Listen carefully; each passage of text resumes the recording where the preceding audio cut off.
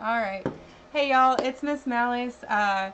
General Malice is getting ready to do his live stream for the CSBA, and so I thought y'all might just enjoy hanging out with me for a little while as I cleaned some Gamecubes. I've got a couple of handhelds, there's a couple other items, some controllers and stuff like that. This is all in preparation for our first WhatNot show. It's going to be held this Saturday, January, 29th at 6:30 Central, so 7:30 Eastern, 4:30 Pacific. And so, yeah. So, this is kind of what we do for all of our items, whether we're getting it ready for our eBay store or getting it ready for conventions, our collection, or for the auction site for WhatNot. And so, I just thought, like I said, that I'd kind of take y'all along with us. There's a lot of behind the scenes work that goes into preparing these items and getting them ready for sale. More than just, the thrill of the hunt and the shopping and stuff like that. We like to take care of the items, break them down as far as we can, clean out the circuit boards or the motherboards and stuff like that. A lot of the controllers have dirt and dust buildup in them along the cracks. These consoles are 20 plus years old, so there's dust and stuff inside of them that might cause the system not to work as well or the controller to stop working. And so we want to restore these items, get them as close to the original condition that they were, so that whoever gets this doesn't have to worry about anything when they get their items from us. It's good to go, just like when they were kids, and they can just enjoy gaming. We take all the, or we try to take all the trouble and drama out of the purchase. So yeah, so thank you guys for hanging out with me. I really appreciate it. Hola! And yeah, so we're gonna start with this Nintendo GameCube. It's the purple one. So I've already done a little bit of work on this one. You can see there's some stickers on there. It's pretty dirty.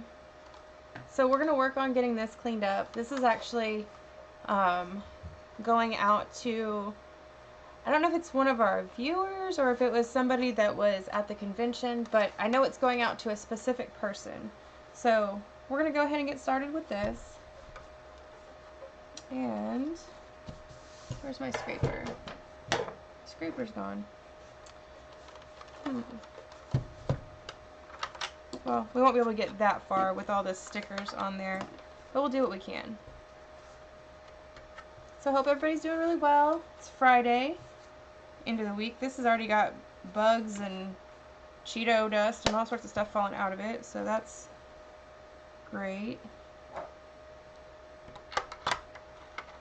Okay, and this is that slightly larger muffin top. It's the proprietary screw for Nintendo. It's the one that looks like a little muffin to me. Anyways, so we're going to use that. We're going to take this apart. Let's see what we can find inside of here. I've got a cup of isopropyl alcohol. I've got a soft toothbrush, some Q-tips, a Mr. Clean Magic Eraser, soft toothbrush, paintbrush, and I did have a scraper, but that's lost somewhere in the ether of the workstation. But that's alright. So yeah, so today's been a great day. We actually stopped at one of our local stores, Piranha Records, and found a bunch of Nintendo 64 games and some Sega games. A couple of games that were sealed. There was a DS game that was sealed. Some other stuff, just some fun pickups that we're going to put on WhatNot. Yeah, it's kind of neat. They recently rearranged the store, so it was kind of cool seeing all the new stuff in there. But it's a record shop if you're ever in Austin. It's called Piranha Records, but they have video games and stuff too. Alright, so we got 1, 2, 3, 4 screws out.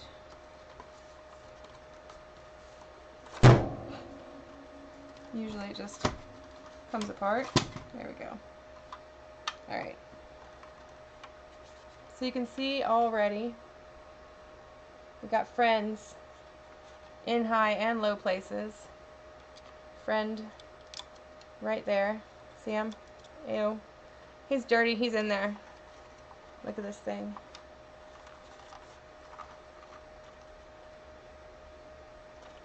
So we're going to spend a little bit of time getting that all cleaned out. We're going to clean this out. Got some spiders in there. Some little insect carcasses. You know, the good stuff that we like to find. Looks like they used some Gorilla Glue to put on a sticker of some sort. I mean, it's custom. Am I right? So. Alright, honestly, I don't even know where to start. Wow. Okay. Alright. Well, let's start at the beginning, I guess. That's a very good place to start. So we're going to start with the disc area. We're just going to saturate it with some alcohol. Try to break up any grease or anything that might be sitting on the top. I'm going to go in there with the toothbrush and the paintbrush, or the Q-tips and the paintbrush. Try to get those nooks and crannies cleaned. But I want to give it a second to let the alcohol actually get in there and try to loosen the stuff up a little bit. Actually, let's try the toothbrush. So with this I can get in here. And so right now there's no, I don't know if y'all can even see it. There we go. There's no electrical parts on what I'm working. All the electrical components are right here. So I'm not worried. I can kind of, you know, sit here and be a little aggressive with the scrubbing and the alcohol, because I'm going to let this sit on the side to dry after I'm finished scrubbing it. That way I can really get it clean. Like, that's my goal, is to get this bad boy clean. Okay, so there's a little bit of something stuck right there. Come on.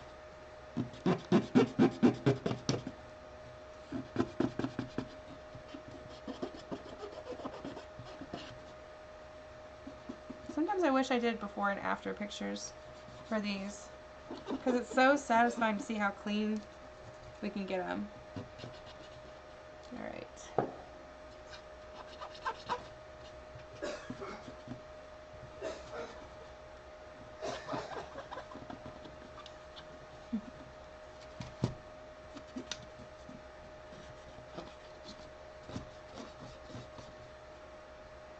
Oh wow. It's really gross.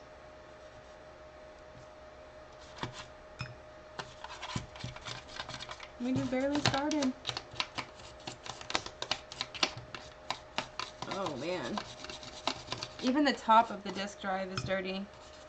Like in here.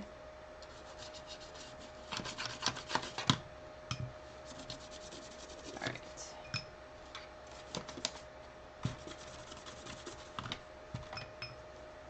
Let me try to dry some of this stuff off and see how it's looking now that I've got a little bit of the stuff kind of scrubbed off of it. If I do it while it's still wet and it's moving around, then it makes it a little bit easier for me. I don't have to worry about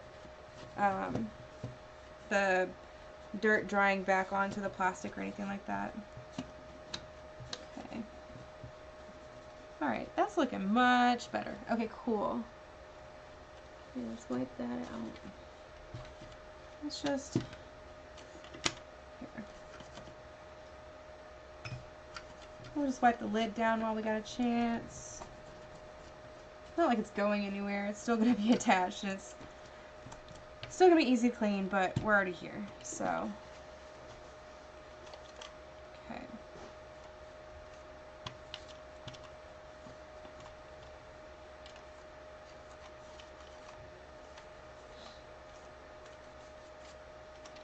Okay. Let's close it up. We'll use a little bit of alcohol on a toothbrush. I'm going to try to get as much of this like residue and stuff off as I can before I use any kind of abrasive tools like the Mr. Clean Eraser or anything else. I don't even want to use the Q-tip necessarily, because the cotton, the friction of the cotton on the plastic could cause it to wear away. So do what we can first.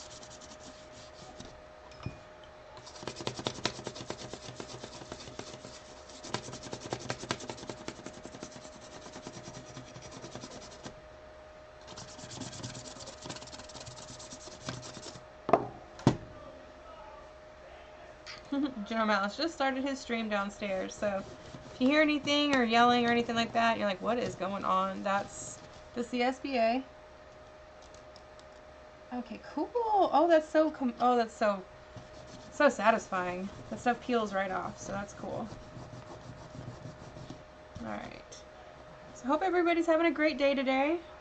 It's been a pretty good day for me. I actually, General and I decided that it would be a good idea for me to invest a little bit of time into studying at our local coffee shop so that I could have a break from the house. Since we work from home and we live from home and everything else, he thought it would be kind of nice for me to get a change of pace and change of scenery, and that it might help me with some of the distractions and not being so willing to stop studying to do other things if I wasn't at home. And so I went to the local coffee shop and I spent like 2.5 hours there, and I got so much work done. It was so great.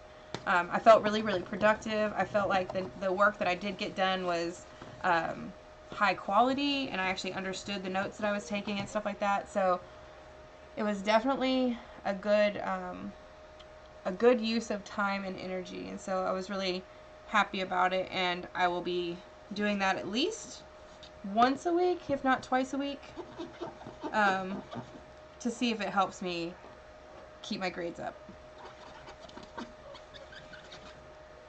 Because, yeah, it's so easy for me just to stop doing what I'm doing if I'm home. I can just go and, like, go downstairs and go watch TV or, you know, start folding laundry instead of reading.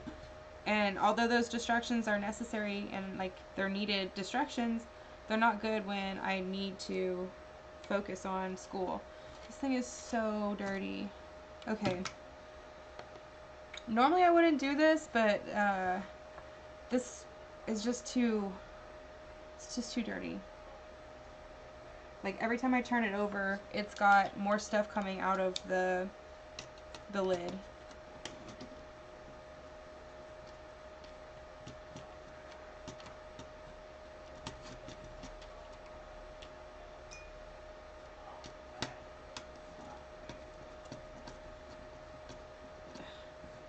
There's like seeds and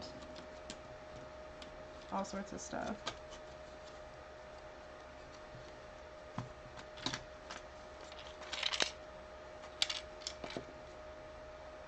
Ugh.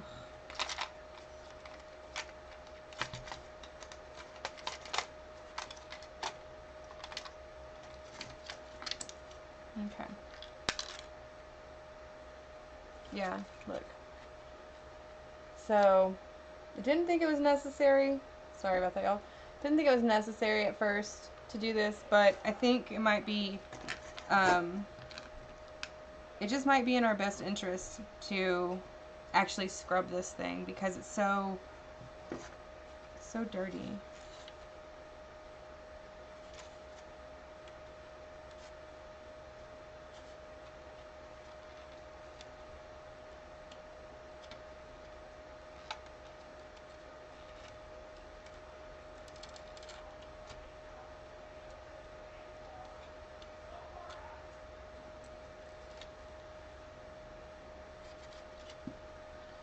Okay.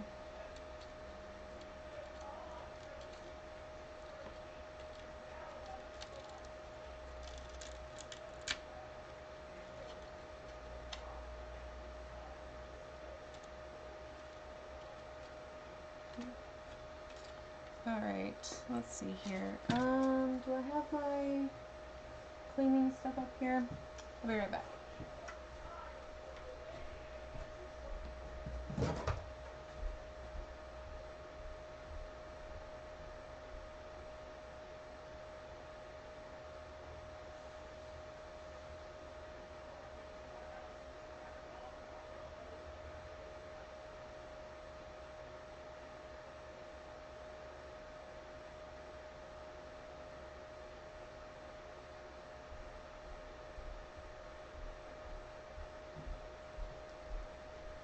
Alright, sorry about that, y'all. I didn't think I was going to need to soak or soap anything up. Excuse me. but it looks like I'm going to need to. So just dish soap and some water. And we're just going to scrub it.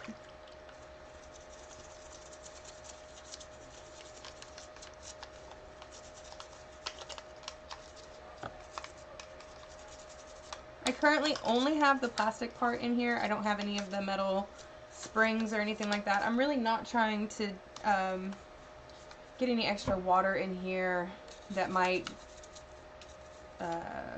get inside the actual console and cause any further damage. So I will probably not put this all back together on tonight's stream unless I can get it dried out really well. Just because I want to make sure that it's super duper clean before it goes, and dry before it goes to its ultimate ending, like resting place. So.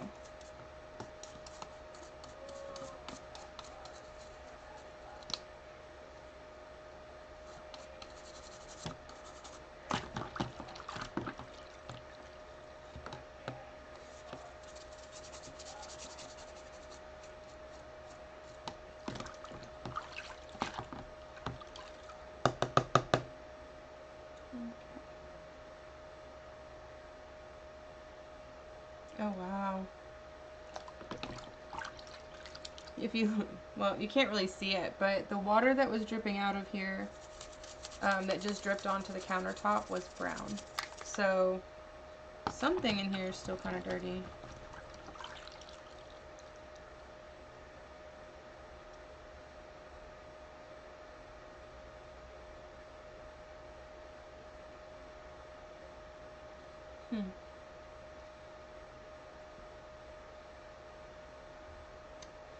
I wonder if it's underneath this Nintendo Gamecube logo thing, because I see it as I'm letting the water drip out. There's water still under here. So that's still pretty funky. So, okay, well, we'll figure that out. Maybe I'll put a little bit of alcohol on it and see if that helps dry that up.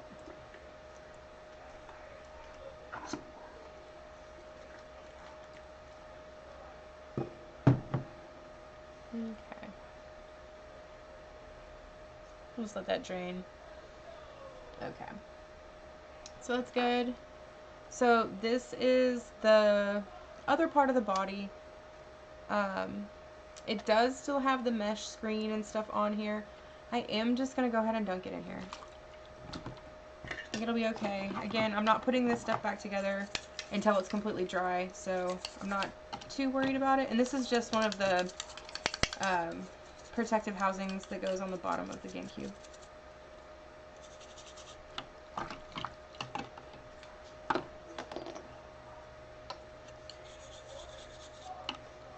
Bye, baby.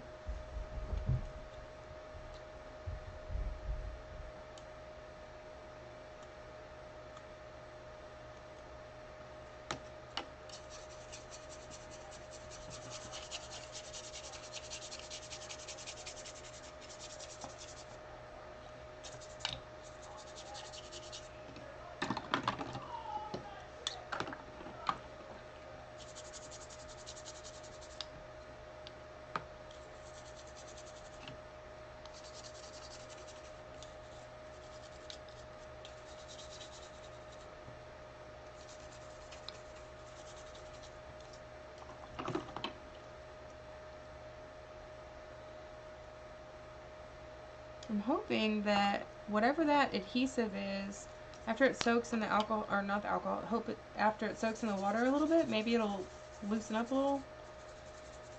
It's yellow and kind of foamy, so I think that it might be Gorilla Glue.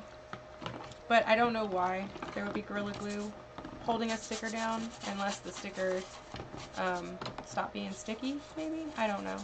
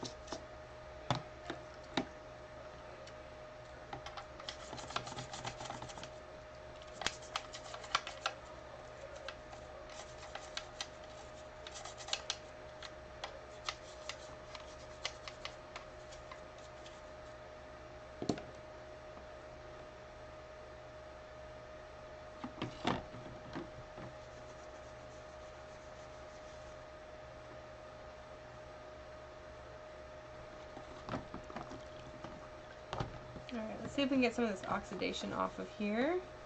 And again, we're going to use a little scraper and try to kind of scrape all the rest of that residual glue off that we can.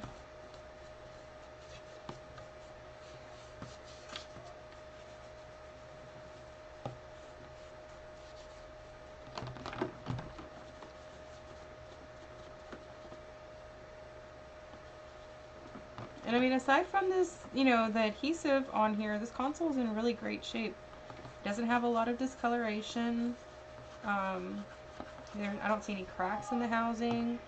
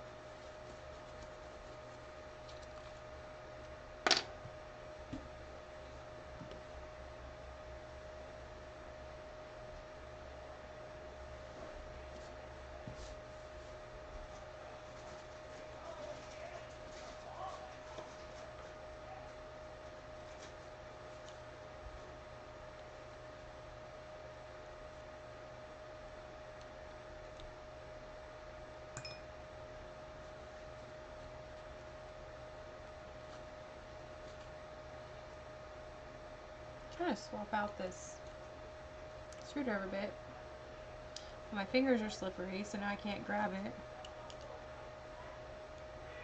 There we go. Alright, so let me just go ahead. Actually, I'm going to use one of the really small flat screwdrivers from iFixit. We're going to try to scrape these little parts off.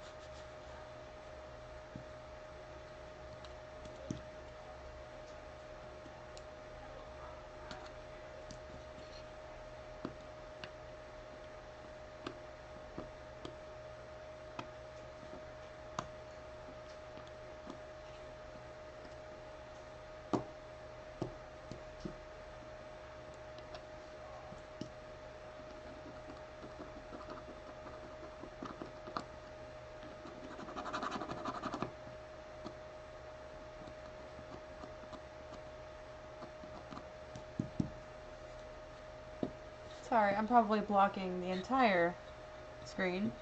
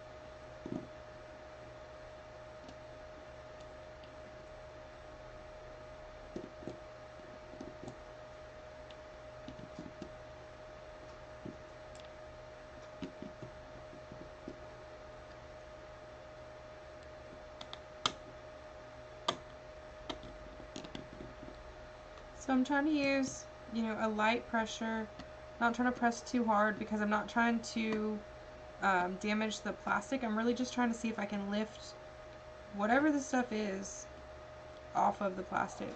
And it seems to be coming off in like a chunk.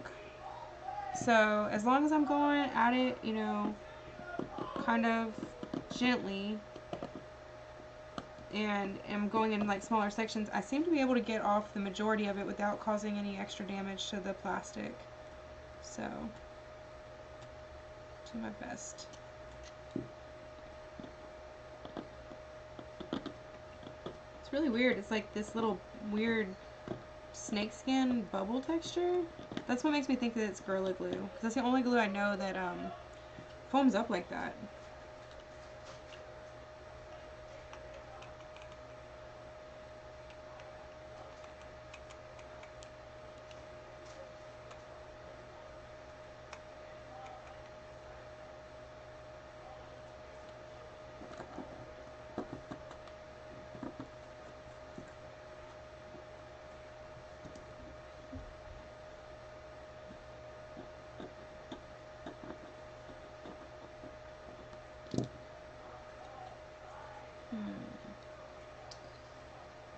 Let's see here.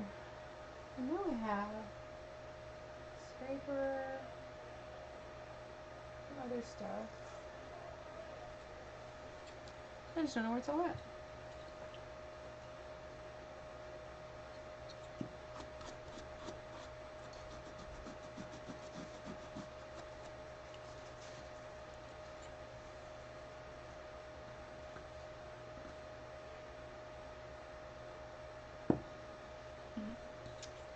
Let's see.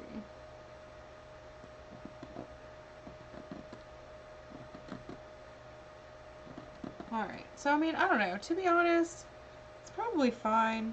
It's not anything that's on the front, you know, or it's, I mean, one, this is actually on the bottom of the console, so nobody's going to notice it, and it's on the side of this particular part, so I was able to get off the majority of it, so I think it looks pretty good. I'm not going to sit here and fuss with it so much that I cause any damage or waste a bunch of time working on it when it's not doing any, it's not going to do any, make a change if I don't or do, you know, fix it any better than what it is. So right here, this is on the side too, but I just want to get it off so that it's not like wearing on the plastic or rubbing up against it or anything like that.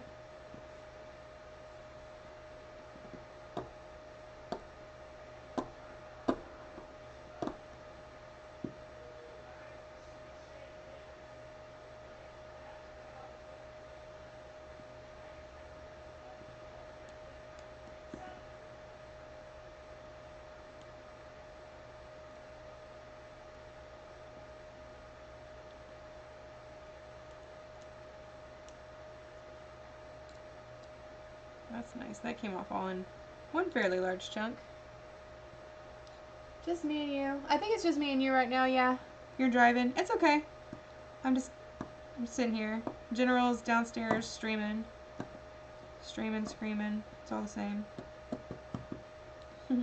I just appreciate you being here. It's kind of a weird time to be streaming for us.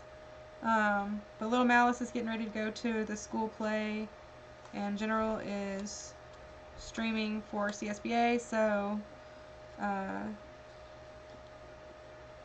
we just thought it was a good time for me to, you know, stream for a little bit maybe.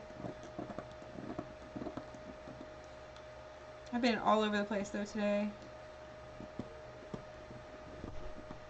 I was in Leander earlier. That place has boomed since the last time I was there.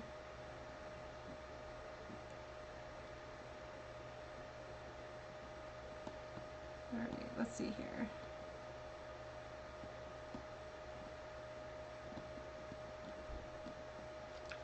I know I went to school for archaeology for something.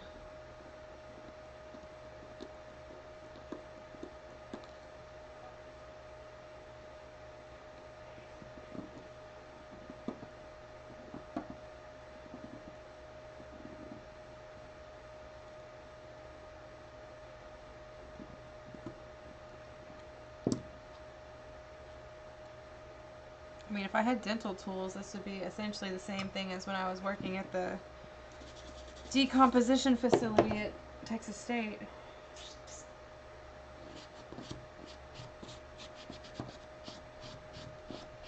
Gotta clean the nooks and crannies, cracks and crevices. Make sure there's nothing left on the body before you put it up for preservation. Same concept here. Alright. Oh yeah. So, let's see here. Not really sure how I'm going to do this.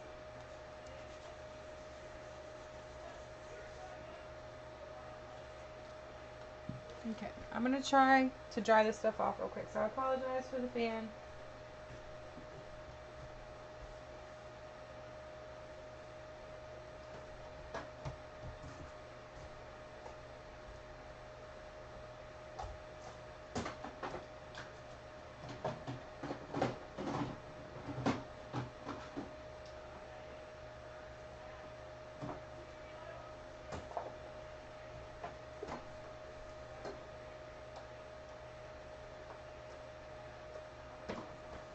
Alright.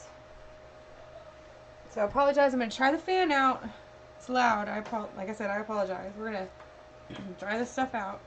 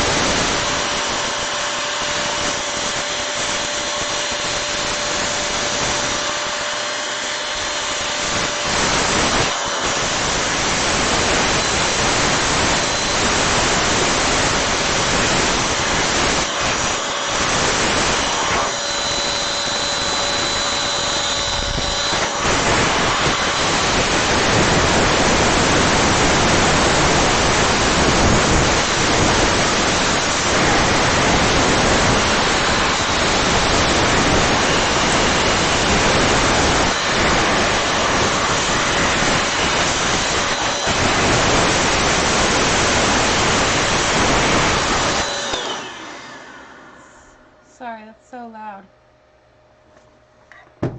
Is it super loud on there? It's really loud here. But I got it all dry. Loud on the Bluetooth? Okay, yeah. I'm so sorry.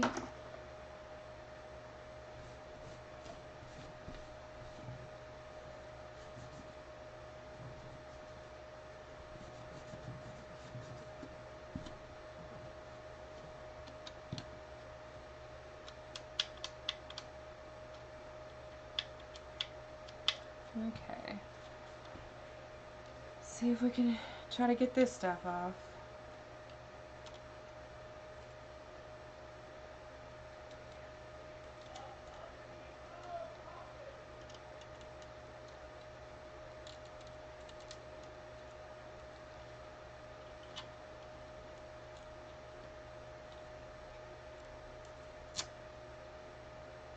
Oh no, you missed all of that. That was so satisfying.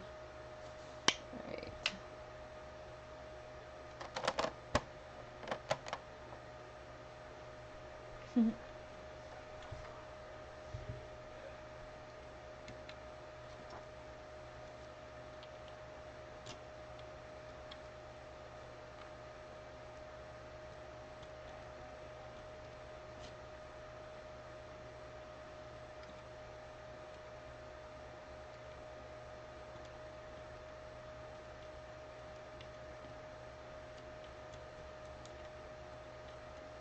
The nice thing about this stuff is that whatever this adhesive is coming off fairly well.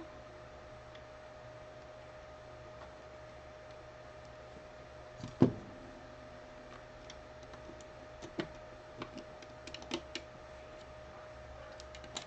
probably won't finish drying this right now, just because it is so loud. I already feel bad if anybody's watching this in the future and you had to hear me dry it. And you're sitting there like, oh, so loud, MsMalice.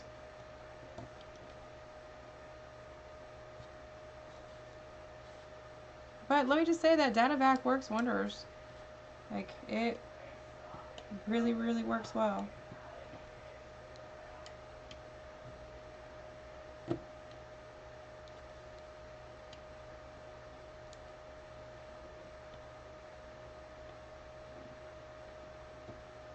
PSA for whoever needs to hear it,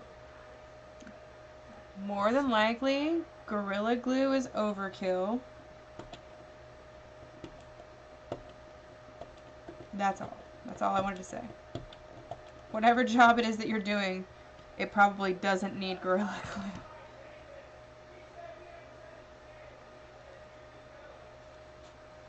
I mean, it might need Gorilla Glue, but I don't think that this is the job.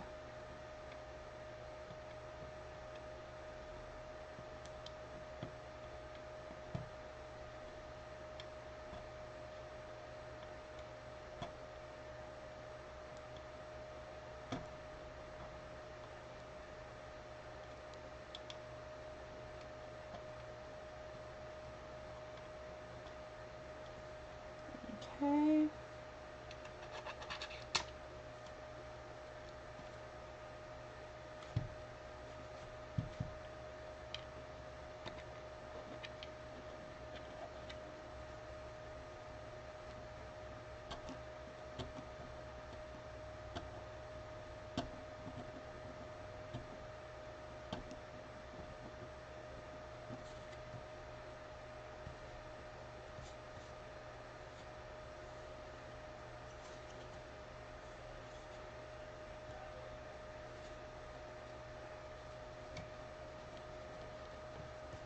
Well, at least that was just some like sticker adhesive, not anything that's like glued down. Alrighty. And we have this little piece right here.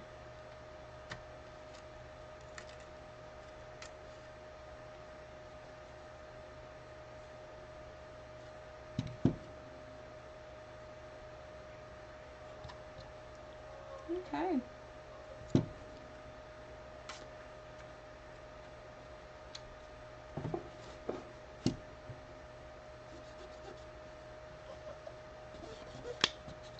And dry this stuff off best I can.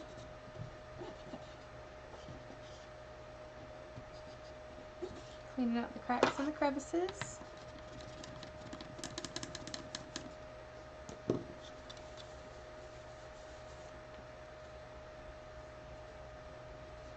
This part looks really good. Looks way better than it did. Put that back on there. Alright. Now,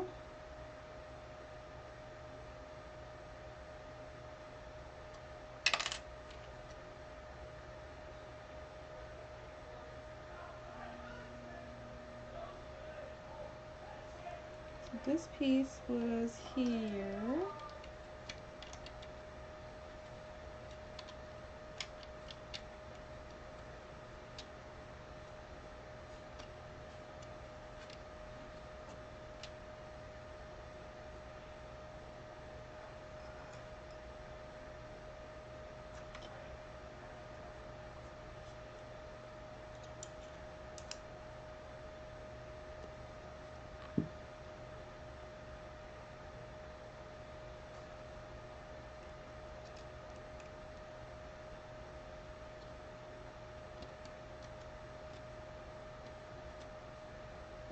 Probably a bad idea to put this side on before I put the screw in there, but well, I don't know, we'll see.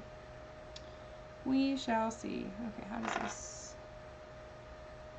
Okay. Alright. So that's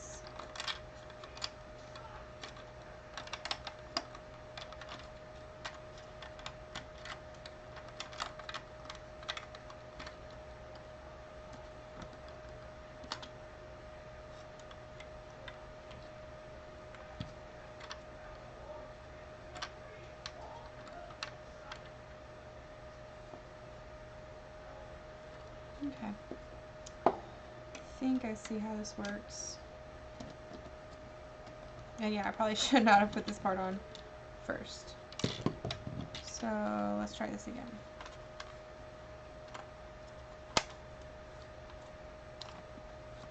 Ew.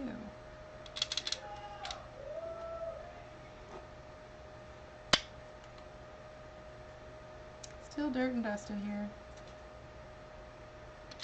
Even after all that. Okay.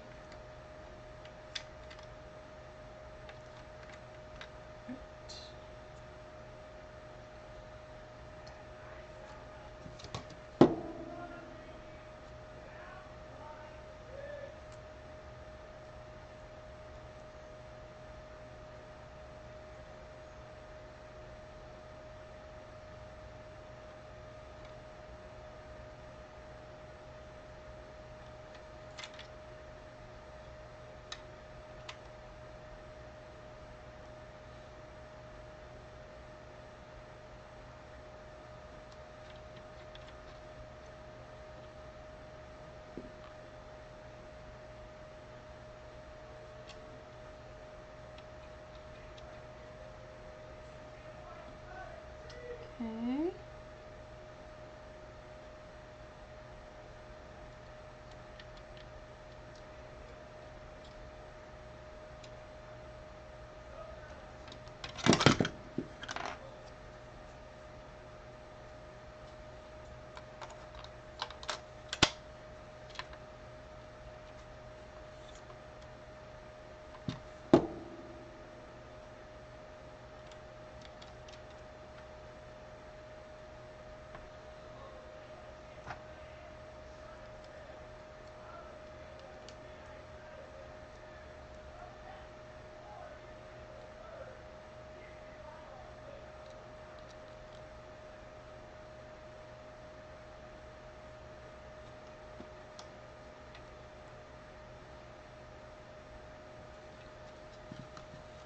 Alright, let's see.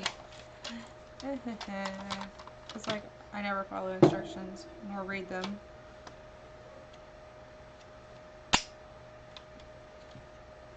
Let's see. Put this here. Hold that spring down. Okay, does that go there? Or does it go there?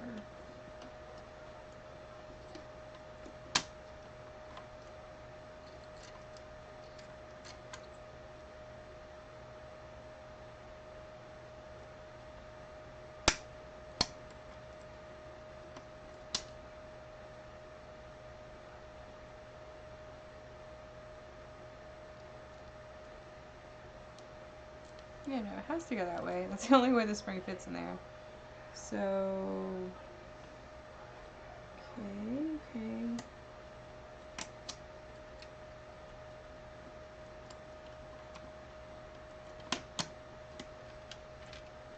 Alright, so if that's how that goes, that's there. Okay.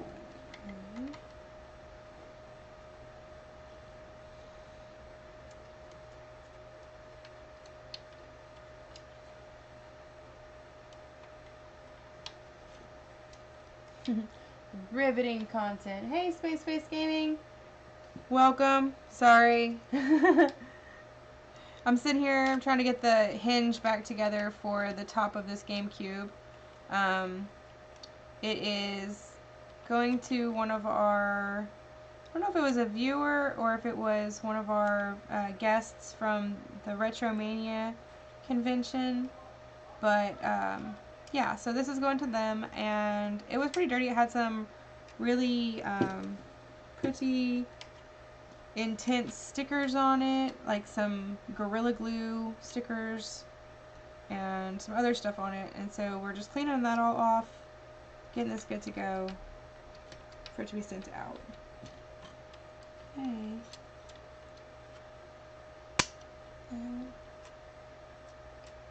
Where?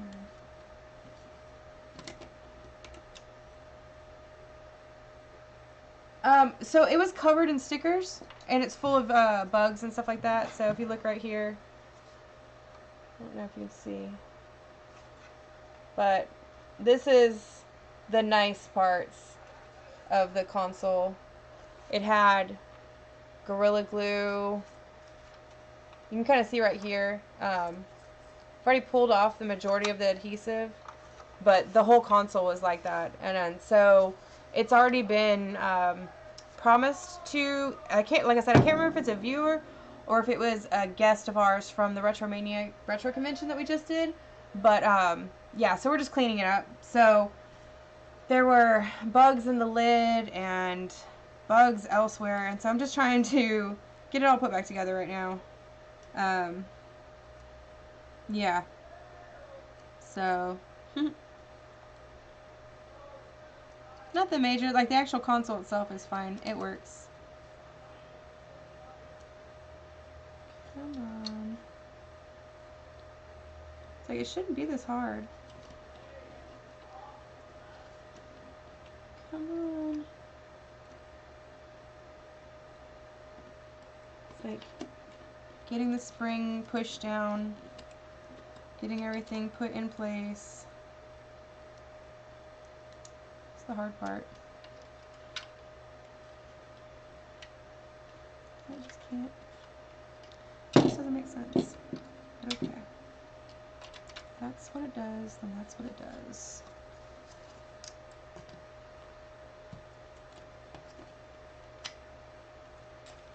Okay.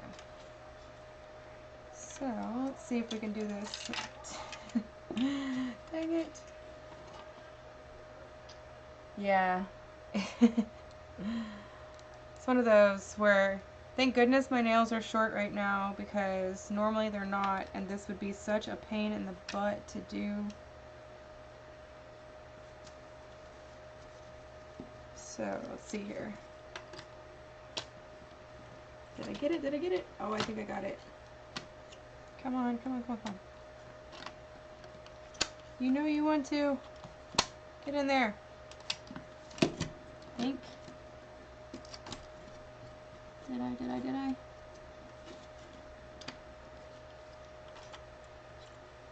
No. Dang it. Come on.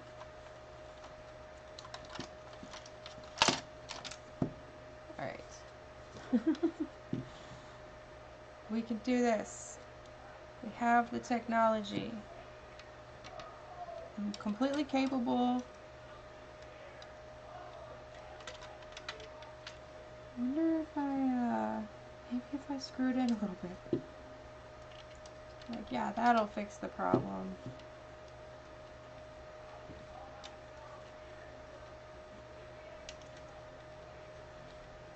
I'm not going to spend all night sitting here trying to rehinge this dang door. So, if I don't get it fixed in the next, like, 2 minutes, I'm going to go ahead and go on to the next item and I'll finish this Gamecube off camera. Since it wants to be a pain. Okay, let's see here. Come on. You can do it, little buddy.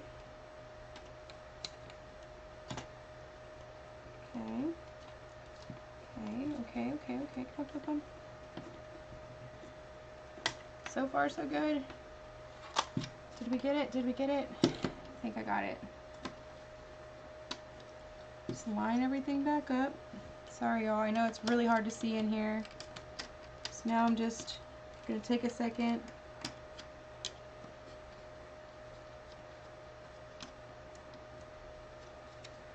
Line the teeth back up.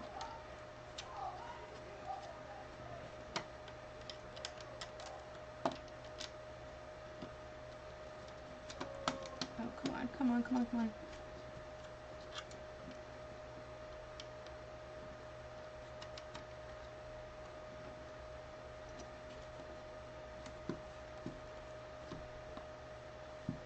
Let's see if I can get that screw in there. How many units are we doing today? We are doing 1 Gamecube and 4 handhelds and like maybe 4 Gamecube controllers. So nothing like super major today. It's really just a little bit of maintenance, a lot of different stuff.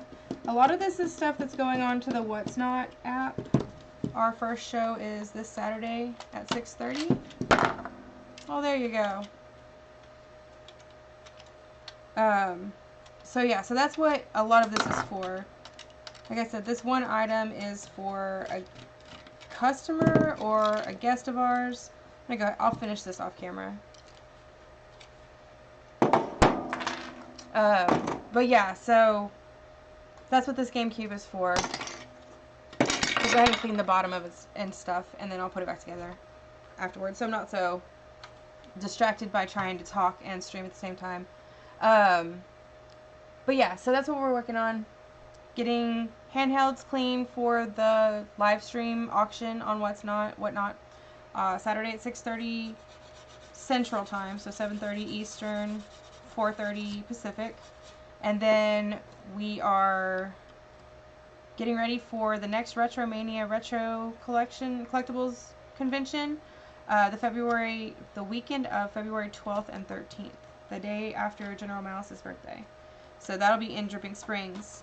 So that's what we're working on, is getting inventory cleaned and prepared for those two things. So yeah, he's downstairs streaming right now for the CSBA. So he's a streamer, live broadcaster for the CSBA Simulated College Basketball League. So he's busy. He's got 2 games tonight. So while he's streaming, I'm streaming. So this is the reason why we clean this stuff like this. It's just, you know,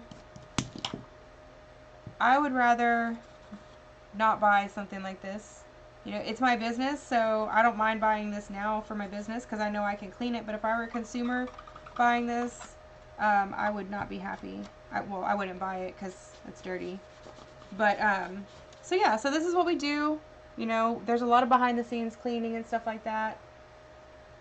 It takes a lot of time. Yeah, there's a lot of stuff, a lot of hands-on stuff.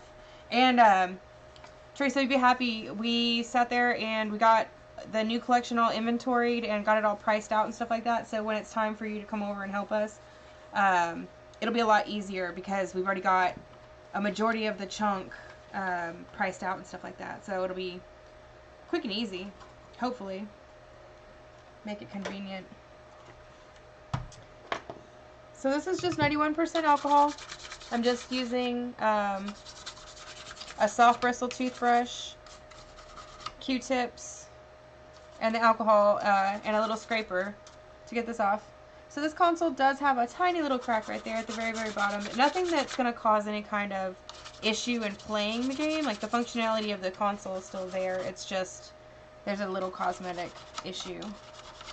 So maybe that was why the person had all these stickers and stuff on there, is to cover up that little tiny crack. But I don't know what about y'all, but I think they went a little bit overkill on the glue and whatnot.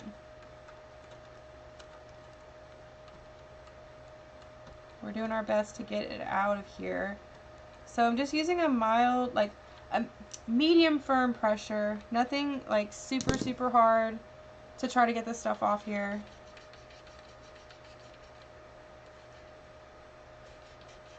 And I'm just going over the areas that, you know, I'm having a hard time.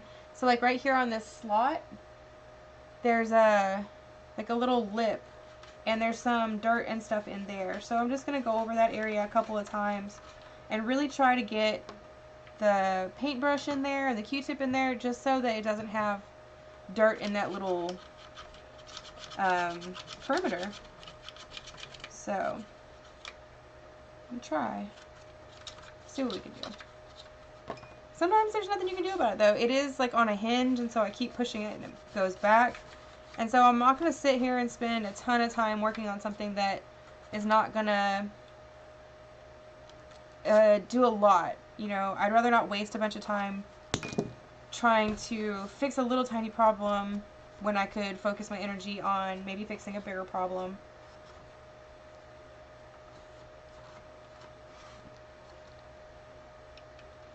Or maybe not necessarily a bigger problem, but a problem that's more visible or something, you know? So it's like when like this right here, it's like, yeah, if this is easy to get off, then I'm going to try to get it off. But if it starts giving me trouble, since it is on the inside, and it's not likely to be seen much, then rather than cause any additional damage to the plastic by trying to scrape it off more, I might just leave it alone. But if it comes off pretty easily and I can spend a second or two, you know, and it scrapes off and it looks really, really nice, then that extra, you know, few minutes that I spent is time well spent. So, time is valuable. Trying to use our time wisely here. It's working to save money. I mean, if you can fix it, then definitely. But, and I mean, I've seen some things, like, watch some Electronics fixes stuff. He's fixed quite a few of the Xbox Series X's and stuff. But yeah, if you can fix it, then, you know, and you can get it for a good deal, then give it a whirl for sure. Like, I like mine. I think that, I haven't got to play too much because we're so busy all the time, but I really enjoy Fable. And when I was playing it, I thought that the graphics looked really, really nice. It was really crisp, really impressive. So.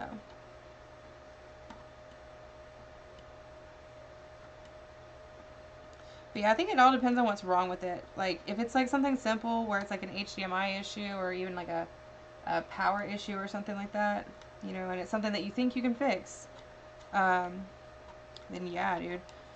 And here's the other thing.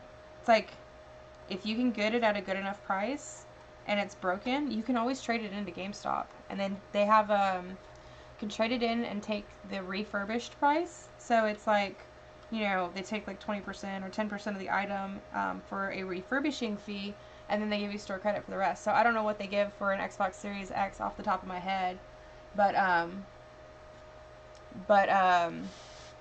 that would definitely, you know, help curb your cost on getting like a new one. You know, that would honestly be what I would do, is try to trade up to getting one by finding broken consoles, or, you know, affordably priced consoles. You know, maybe you find PlayStation 4s at your local pawn shop and they're, you know, a reasonable price. You can buy them for $50 and they trade in for whatever it is. I don't know off the top of my head, but I want to say it's, you know, like $100 or something, $130 maybe. But like, check your GameStop, see what they're trading in for, see what you can find locally, and that's what I would do. Honestly, that's what we did to get our Xbox and our PlayStations. So, yeah, I do need a spotlight. Alright. So, you know, it's a little slow, but it is definitely satisfying to get this glue off of here.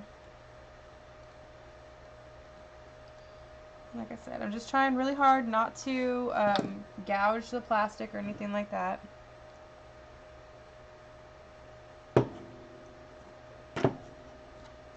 So I'm just trying to take my time. Somewhere I have a scraper that is like really, really flat and works really good at getting, found it. Getting stuff off like this. Let's see if this helps. I bought these on Amazon. I don't know what they're called. Like, they were like flat metal scrapers.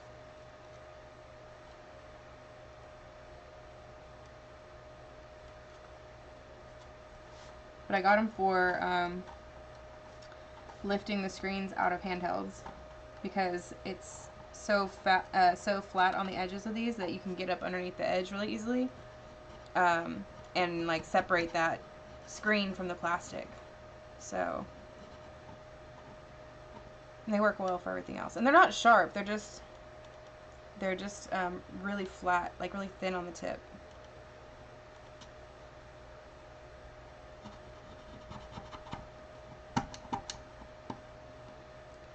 Just because I have a good tool doesn't mean I want to be aggressive with it. See, I do have one of those big magnifying glasses. I do need to probably use that. But once we get, once we get more consistent in our streaming, we get it set up a little bit more, then we'll change. We won't actually be using a webcam. So right now we're just using 2 webcams to stream all of this stuff. And so it's not necessarily the best quality or the best lighting or the best sound or any of that. So, as we get more, more comfortable with this, then we'll get all that good stuff and you'll actually be able to see really well what we're doing.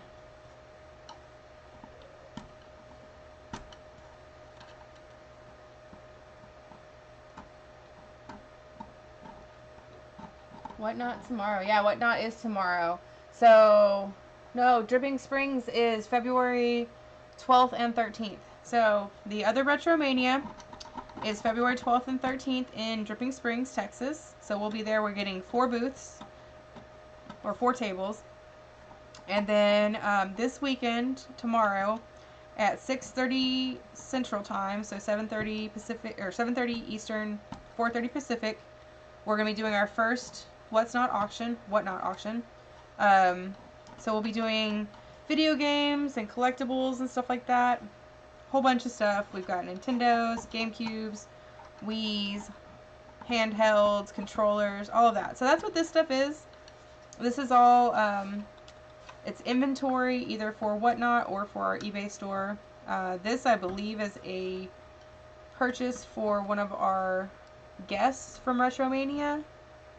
Or it might be a viewer's item. I don't remember.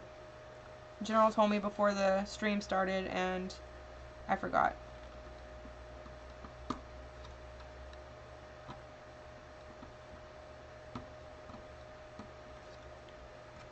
Alright.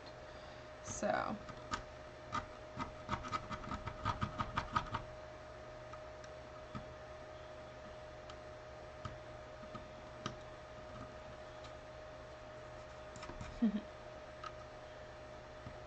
Yeah, the WhatNot thing should be really fun. So it's kind of like QVC, where it's like a lifestyle, televised auction site. And the auctions are 30 seconds long, but they will go up depending on how many bids there are. So like every time you bid, it'll add more time to the auction. And yeah, if you haven't signed up for it yet, we do have a WhatNot link. I believe it's in the description box. You get a free $10 when you sign up using our code. And you can use it for whatever you want to, but we will be posting on our WhatNot some $10 like mystery boxes, kind of, so that if you're interested and you want to get something from us with your $10, we're going to do mystery boxes that are valued at $20, but they'll be $10, and it'll be like games or memorabilia, collectibles and stuff like that. It could be shirts, it could be an actual game, it could be a controller, who knows what it's going to be. But we'll have some of those up. And then we're going to actually start streaming when we're packing our items for WhatNot. So like when we start doing mystery boxes, we'll do the mystery box packing so y'all can see actually what's in the mystery boxes before we do the mystery boxes. So we thought that'd be kind of cool, so that you know that like, it's like cool stuff that's going in them. You don't have to be like, oh yeah, it's a mystery box, but it's a mystery box full of, messed up 3D prints or something stupid, or old socks or whatever, where we want to make sure that this is fun. And we also want to be transparent, We want to make sure that people are getting something that they are going to enjoy or that they see the value in, So it'd be really unfortunate, like, if you were to join our mystery box and you don't like video games, and you got a box full of video game stuff.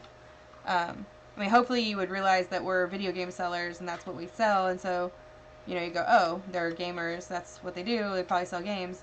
Maybe I don't want their mystery box, but, yeah, I don't know.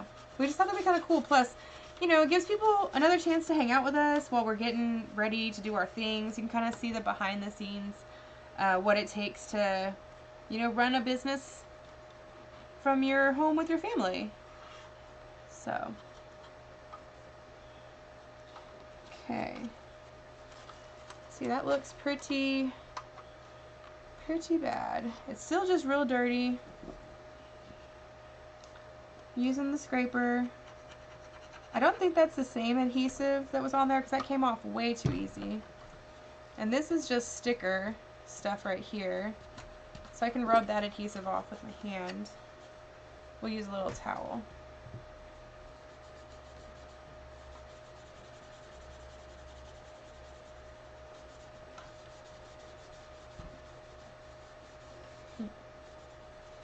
Yeah, so thank you guys so much for hanging out with us. Like I said, we're just cleaning some stuff, getting ready for the WhatNot auction that we're doing tomorrow. So like I said, if you haven't signed up for that yet, we do have a sign-up code where you can get a $10 free coupon when you sign up. So $10 off any one item when you sign up using our code. The link is in the bio. And we're going to do our first live stream of that auction site tomorrow. So I think that'll be really fun. We're doing it tomorrow at 6:30 Central.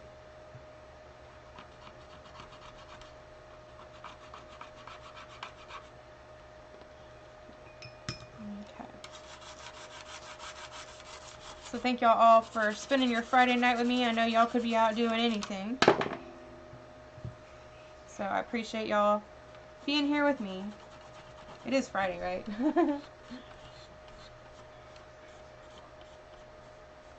Alright. So this is just the Mr. Clean Magic Eraser. You go in there. This thing is so dirty. Is it? So dirty. Yeah, I had to take the whole lid apart. Just to get it off? Yeah. This is the one for the customer that asked for the specific small one? Mm-hmm. Okay. Yeah, I couldn't remember if it was a customer or if it was a this viewer. This one's for a customer. Hey, everybody. It's either a customer or a viewer. Who's in the stream? Miss Teresa? Just Teresa. Okay. One of our biggest fans. Greatly appreciated. Always there for us when we need her.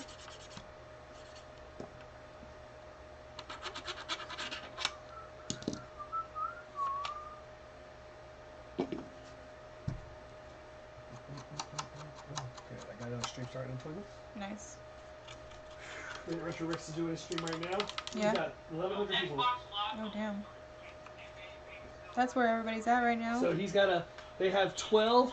I don't know if they're gonna rerun it again, but it's for my son. One of 12 art prints that he's signing. I was gonna go for 125, but the guy couldn't get it to his payment to go through. So if he comes back, I might try to buy it. Just it's for my son. Mm-hmm.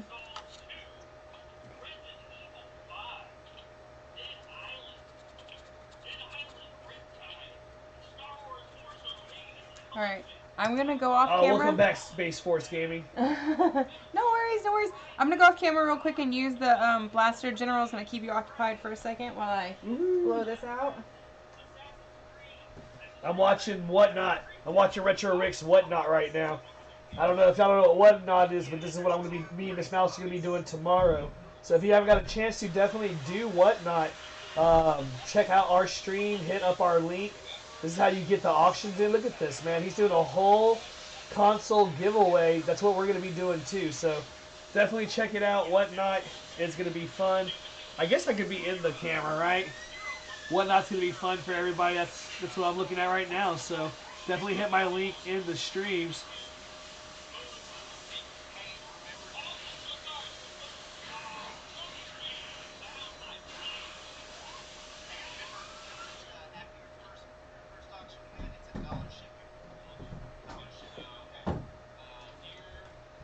Wow. What?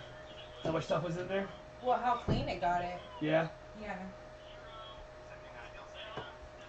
Alright, so if I can get untangled. Alright, so. Alright, sorry about that. So, I don't know if you remember what it looked like beforehand. The fan still has a little bit of dust on it, but I'll take a Q-tip and get it cleaned out. But we dusted that out with the data vac. Look how nice it looks.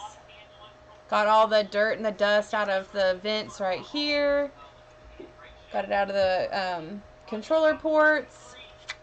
Got a little bit of stuff right there. But yeah, so Oh, we got a dog upstairs. He snuck up here. Who snuck up here? Well, hello there, puppy dog. There's a cat in here. I don't know where she is. She seems like she's happy. She's like, yay. Alright, we got Puppo inside the house. We got doggy in the house.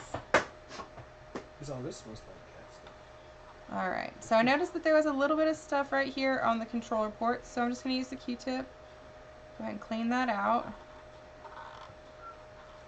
And then since I took the lid apart and it's a little bit more of a pain to get back together, I'm not going to put the whole console back together on camera right now. I'm going to go ahead and start on the next item after I get this cleaned out. Yeah, because nobody wants to see the top of my head bent over while I'm trying to get a screw back into place.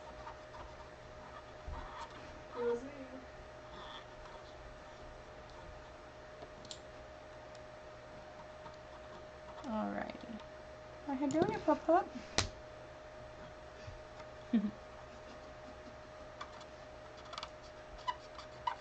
Alright. So yeah, this is looking pretty good. Especially compared to what it looked like when we first started. But y'all, if you, I'm trying to find a good X1, X2. Yeah, they're out there, but they're kind of, you know, like we had one, and then we sold it, and then we got like the Xbox One S's. We had a couple right before Christmas, and then sold those, and then we just got 2 more recently, and we just traded one, I think, today.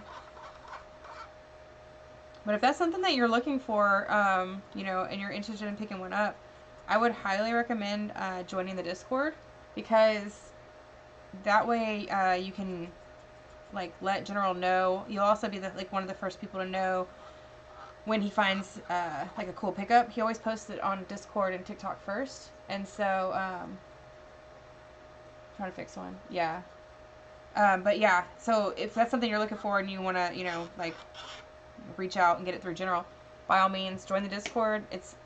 The link is in the details. It's free for everybody. We don't charge for any of the information that we provide. And it would just give you, like I said, it gives you first dibs, or, you know, people in the Discord get first dibs to the items, and then it goes from there. So, but yeah, even if you're looking for a broken one, I mean, there's a potential we might have a broken one back tonight. So, oh crap. Sorry, the cat's out and the dog's upstairs. Okay, go. The cat had the dog in the corner. I'm sorry, Spectre. Yeah, I know. That little Puff. She would have messed you up for sure. Big old dog. It's funny seeing the big old dog scared of the cat, but she holds her own, that's for sure. Okay, let's see here. Feeling pretty good. Like I said, I'm going to clean out the fan real quick. It's like, I might as well since it's open, right?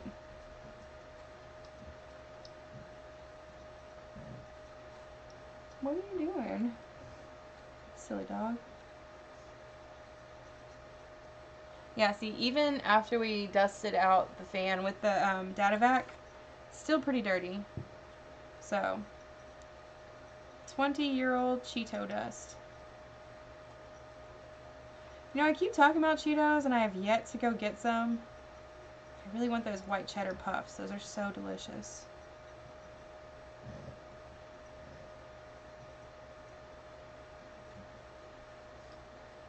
Okay. Alright, that looks good, looks good. Looking pretty good in there. Take that hair, nobody needs that. Okay.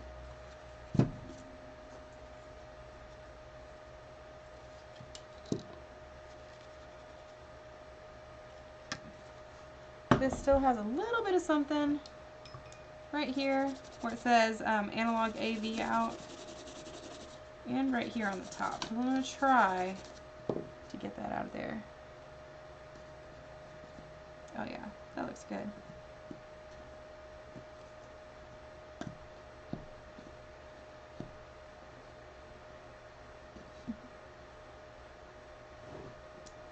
Alrighty, so like I said, we're just getting these consoles and stuff cleaned. This one is going to a customer. They asked for a specific setup, Gamecube, so that's why they're getting this one.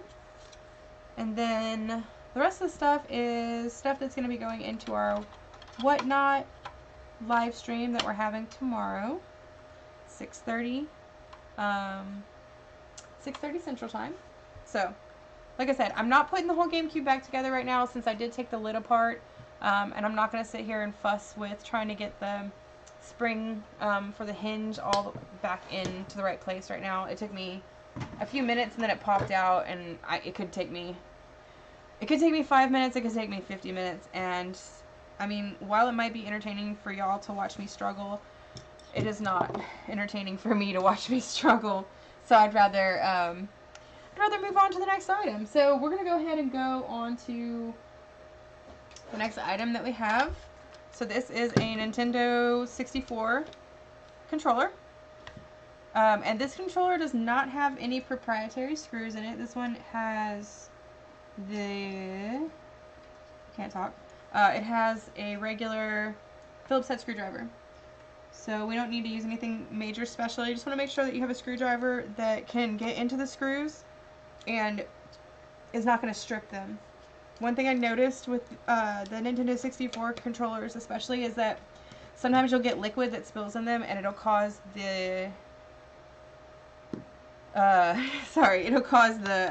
screws to start to rust, and the heads of the screws will rust, and if that happens when you try to unscrew them, then the screw will thread. It'll strip. So, sorry. Yeah, thank God it is Friday, because, whew, it has been a week. It has been a week. It's been busy. It's been great, though. It's just been busy. Lots of stuff going on.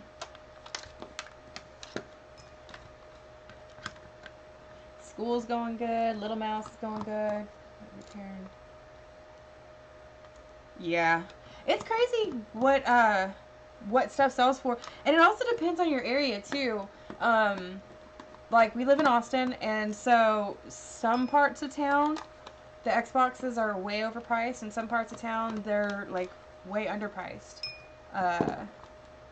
And, yeah, it's kind of interesting to see that, like, the console is pretty old, and yet they're still trying to get top dollar for it. So, alright, so this controller has 7 big screws and 2 little screws. So I always forget about these in here. You want to make sure you get these 2 little screws out too before you take the controller apart. If you try to pull on it too hard, you could actually break the plastic. You could break the motherboard that's inside of the controller. And then you just get left with parts. So, you know, it's only good if you have extra controllers. So just be careful when you're working on your stuff. There we go. Alright. So, taking it apart, you can see there's some dust and stuff in there. The bottom side's not too bad. There's a little bit of some dirt right there, some fuzz.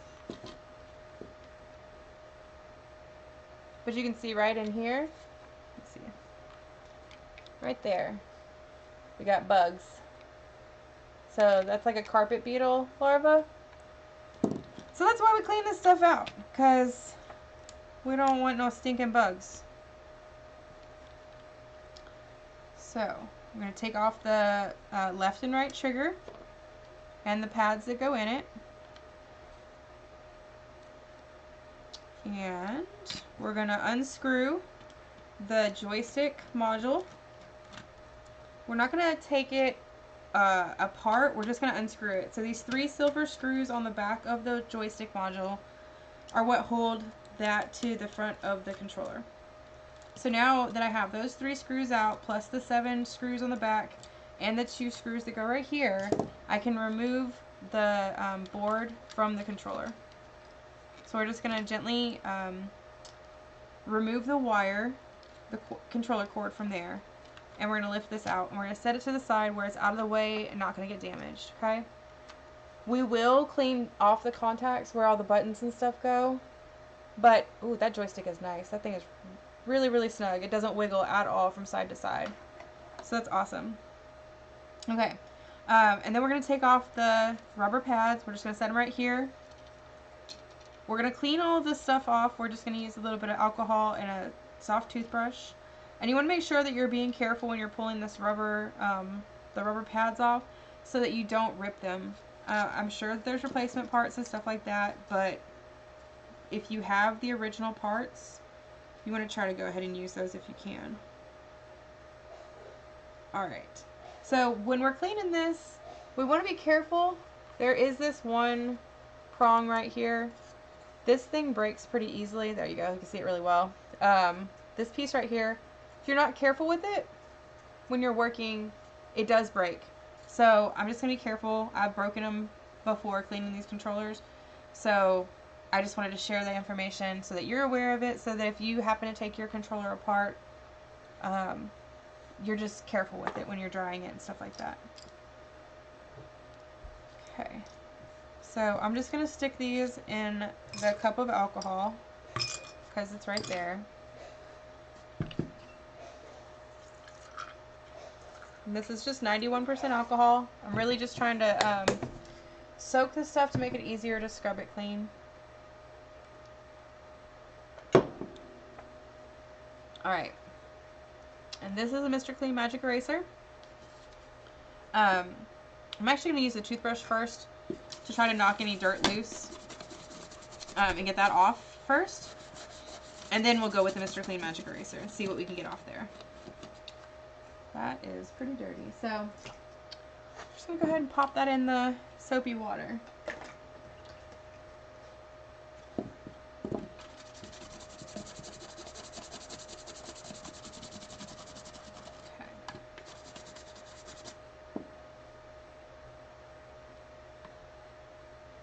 And this is just dish soap.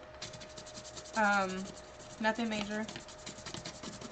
It's just something that I had in the kitchen. It's gentle, non-toxic, so, you know, I'm not using anything crazy to clean these. I'm just using alcohol, soap, water, and Q-tips, Mr. Clean Magic Erasers, and these little scrubbies.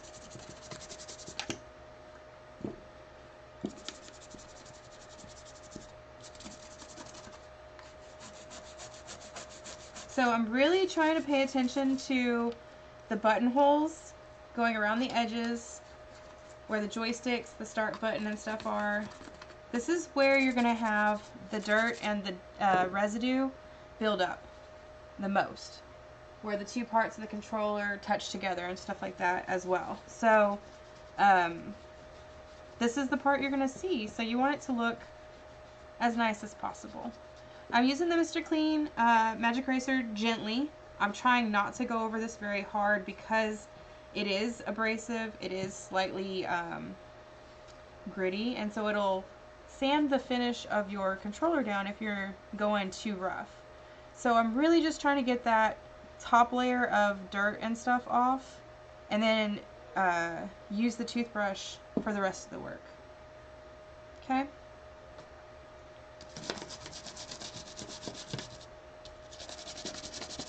Cleaning the back sides of the buttons, and then we're going to just take a second. We're going around the edges. Hope y'all can see. Sorry about that, y'all.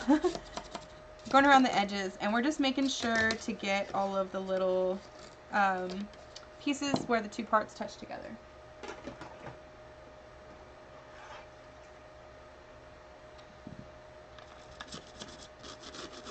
Same thing. Just going to go on the edges real quick.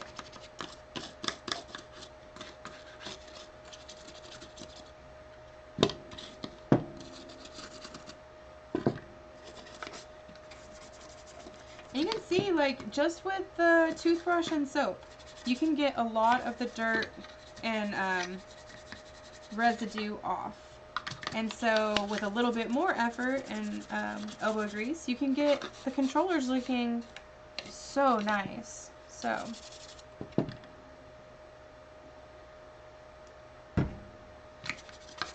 a little bit more soap, it seems to make it a little bit easier.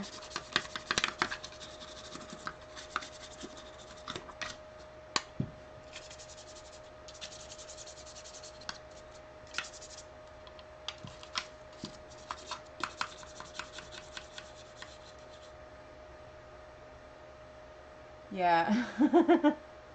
Oh, you're in Georgia. Okay, in Atlanta. Okay. That's cool. Yeah. So yeah, you've got plenty of places to go, like looking for your Xboxes and stuff like that. Go look in the pawn shops. That's what we do. You'll like, and once you start dealing with your pawn shop people, they'll remember you and then start working better deals with you and stuff like that. So yeah, went to Atlanta. Guess it was like 4 years ago. We went to the aquarium and we went to Marietta. I have family that lives there. My cousin is the producer, like the head producer for one of the TV stations in Atlanta. I don't know which one it is though. I should find out.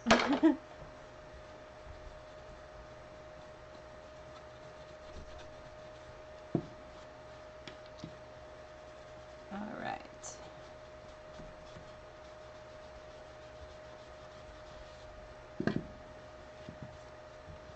See if we can get that blue stain off.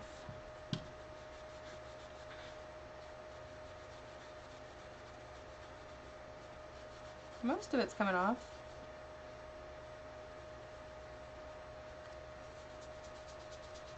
But yeah, it's crazy how dirty these consoles get. I mean, you think about it. They're just sitting on your, on your TV stand or wherever.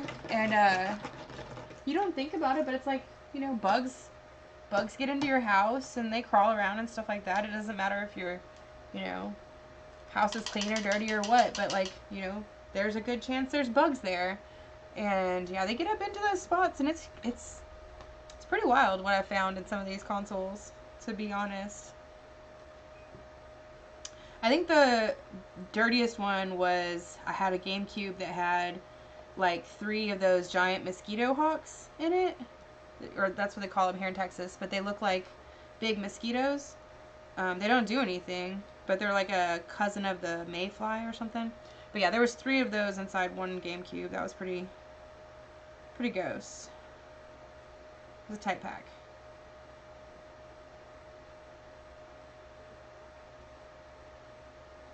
Okay. You can see how dirty this is. Where is it?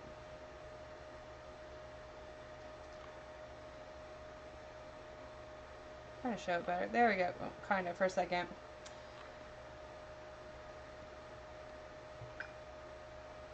So none of this stuff was ours. This is not out of our personal collection. This is all stuff that we picked up either in the thrift or was a trade that was traded to us, and or it was an item that we picked up in a liquidation.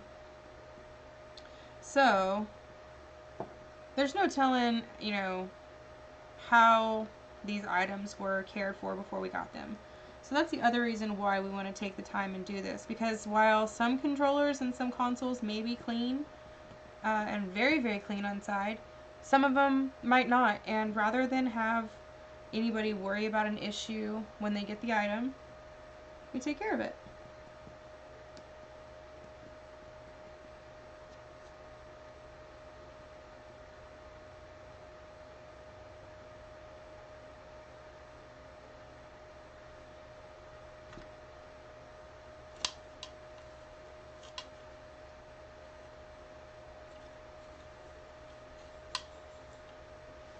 Let's see if I can mute this real quick.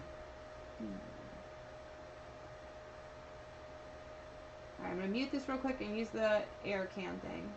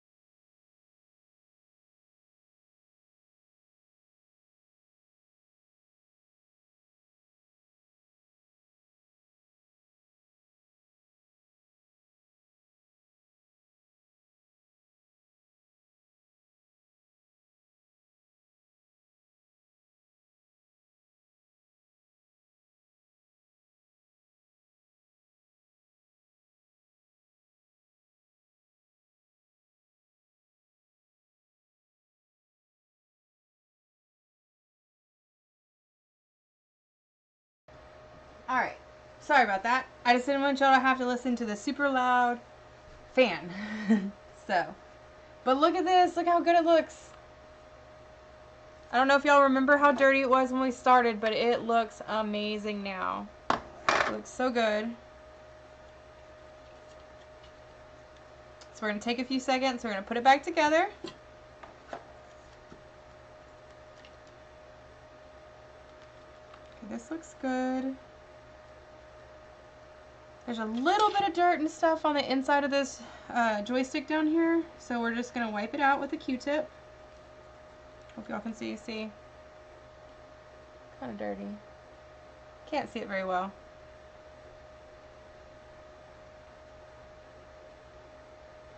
But if I were to rate this joystick, out of all the joysticks, I would say that this is a 10. I mean, this one feels the most like a brand new joystick. The actual joystick itself is very, like, it's a very firm joystick. It doesn't have any, like, wiggle from side to side. It feels really good. Okay. So now we're going to take a second. We're going to clean all these off and start putting them back where they belong.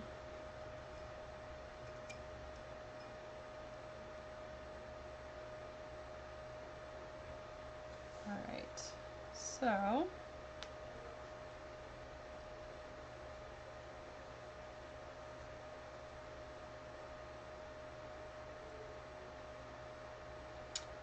oh, okay. So I noticed earlier a piece of plastic fell when I was taking the controller apart. So I didn't know where it came from, but I found the culprit. So if you look right here, the pin that holds the right trigger down is broken off.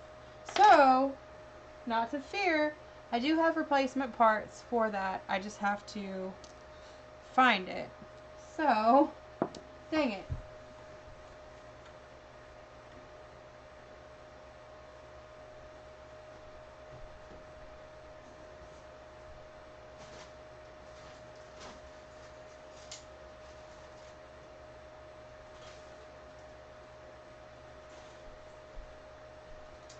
Okay, alright.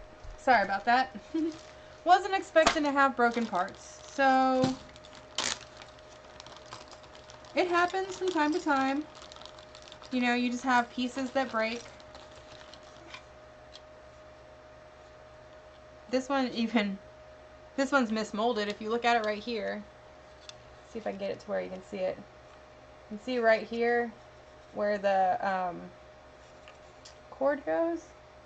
The mold isn't even correct. So, you know, it could have been an issue where there was a problem when it was originally made and the plastic just wasn't quite strong enough. It could have been an issue when the last owner had it and they played with it and they were maybe a little rough with it or something. Who knows? But that's why we have replacement parts, so that we can take care of issues like that when they arise. So, no big deal. We can get it taken care of, no problem.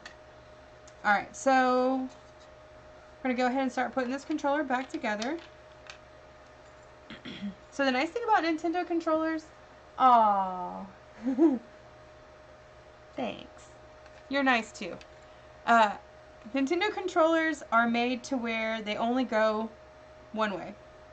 All of the buttons have proprietary orientations, so you can't put them in the wrong spots.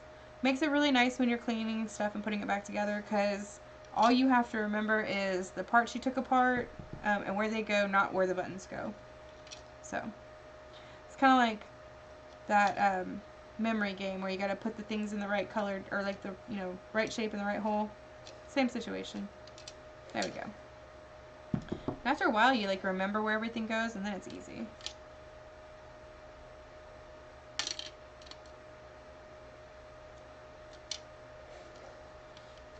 I say that, and then I put them in the wrong spot. Okay. I'm also looking at everything backwards. So, put that on there. Then we're going to put this back on here. Nobody wants any dog hair, so we're going to take that out. I mean, if you do want dog hair, let me know. I'll be happy to include it in your order, but most people don't want dog hair. Okay. Oh, Grammar Mafia, yeah. I feel you. Okay, so I'm going to get this back in here. Alright, now I'm going to take those silver screws, the tiny ones, there's 3 of them, and we're going to put the joystick module back on the controller. Okay, and then while I'm here getting those out, I'm going to go ahead and get the black screws out and the 7 screws that go on the back side of the controller. Okay. All the rest of that stuff is from the Gamecube. Okay, so we're going to put the silver screws back to the joystick module. That's the bonus thing. I don't know if y'all saw that or not, but I just dropped the screw. And fortunately, the iFixit kit screwdrivers are magnetic, so it made it really easy for me to grab the screw after I dropped it. So like I said, we're just going to put the joystick module back in. We're screwing it in place. Remember, if y'all are doing this, to be careful with your screws so that you're not screwing the stuff in too tight. This plastic is old, and so you don't want to screw down tighter than necessary. You know, you just want to make it snug. You don't even want to do like 1/2 turn past snug. Just when you feel the 2 pieces of plastic touching and you feel that resistance on your screw, that's plenty tight, you know. Okay, so now we're going to go ahead and put this little rubber pad back here. This one goes on the joystick, so this is where the start button registers at. And if you look on the bottom of your pads, there's these little nubs that stick out. I don't know if you can see them or not. Kind of see them when you turn them sideways. But there's corresponding holes in the circuit boards where those little nubs go into, so that you can make sure that you're putting the pads on the right side. So you see right here, there's a hole right here. That's way far away. Sorry. So you can see there's a hole right here, and there's a hole right there. And those correspond with those nubs on the back side of this. And so you just put the little nubs into the holes, and then that helps secure it onto the circuit in the right place so that it doesn't fall out, like it stays in place. Okay, and then you just want to put it back in, and you're going to do the same thing on the other side. Make sure when you're messing with these boards and stuff like that, that you're being careful with the soldering points, that you're not damaging them, so that you don't have to do any additional work. Soldering isn't hard, but it's challenging when it's small, and if you don't have to do extra work, then save yourself some time and headache, and don't give yourself extra work to do. Okay. So we're going to put our joysticks back in. So in this orientation, it is right on the left and left on the right, because this is the front of the controller. This is our broken piece right here.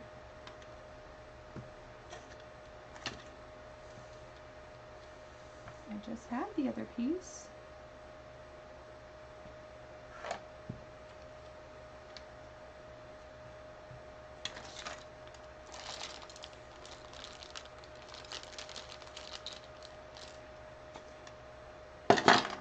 What did I do with it? Alright, y'all. Well then. Oh, there it is. Okay. Haha. Sorry. Alright, so there's the left one. You blew me away. You're so funny. Alright, so we're getting the little joystick back in there. Alright, so now we can take this and we can put our 2 pieces back together. Okay. And the first thing that we're going to do is we're going to take these teeny tiny Phillips head screws, and this is why, like I was saying before, it's really important to have the magnetic screwdriver because it holds those screws in while you're trying to get it into this little spot. It's really hard to see in there. So I hope you can see. I don't even know if you can see. Okay. You can see those tiny little black holes right there. There's another one right in there. So that's what we're going for. And then we're going to put these 7 screws back in on the back. Okay? Alright. So you can see why it's beneficial to have that magnetic screwdriver. It holds that screw onto the end of your screwdriver while you're working so that you don't have to worry about it falling in there. I tried doing it without a magnetic screwdriver the other day, and I had so much trouble. I spent probably more time digging out the screw from the bottom and trying to get it set up than I did anything else. And it's just really frustrating when you're trying to get your job done. Just, you know, little frustrating things like that. Oh, thank you so much. Yeah, I think it turned out really good. Like, I can't wait to show y'all here in a second what the controller looks like now. Remember, like we said in the very beginning, the joystick was a 10.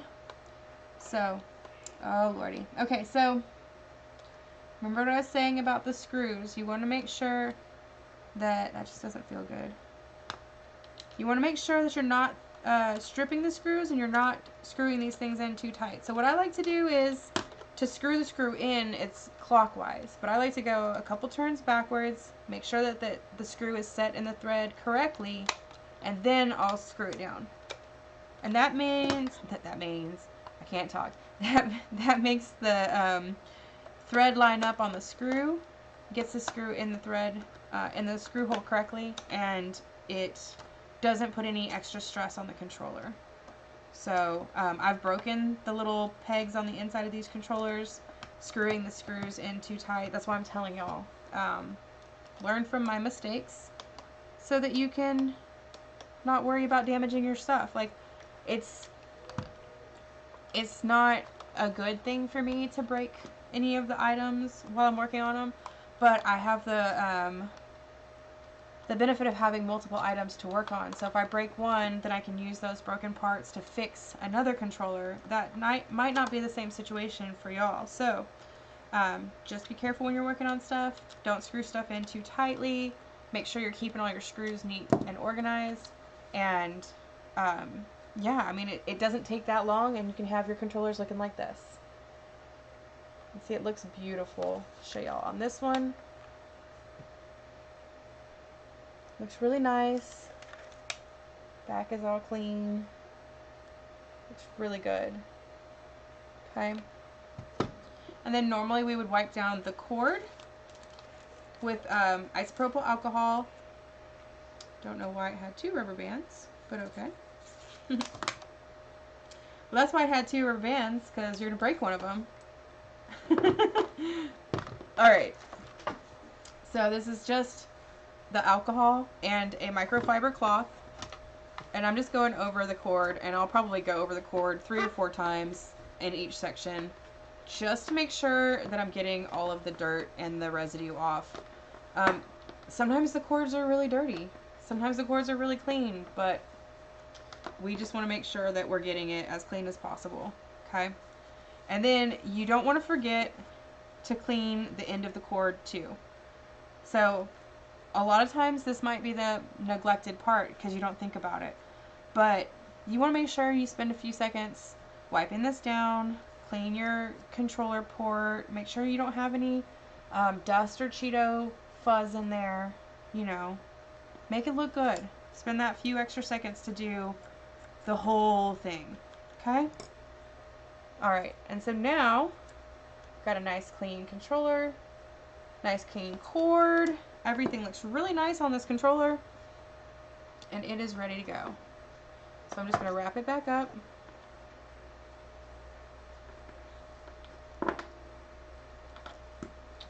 And I need to, I 3D designed some Nintendo 64 controllers and some cartridge holders for like the N64 carts. So I need to start printing those and getting those ready for the convention. Oh, that feels so good. Feels so nice. Look at that. Beautiful controller. But, so yeah, I need to start printing those controller holders so that we can sell those at the conventions. So, okay, so that's that. That's that. So this was in our to be cleaned box. So we're just going to set this right here. Alright, let's go on to our next item. So our next item is a Nintendo Gamecube controller. So, same thing like the last one. This one actually has proprietary screws. So this one has the Nintendo triangle screw. So it looks like a little Y. I'm going to see if I can get it close enough for you to see. So, let's see here. Can you see that? Come on. It's like it showed it for a second. But anyways, let's see. Maybe. I don't know. Anyways, the controller looks like the screw on this particular controller looks like a Y. And so you have to use the proprietary screwdriver that works for this particular console or this controller. So, yeah. Nintendo really tried hard to, well, I mean, I guess all the consoles try to make it hard for you not to be able to get into your stuff. So, they tried to make you not be able to repair this stuff. They just really wanted you to buy new stuff. And you know what I say? Phooey. I'm fixing it. Alright. So, this controller isn't broken. We're just doing a deep, deep clean. This is what we do with all of our consoles, all of our controllers, before we sell them. Because we want to make sure that we're not passing on dirt and dust and grossness to the next owner. So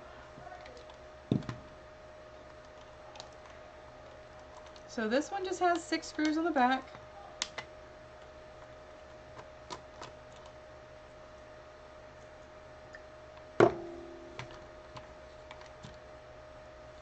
Okay.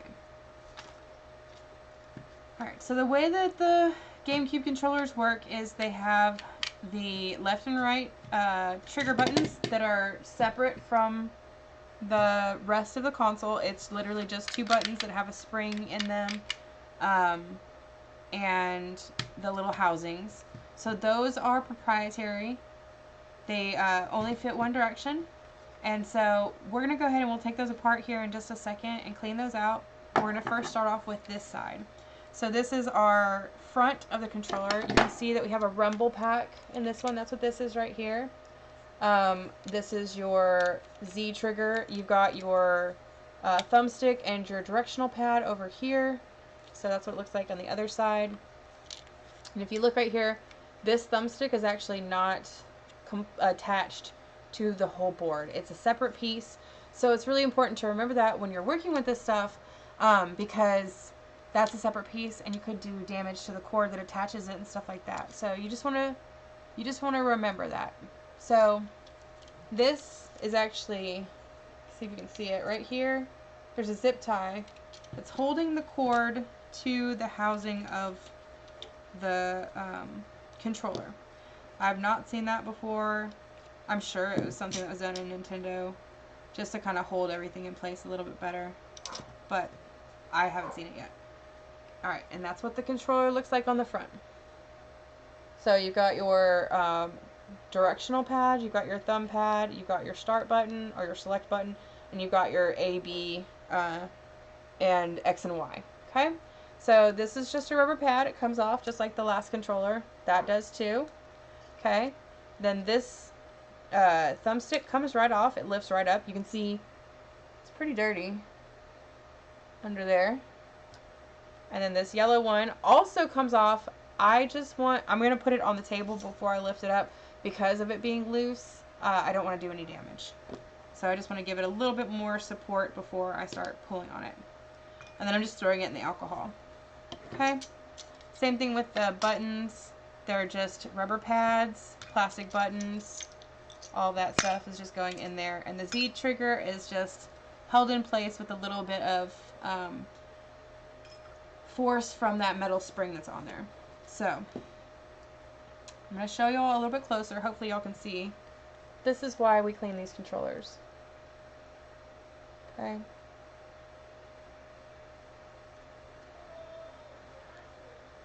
You see that? All that stuff is in that controller, and that is yeah, that's all the stuff that's been building up in there, and it's pretty gross. I mean, some of it's dirt, some of it's dust, some of it's who knows what, but we don't want it in there. So we're just going to take a second and we're going to clean that out. I'm going to set those in the soapy water real quick, and we're going to go ahead and take these apart too while we're here. Gonna have to use a different screwdriver.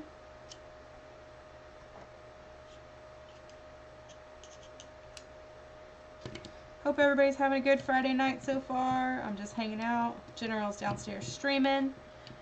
The kiddo is at the school play right now, and so we're just hanging out together. I appreciate y'all. Okay, so the cool thing is, I noticed one thing about the Gamecube controllers is, you can see it right here on this one. So this is a second generation Gamecube controller. The reason I know this is because the first generation controllers have a metal spring that goes underneath here. It's literally just it looks kind of like a square with half of one end cut off, and it just clips in there, and it gives a little bit of a springiness to it. Honestly, the other controllers that I've taken apart, the first generation ones and the second generation ones, don't feel any different to me. So I think that's the reason why Nintendo stopped making that extra part, because it was extra metal, extra weight, extra cost. So you can see right here on this piece, there's these little notches cut out. On the first generation ones, there was a piece of metal that would snap into there, and it would actually go out this direction and back in there, and it would like flip down like that. To me, I didn't notice that it did anything major in the way that the controllers felt, and so I think that that's the main reason why Nintendo stopped using them.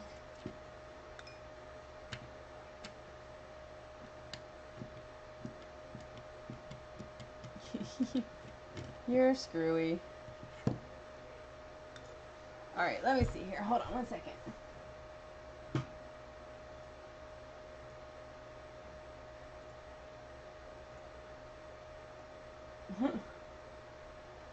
Okay.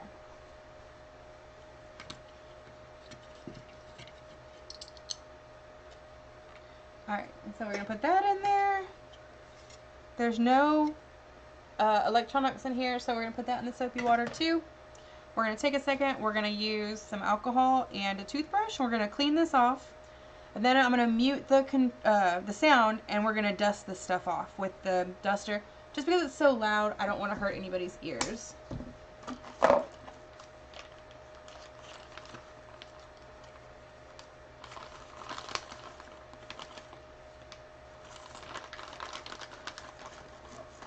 This is pretty cool. Wow.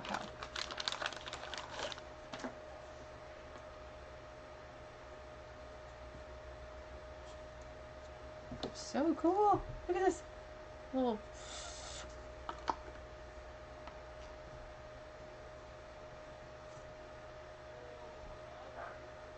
Okay. Alright. Cool. Cool. Okay, alright. Let me get my stuff together here. It's been a crazy week. Crazy.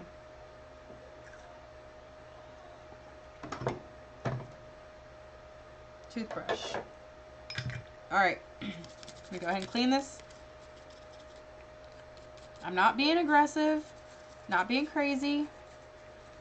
I'm just using a little bit of alcohol, very little force whatsoever, because I'm not trying to do any damage to this stuff. I'm really just trying to clean it off. Okay? There's a lot of hair and stuff in these controllers right now, like dog hair or something, so I'm just trying to get that off. Okay.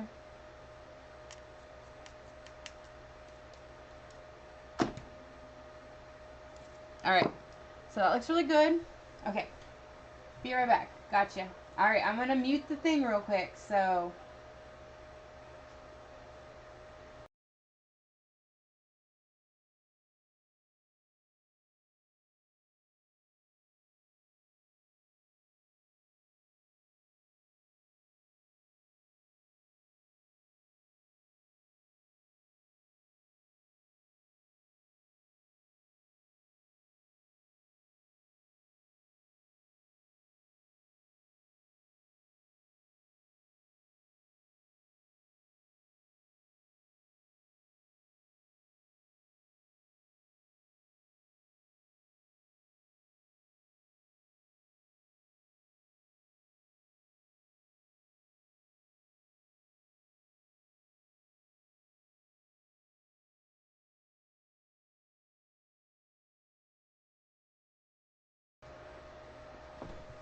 Alright. Sorry about that.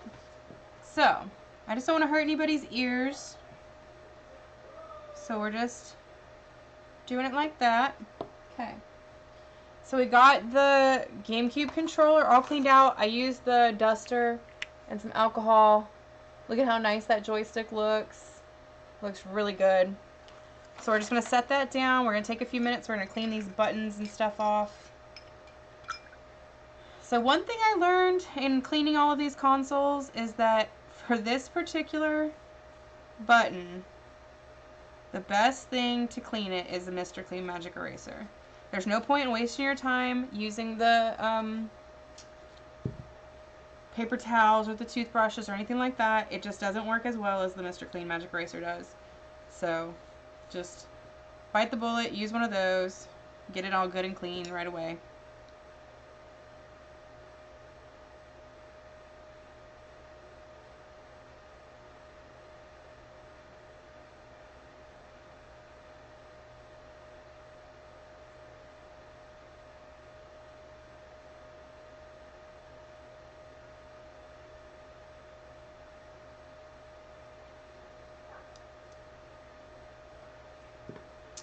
Let me see here. See, I don't like this controller. That button starting to peel right there. So let me see. I know I have replacement parts.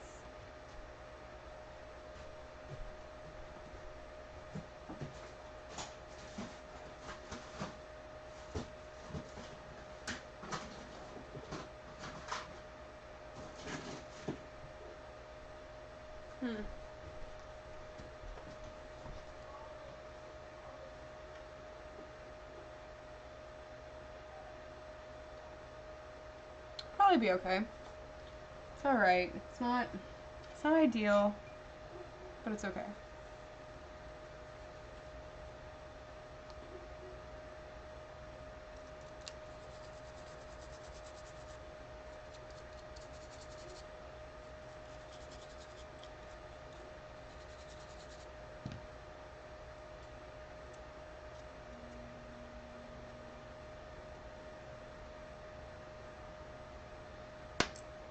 Okay. Let's get this one cleaned.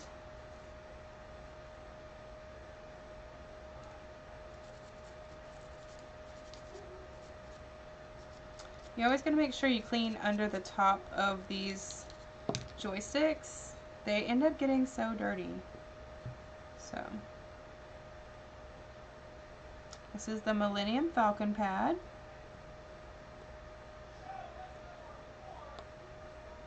It goes meow, pew pew pew, pew pew pew, pow, pow, pow, pow. All right.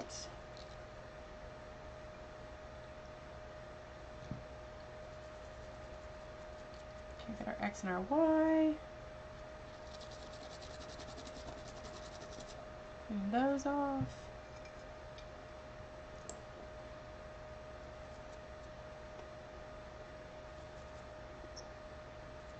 Okay.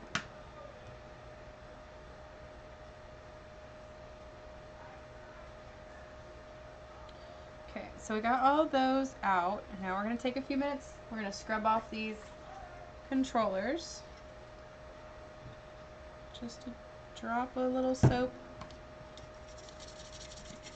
And then I'm going to scrub them, and then I'm going to turn off the sound again, and I'm going to dry them off. I just don't want y'all to have to listen to the duster, but I need to use it.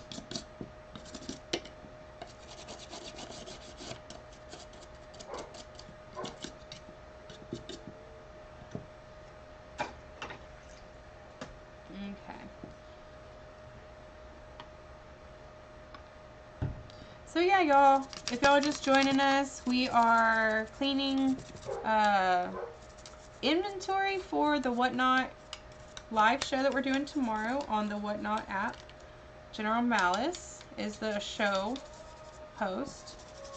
So we're gonna have GameCubes, we're gonna have Game Gear, or not Game Gears, Game Boys, handhelds, different controllers, different games, all sorts of stuff. And so we're just getting our items prepared. So this is what we do. We like to show kind of the behind the scenes of what we do to get our inventory prepared for sale, as well as we like to show like kind of what we sell and stuff like that as well. Fooey Nintendo. Yeah. So, okay. Alright, so I'm going to turn the sound off real quick. Yes, I have used ultrasonic cleaners. I don't have any right now. But yeah, that is something that we're definitely going to invest in the future, because it does make it so much easier than doing all of this. So, I'm going to go ahead and mute the sound real quick. Oh, no worries, no worries. Yeah, so I'm going to mute the sound real quick so I can dry this stuff off, and then I'll come back. I'll be right back.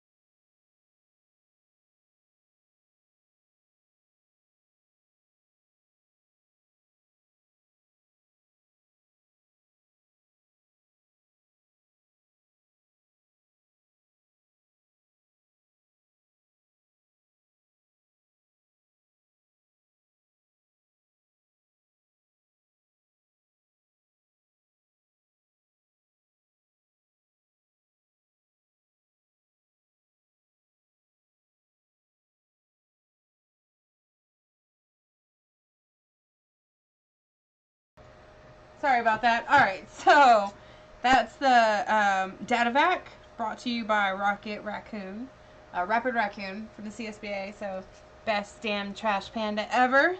Thank you so much for the gift. It's been freaking wonderful. It's been helping so much. That thing works great, y'all. DataVac. Let's see. DataVac. Let me see if I can get the thing in there. DataVac duster. It'll blow you away. Literally. It's pretty cool. Alright, so we got our front and our back cleaned. We're going to dry off our left and right trigger. And good to go. Yeah, thanks so much for joining us, Terry. I appreciate it. You can lurk all you want. Totally fine. We're all just hanging out. It's a Friday. Staying out of trouble, you know. Like, best way to stay out of trouble. On YouTube with your friends, live streaming on a Friday night. Am I right? So, yeah. So, after we get things kind of settled, General and I have a new series that we're going to start. So, growing up, I wasn't allowed to play Nintendo games. My family wouldn't let me have a Nintendo. And so I did not get to play a lot of Super Nintendo, a lot of Nintendo, or even that many Nintendo 64 games. Like, I do have a few that I'm very familiar with because I had friends that had the games. But for the most part, when it comes to, like, RPGs or games that aren't, like, super popular, like Mario, I don't have that much experience with them. So, General thought it'd be really cool to start streaming me playing his childhood favorite games along with our son playing the childhood favorites.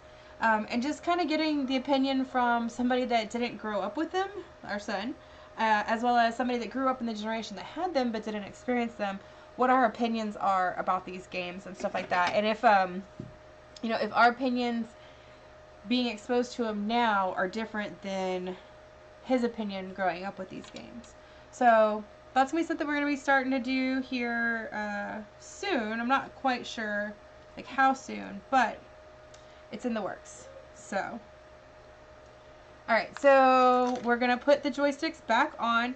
They all have proprietary orientations. I'm not sure if you can see in here. You can see that little notch. It's actually pointing down right now. That's the top of the trigger, the joystick, and it goes pointing up. You can also look, and the letter C should be pointing in the right direction. It's a little bit harder with the thumbstick one, just because it doesn't have a letter on the top. It's just the little circles. So, but it goes in the same orientation as the yellow thumbstick does. And you just push it down and slide it on. Alright, so next we're going to go ahead and put our buttons back in. These ones are a lot easier to put in because there's only a few orientations they can go in. The green one only fits in the one spot. You can't miss it. Same thing with the red button. Then there's this tiny little start button that I always forget every single time. We're going to go ahead and clean out that little pad. I noticed it had a little bit of some Cheeto. Ew, gross. It was more than a little Cheeto. It was a lot of Cheeto. But we got it taken care of. It's been de-Cheetoed. Okay. That looks good. That looks good. Got that. Got that. Okay, cool. Oh, this goes here. Alright, so now we're going to take a second. We're going to go ahead and put our left and our right triggers back together.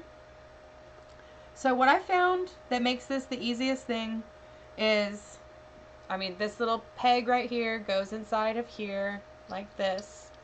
And the way that you remember what direction that these go in when you're putting it into the hole is these pegs point up and those pegs go towards the inside. So this is the right one. The right letter is going to be facing up when I put it in here, so it's going to go in like this. You can see that points to the inside and those little pegs go up. Okay, if you compress the trigger down and hold it all the way down when you're sliding it in, it makes it really easy to get it into place. And then you're just going to adjust it until it fits into the little notch that is on the inside of the controller. And then you're just going to go ahead and put that plastic housing on it again. And it is the 2 black screws. And so that's going to be how you close it back up. Okay. So with the Gamecube controller, it doesn't have proprietary screws on the outside. It does have proprietary screws on the outside. It does not have proprietary screws on the inside. And that's something I've noticed with most Nintendo products is that they don't want you getting into it, but once you're in it, the screws are all traditional, flathead or Phillips head screws. Well, they're all Phillips head screws. I haven't seen a single flathead screw in any of this stuff. So, but, so like the older cartridges have I call it a muffin top screw. That is not what they're called, but that's what I call them. But the top of the screw looks like the top of like a muffin in a cupcake pan. And that's for the Nintendo, the Super Nintendo, and the Nintendo 64 cartridges. And then let's see, the GameCube has the Y screws. Sorry, I'm just trying to get this lined up right. It's being difficult. There it goes. No. Remember what I said, you don't want to thread it or strip it or anything like that. Sometimes it's a little difficult to get it in there. But I'd rather take the time to get it in there right than accidentally strip it and break the plastic. So if I have to unscrew it and screw it back in a few times, it's no big deal because that's better than breaking it. So You want to make sure that it's in place, because if I don't set these joysticks in place now, and they're in the proper orientation, I can't screw the screws back in correctly, but also the triggers might not set correctly, and then you'll probably just have to take the controller back apart once you're finished, because it won't work correctly. Like one of the buttons might get stuck or something silly like that. So it's just best just to take this few seconds and make sure it's in there right. Okay. There we go. Like I said, we're just going to make sure that it's in there correctly before we start screwing it down. Shoot, dang it. And this is what I said, this is the screwdriver that's not magnetic for whatever reason. Like it is, but the heads aren't very magnetic, and so I end up dropping, and it's the iFixit, it's supposed to be magnetic, but yeah, for whatever reason this one's just not. Okay, so we're good there. Looking good. Everything feels really nice. Gonna go ahead and get our rumble pack and everything back in there. Okay. So the only other thing we have left here is this little Z trigger. So I'm going to try to show y'all. If you can see right here, there's a little tiny notch that the Z trigger spring, this little metal thing, has to sit into. Has to sit on top of it.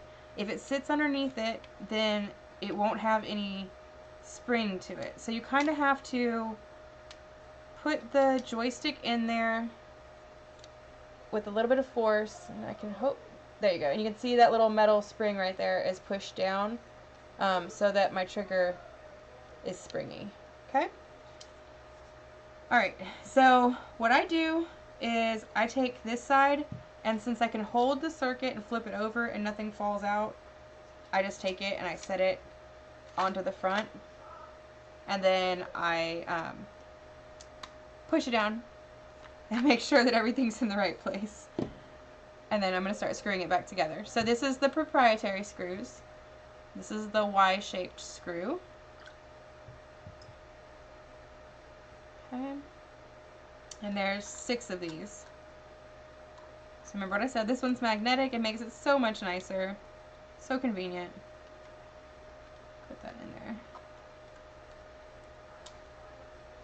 Okay.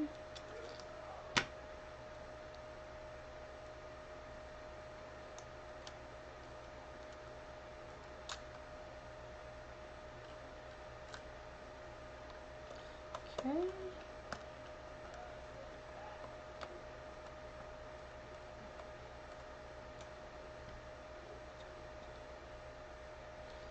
Alrighty. Looking good. Some Crash Bandicoot. We have some Crash Bandicoot. Oh no! See? There we go.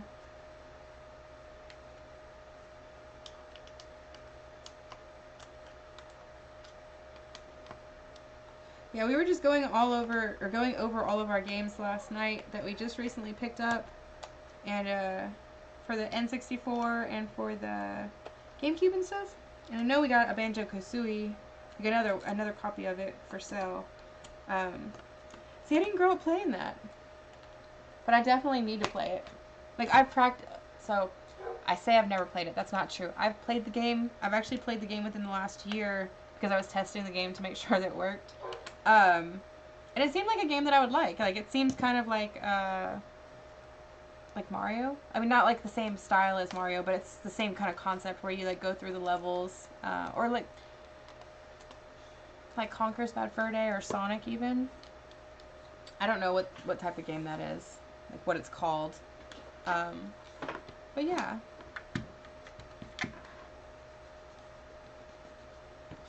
Okay. So same thing, I'm just using that microfiber cloth. So, if you've ever had a controller and the cord has gotten bad or anything like that, you can replace these cords. It's not impossible.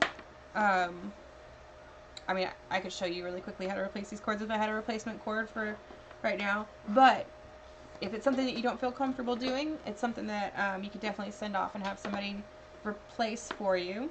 But yeah, it's good to know that, like, one, I don't know if y'all heard or not, but President Biden just recently said something in his press conference yesterday, I believe it was, or day before, about the right to repair.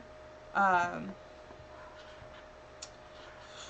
mean, I guess just basically right to repair. He's very adamant about making businesses provide information for us to repair these items rather than throw everything away or have to send it off to be repaired, because we all know, it's like if you have to send your stuff off to PlayStation to be repaired, who knows how long it's going to be gone for and all of that stuff. If we could just have local people be able to repair that stuff. Or even like for me, if I can have access to the repair information, then it really helps, because all of us that are repairing these items are doing so with information that we've gathered from our own personal experience and others' experience, and so we're sharing our information. That's why like General Malice and I stream this stuff, so that we can share this information with others, because it's not just out there everywhere and easy to find for everybody. And so some people do better learning while they're watching people, and some people do better while they're just hanging out, making it casual and conversational. So that's something that we're trying to do, but I'm really excited about the changes that are going to be coming with this new Right to Repair Information Act and stuff like that, and it's really awesome. Oh, nice. Yeah, see, I haven't played on the Switch at all, like literally at all, and our kid has one. We have a Switch kiosk. I just don't. I know I can connect. Excuse me. I know I can connect it to the TV. I just don't like the really small screen, and so it just hasn't. There hasn't been anything that's like drawn me to it to make me want to play it yet. And I know it's so silly, because yeah, I could just like connect it to the TV and it's no big deal. Now I heard there's a Mario Party on there, and so I'm looking forward to playing that because I love Mario Party games. Alright, so let's see.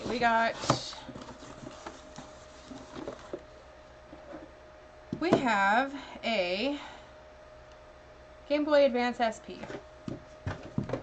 So let's go ahead and get cleaning on this one. So this one has a Phillips head screwdriver. And, oh, it looks like those are triangle screws. Okay. So, same situation. Nintendo has a Phillips screw on the battery housing, because they want you to get in there, so everybody has a Phillips screwdriver to get into the battery housing. However,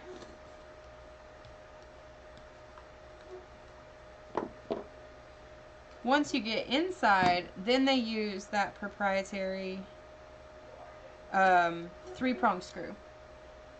So, we're just gonna...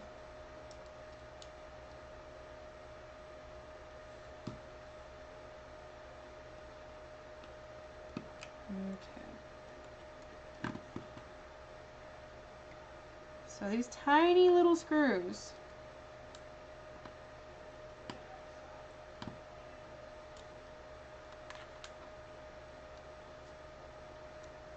I'm probably just going to take the back off and just clean the back.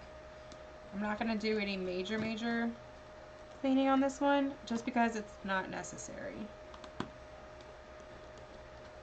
I mean, obviously I'm going to clean the case, but we're not going to do anything too crazy. And if I take this apart and it's crazy, then we will back it back. Got one more screw right here. You're like, don't do it, you don't do it.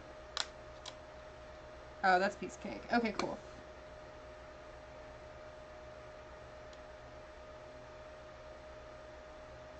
Alright, so just taking it apart. A little bit of some Cheeto-ness. You can see right here. There we go. Ooh, look at all that crusty dust.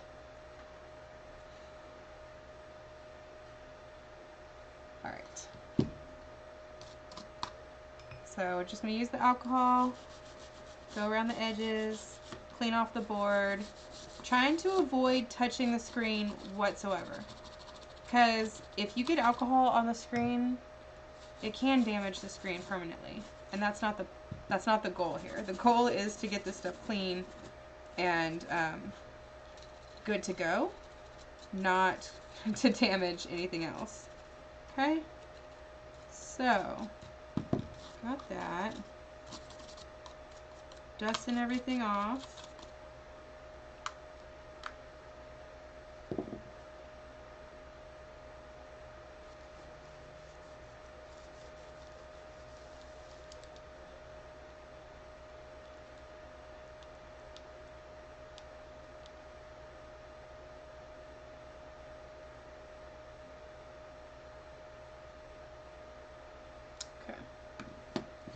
Alright, so this is the power switch. Is that power switch or is that the volume? It's one of the two things.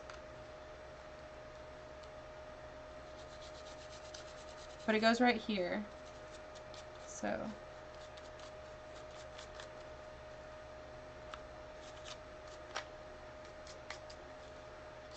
Okay. So we're going to just set that right there for right now.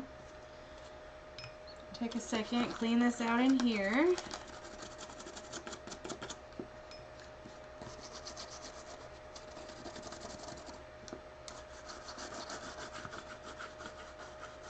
Oh, nice. Yeah, definitely. Well, welcome. I hope you're enjoying our content so far. We're kind of do a little bit of everything. We do a little bit of reselling, we do a little bit of fixing, we do a little bit of collecting. Well, a lot of collecting.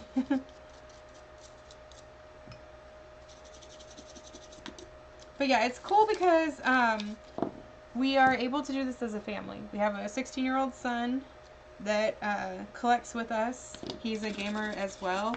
And we do all this stuff together as a family. So it's been an adventure for sure.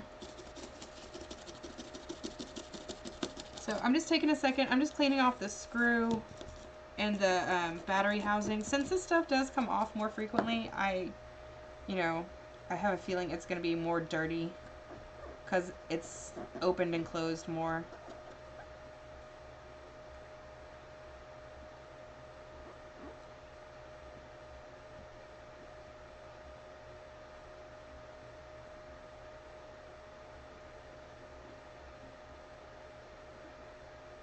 Yeah.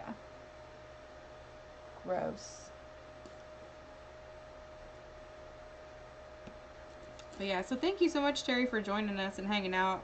I know I've caught you like in stream a couple of times now, I think. So I really appreciate you hanging out. It definitely is encouraging for me, considering that I'm not as comfortable as General is in front of the camera sometimes. So it helps me build up confidence to do this more frequently. Plus, I really enjoy sharing my information with people. And so I just appreciate having people to share it with. So there was a lot of actual dirt in this battery housing that I couldn't see until just now. So I just wanted to hit it one more time with the toothbrush and some alcohol and really get it good and clean because that was kind of crusty looking. Okay. Alright, so I'm going to go ahead and mute it. What is the WhatNot show? So the WhatNot show is essentially, the best way to describe it is like Home Shopping Network or QVC for our generation. So it's a lot of collectibles and stuff like that. It's live auctions. So our show is tomorrow at 6:30 p.m. It is on the WhatNot app. So if you go into our description, there's a little link that has a code for $10 you can use, or you get a $10 code for free, $10 coupon for free. But you can use it on our stream or anybody else's. But essentially it's like eBay or, like I said, Home Shopping Network, where it's live auctions. There's also buy it now items that are listed, and so you can choose to watch the show and be a part of that live action and auction that's going on, or you can purchase the items buy it now. There's mystery boxes and stuff like that are going to be going on our stream. I'm not sure if we're doing mystery boxes tomorrow or if we're going to wait until our second stream, because we want our clientele to build and grow with us and to trust us before we're just like giving away mystery items. Because, you know, if y'all don't know who we are and we're giving you a mystery item, you might be like, well, what if it's, you know, like old straws or something stupid like that, you know, something I don't want. So we want to make sure that people like know us and trust us before we start trying to like do mystery boxes. But yeah, so tomorrow at 6:30 we're doing the stuff that I'm cleaning right now. So these controllers, the handhelds and stuff like that, these are all going to be auctioned off tomorrow during our show. Thanks, Terry. I appreciate it. But yeah, I'm learning. I'm getting the hang of it. It's a lot of fun. And what's cool about tomorrow is that General and I get to stream together. So we actually get to play off each other and kind of like have fun while we're doing the auction. And so y'all get to really see us and our personality go along with our items. So it's not just the static boringness of like how we present stuff on eBay, but it's actually like the fun and excitement of being involved in a live auction. And like, you know, having that fun like challenge to beat out other people competitively for the auctions. So that's kind of the fun part about it. And then also there's a community involved behind it. So they're trying to make it like YouTube there as well. So you can go to the WhatNot community and go hang out with your favorite streamers or YouTubers and stuff like that, as well as shop from them. So it's cool. I'm excited to see how it goes. It's only been going on, like, I've only known about it for about 2 months. I know it's been going on for a bit longer than that, but General was invited to onboard about 2 weeks ago, and so this is our first show that we're getting ready to do, so it's pretty cool. Oh, yeah. Awesome. Yeah. Be there or here. Yeah, definitely. Yeah, check us out for sure. And like I said, sign up with that link, and then you get a $10 coupon, and you can use it for anybody's stream. It doesn't just have to be for ours. But I think it's like WhatNot and then /invite/General Malice or something like that. But the link's in the bio. And if you don't make it to the stream, we do have some buy it now items posted as well. But if you make it to the stream, we're going to be doing giveaways and stuff during the stream. So I know we're giving away some Wii consoles with Joy-Cons and nunchucks and stuff like that with games. So there's going to be lots of fun stuff going on. I'm really excited about tomorrow. Sounds like we have a wild general coming up the stairs. Or he's feeding the dogs and then coming up the stairs.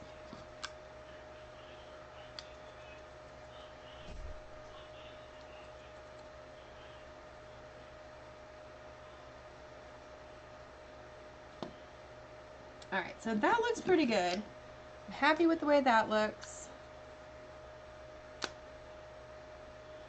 Don't hate that. I do not like that.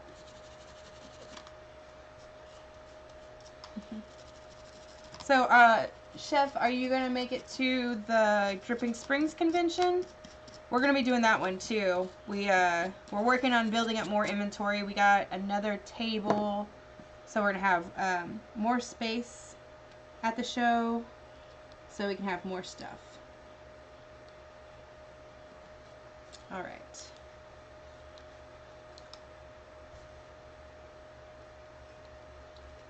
So this is just alcohol, but I am going to just go ahead and dry it off. I want to make sure that we're not getting any extra moisture in here unnecessarily.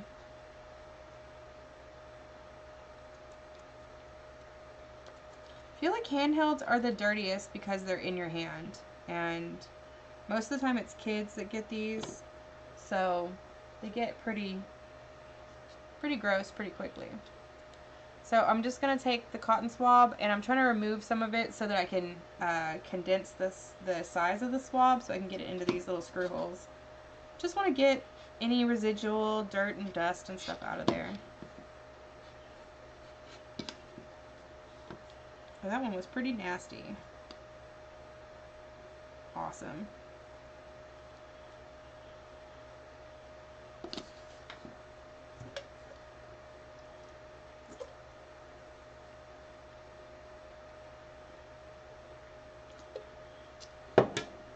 Okay. Put this back on.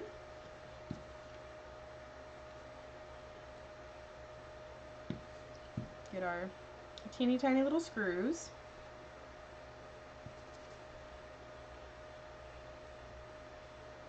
Okay. So, this one teeny tiny little screw goes up here.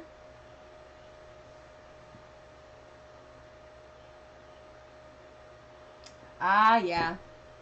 Yeah, we weren't sure when we first signed up, or when we first got to the convention, if we were going to do it, but we're signed up now for it. And yeah, like, that's our whole thing, is trying to help everybody that wants to get that, like, the childhood feels back, you know, like, the feeling that you had when you were a kid and you got that game you wanted for your birthday, or the first time you played, you know, that new console. That is the whole point of this. So.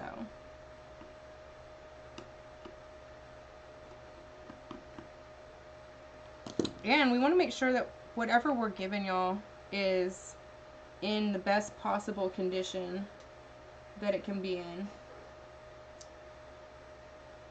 Where did this come from?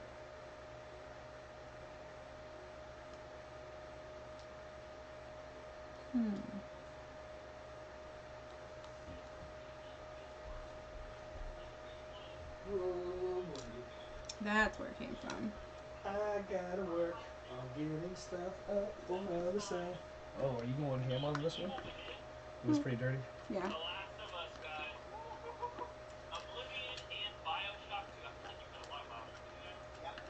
Hey everybody in the stream, what's up? Just hanging out. There we go. There we go. Oh, what was the question? What was I supposed to do? Oh, nice. Oh, yeah. No, we were talking about going, I was asking Chef if he was going to go to the Dripping Sphinx show, and he said that, that first, you know, he had met us at the other convention, and he asked you if you were going to go, and we weren't sure yet. Oh, yeah, we weren't sure, but we booked it yesterday. Yep. So we were booked solid for Dripping Springs. We got 4 tables. Yep. And then I was telling him that we're getting this stuff ready for the WhatNot, and he was asking about that. And so we explained that. Don't forget to use our link in the chat stream. Did he use our... Yeah, I told him to sign up with the link in the chat. Okay. And then look at these. Hey, if you ever have, like, survival horrors like this is my bread. Like, I love these. So, I collect these. Like, I love taking these in as trade. So, let y'all know. Anybody, yeah. If anybody has a collection they're wanting to trade. Well, that too, but, like, you know, just in general, Silent Hill. I like Silent Hill. I'm watching this. So, right now, Retro Rick's doing an auction. And the top person who pays the most money gets a complete in-box NES special edition set that's pristine. And so I'm going to try to win one of them the highest so I can curb the cost, knowing that's like a $400 box. So I might spend $500 on it or whatnot. But I want him to also say my name in front of 1,000 people. You get what I'm saying?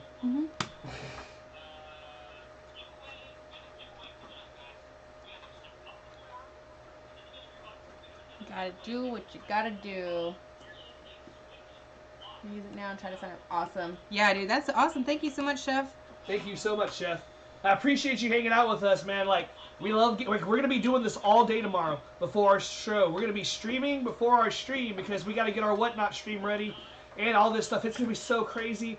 I'm going to try to do over 100 items tomorrow. We're going to have some preset items for purchase, and I'll probably end up taking some of those down and doing them as well. We'll be doing giveaways as well. And here's what's cool. After you buy your first item, every item past that is $1 to ship, even if it's a console. No questions asked. It is super awesome. And we're going to ship same day or next day anyway. So if we do it on Saturday, we're not going to be able to ship to Monday, obviously, but we're going to do next day shipping for all of our items whenever we do this as well. And WhatNot takes care of everything. USPS, no matter what. So you're going to be good to go. Yeah, that's pretty awesome. It's like buy a game first and then buy a console. Yeah, I'm excited to see how the auction goes. Like, I've been watching some of the auctions on here, on Whatnot, and it's pretty cool. Like, you can definitely get hyped up about it real fast, you know?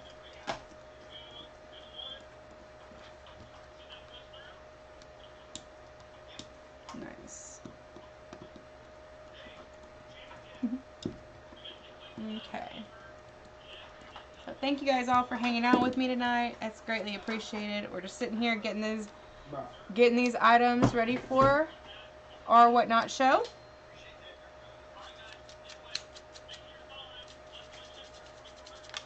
Okay.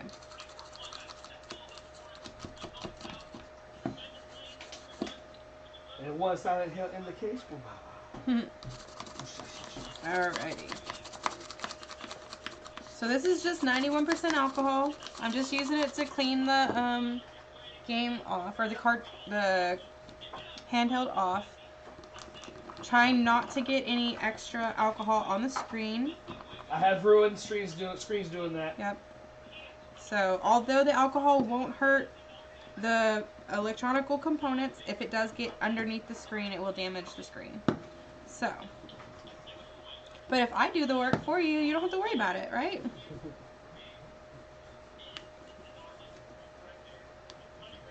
Alrighty.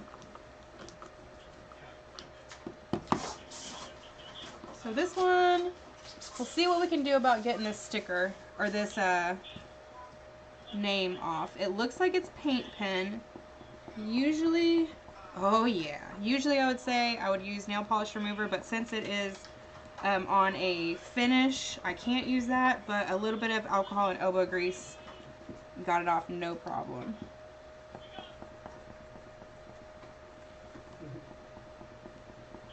Okay.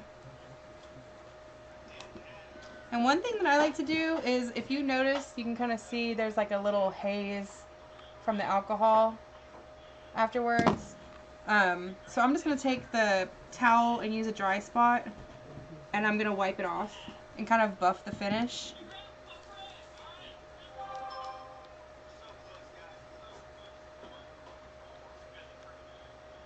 And so you can see, like, if you look in the light, you can see that it still says Gardner, but it doesn't look like, you can't see it right away, you know? Looks beautiful now. So, super nice. Hey Jesse, how's it going? Hey Jesse, thanks for joining us. Surprise, surprise. Yeah, I'm coming in late. Sorry. He's like, I'm coming in hot though. I'm still here. Look at my new pickups from this afternoon. I got these two for myself to my collection. I own eight of these between Black Label and Red Label, and I have 7 of these. Oh, but this one's missing the music disc and the manual, so I'm missing 2 with the music disc and 2 with the manual.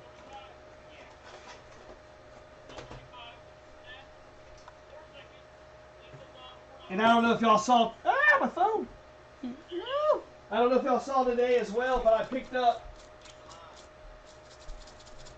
this up as well. Woo! And the matching controller.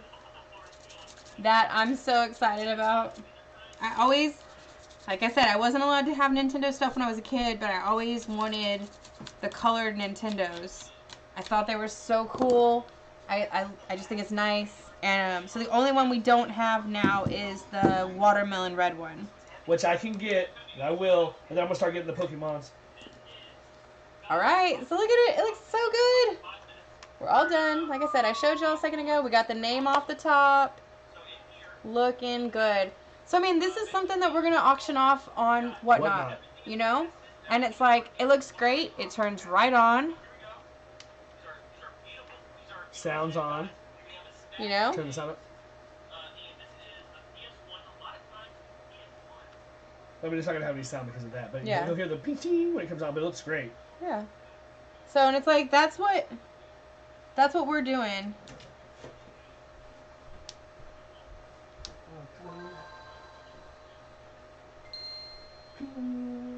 That's so cool. Anyways, sorry. But yeah, so that's the point of this, is to make the stuff go from looking crusty and dusty to looking spoofy. This is the 001, so the not backlit version. I think it's the first version. I do have some of the backlit, backwards, whatever ones. Ah! I think, I know that we did have some that we sold at the convention. So.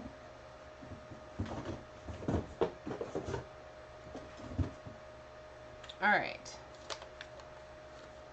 So let's see, we got a wave bird here. So this is, I know that blue is so pretty. I just like that they made these controllers and consoles colors. You know, it just makes things fun. You know, plus it's like, if you have siblings, then you can like be like, no, mine's the purple controller, yours is the silver controller kind of thing. So, okay, so this is the Wavebird. This is the GameCube wireless controller. So you can see there's no wires or anything like that. Battery pack, 2 AA batteries. So, same situation. You can see that the joysticks are real funky. The Joy-Con's funky. It's real dirty. We got some crusty, dusty stuff.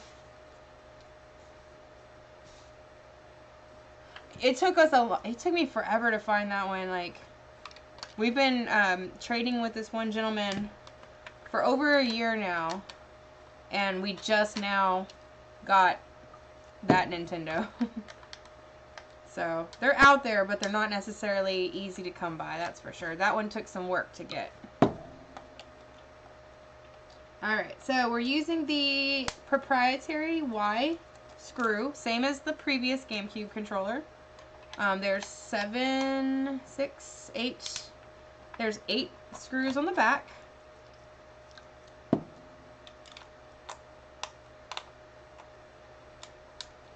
And this controller actually has a little bit of corrosion right in here. So we're going to have to spend a little bit of time working on getting that out, because I don't want to have any issues with the controller not working because of any battery corrosion that might have occurred in the past. So, on our last screw. Why is it always the last one that is always the troublemaker? Okay.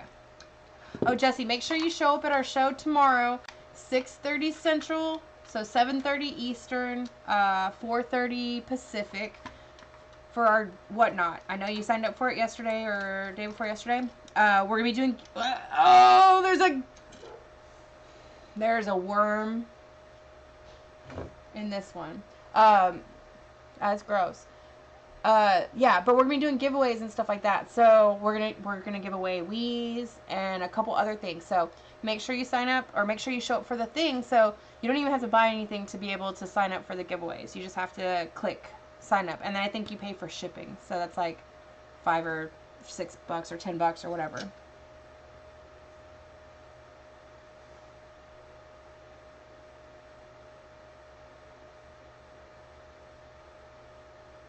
Alright, y'all. So y'all ready to see it? Look. Come on. Come on. Show the bug. You know you want to. Maybe this one will show it. You see that? You see this? That's why we clean these controllers. Yeah. Disgusting.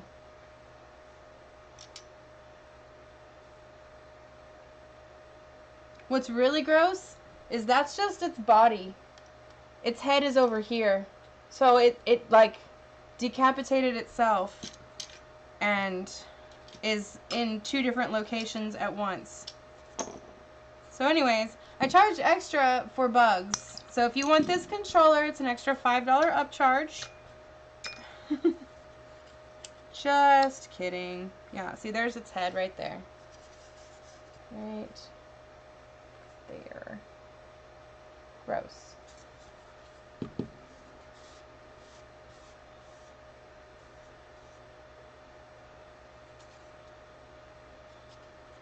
Alright.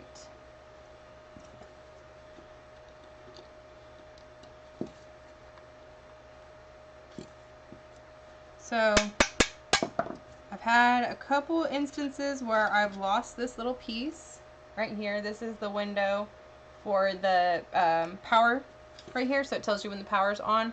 So rather than possibly lose it in the dirty water, I'm just going to set it right there so that I don't have to worry about it. Okay. Yep, we got some more bugs in here. See them right there. Grody. Evacuate the unwanted guests everywhere. Okay, so I'm going to be gentle and I'm going to pull that off. Remember what I said before, this one's not attached. So, I mean, other than it having bugs in it, it's not that bad. Like, those joysticks look really good. There's not a bunch of dirt and hair wrapped up in them or anything, so that's good. Okay, so we're going to remove the board from the controller.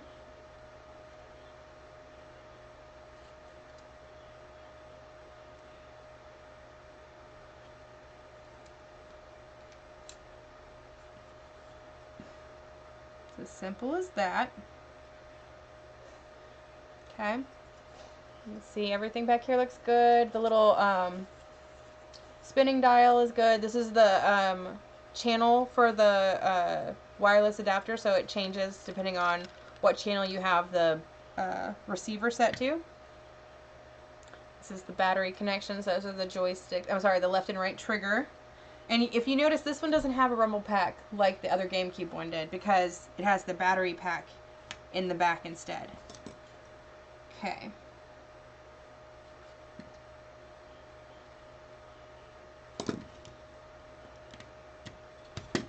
So this is one of the first generation Wavebird controllers. So I don't know if you remember seeing when I was showing you on the other Gamecube controller, but I was showing you a second generation Gamecube controller, and I could tell that it was a second generation because it was missing a certain metal spring that was on the inside of the controller. So this one is a first generation controller, and I could tell one, because it's a gray controller, that every gray controller I've worked on has had the same orientation on the inside.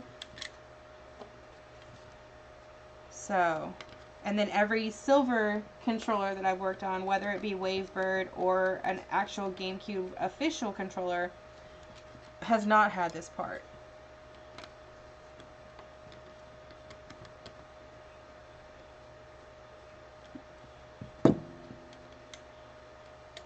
Okay, so that's the 4 black screws that go right there. Left and right, they're proprietary orientations. So, if you look at this one, it has this metal spring. Honestly, it just holds the 2 pieces together. From what I can tell, it doesn't make that big of a difference in the actual functionality of the controller. It's just an extra piece, and I think Nintendo realized that after they made them for a while, and they realized that it wasn't necessary. It was just more of an expense, and they stopped making them or using them for their controllers. Okay? Alright, so real quick, I'm going to go ahead and clean this stuff off. We're going to clean off the little dial. It had a little bit of residue on it. Nothing major, but I just want to make sure that it looks clean from the outside. Okay.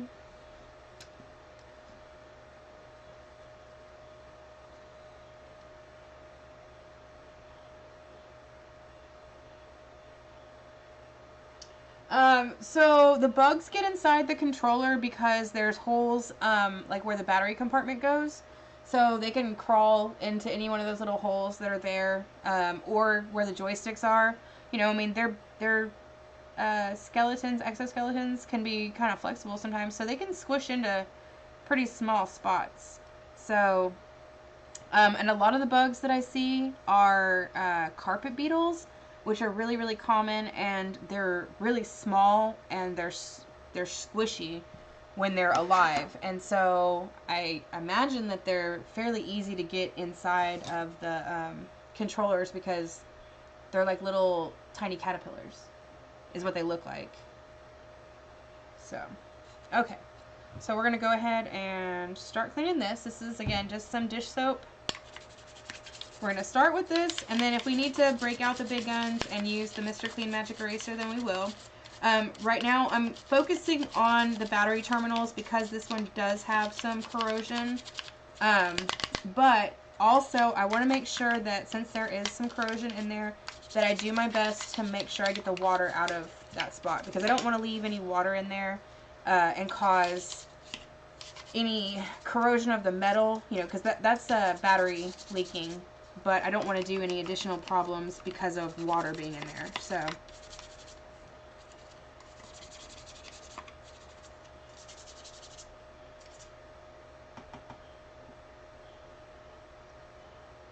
oh yeah, I understand not having money for shipping. Yeah, I'm sorry about that, Jesse.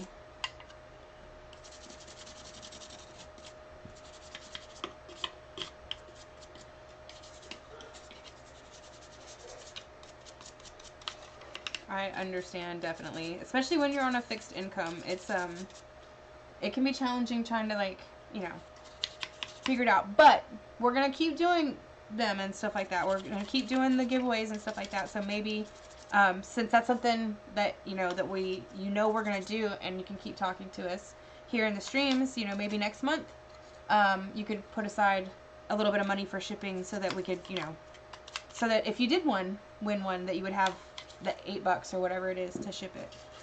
I'm just trying to be optimistic, whenever it's available to you, then we'll put out the good vibes and hopefully you'll win something.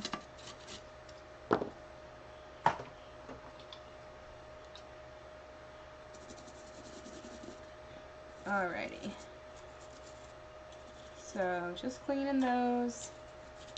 These are not too bad. I've noticed that the wave birds are typically, they look the dirtiest, but they clean up the nicest.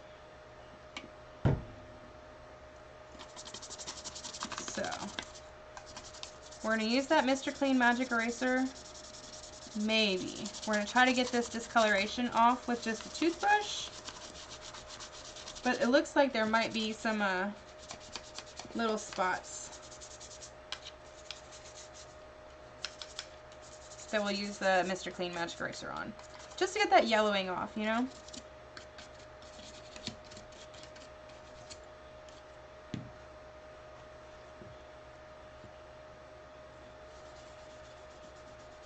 Okay.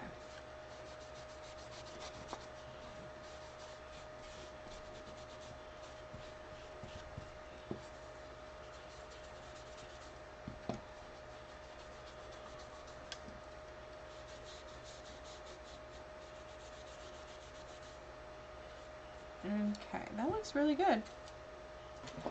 Alright, and then we have the battery pack.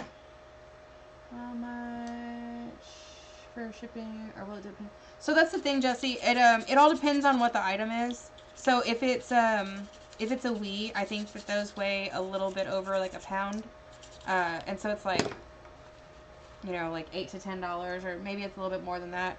It all just depends on the item.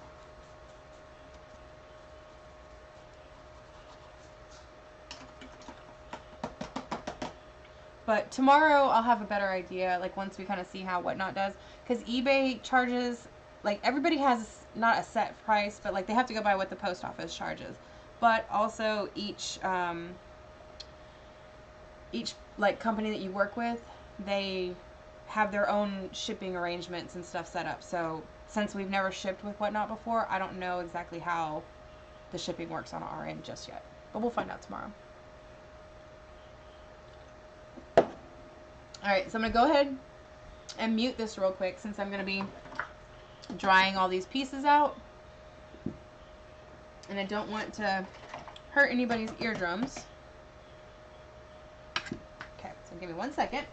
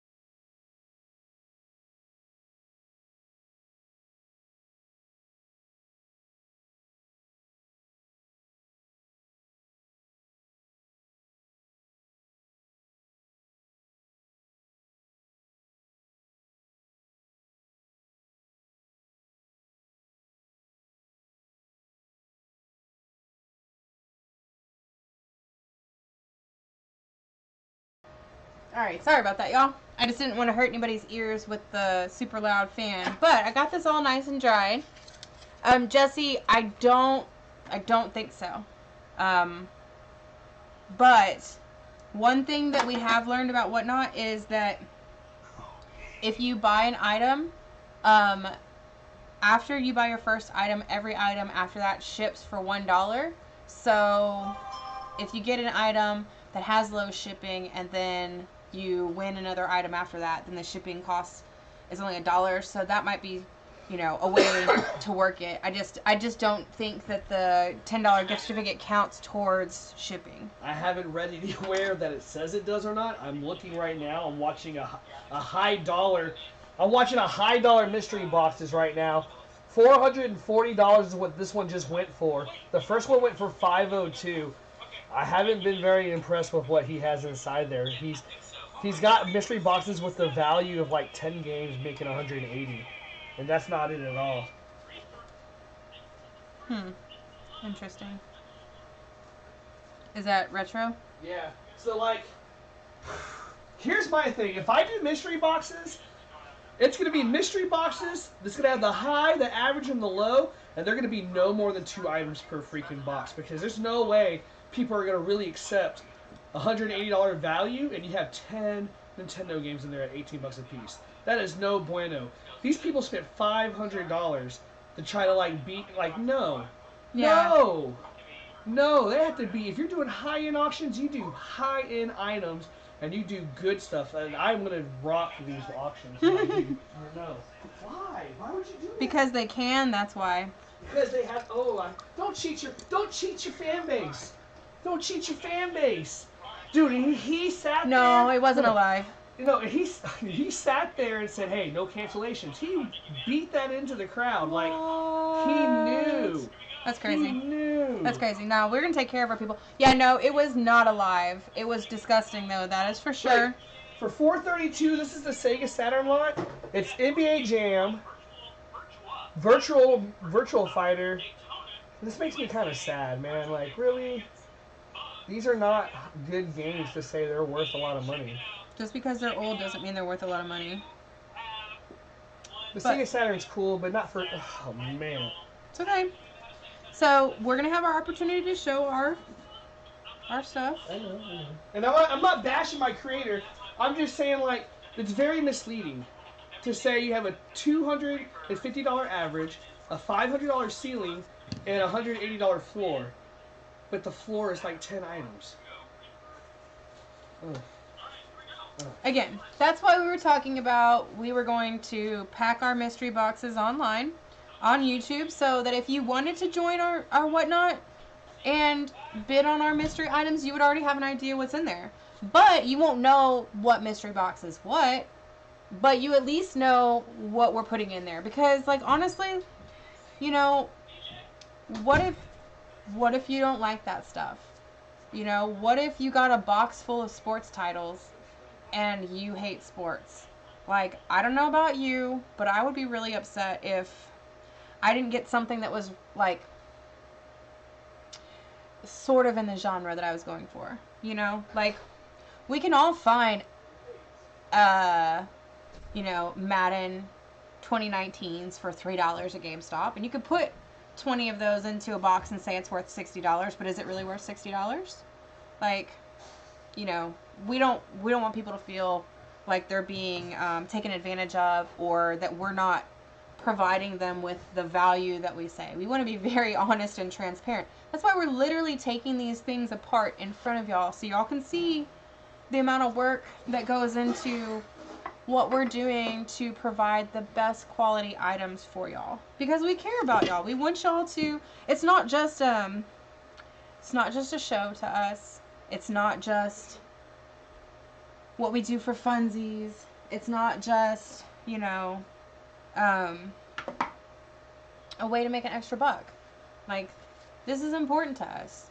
This is stuff that, is nostalgic. It brings us back to our childhood. We're all getting to the point, in our lives where we're looking back at when we were kids, and, maybe we're missing the people that, maybe that we lost some people last year or the last couple years, and, like, you know, you remembered playing this game with them, and that's the only thing that you have left that you know, that you can do that, like, brings you back to that. Like, that's the point of this. It's not about the money that can be made. It's not about all of that. It's about the nostalgia and about, like, feeling the feeling of being a kid again. You know, I'm really big about not throwing stuff away. If I can fix it, by all means, I'm going to try to fix it before I'm going to throw it in the garbage. And if I can't fix it, I'm going to make some art out of it. And if I can't make art out of it, well, then I'm going to try to give it to somebody else that can, because I'm tired of the world being a throwaway place. It's time to be a reduce, reuse, recycle kind of place. Let's take care of what we have. So, sorry to get all like sappy and emotional, but that's what we're doing this for. It's not just to make money. It's because we care about this stuff. We care about the memories that people had. Y'all, like, there was so many times, I'm about to cry. There were so many times while we were at the retro convention where a dad brought his kids up and was so excited to have them play a game that he played when he was a kid, or you know, he wanted to show them a console that he had, or he had a memory about a certain game, you know, and or just groups of, like, you know, grown kids, adults that came up and were like, oh my gosh, I haven't seen this game in forever. We had one group that came up and was like, y'all have all the Christian Nintendo games? And I was like, yeah, they're crazy, huh? They're pretty neat. Like, it's pretty weird. You don't see this very often. He's like, I know, I used to have all of them. I got in trouble, and my mom took away all my Nintendo games, and she went out and bought nothing but Bible games. And so we made the most of it and, like, played the heck out of these Bible games and had so much fun with them. And it's like, you know, like, while I didn't have that same experience as he did, he sat there and reminisced with his friends, and they laughed about all the times that they got grounded and had to play Bible adventures instead of, you know, playing the Nintendo. And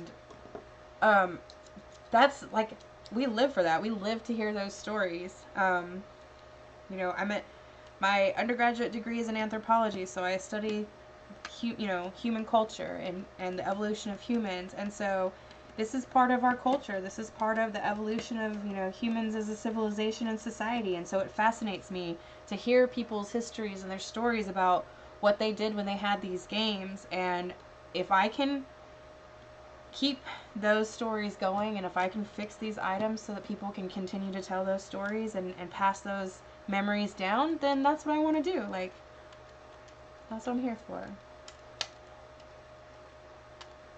I know that's all, like, you know, long-winded and stuff for me to sit there and say. I like to fix stuff so that y'all can play with your toys again.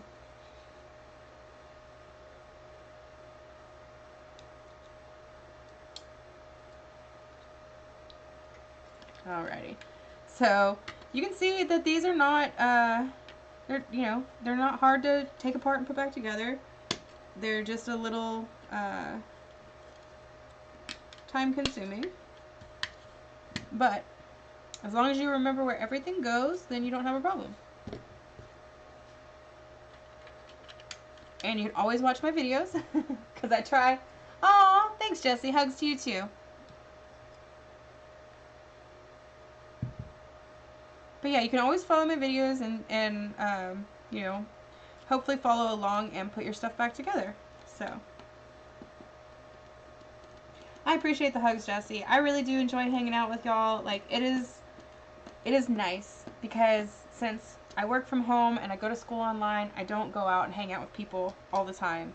And especially because of the pandemic and stuff like that, it's kept us a lot more sheltered and not hanging out with as many people as we used to. And so it's really fun for me to get to hang out with y'all and, like I said, share my knowledge and kind of share stories and stuff like that with y'all too. And I like it when y'all share stories with me, telling me about games that I didn't play growing up and, like, recommending what stuff to do and stuff like that. And I appreciate it. That's what's really cool about this whole community, is that there's something for everybody. Even if you didn't play games growing up, it doesn't mean that you can't be a gamer now. It doesn't mean that, you know, you're not going to be accepted into the cool kids club because this wasn't your bag when you were younger. So I'm just grateful to be a part of this, and that, you know, I get to be hanging out with all of y'all and having a good time sharing these stories with y'all and fixing these toys.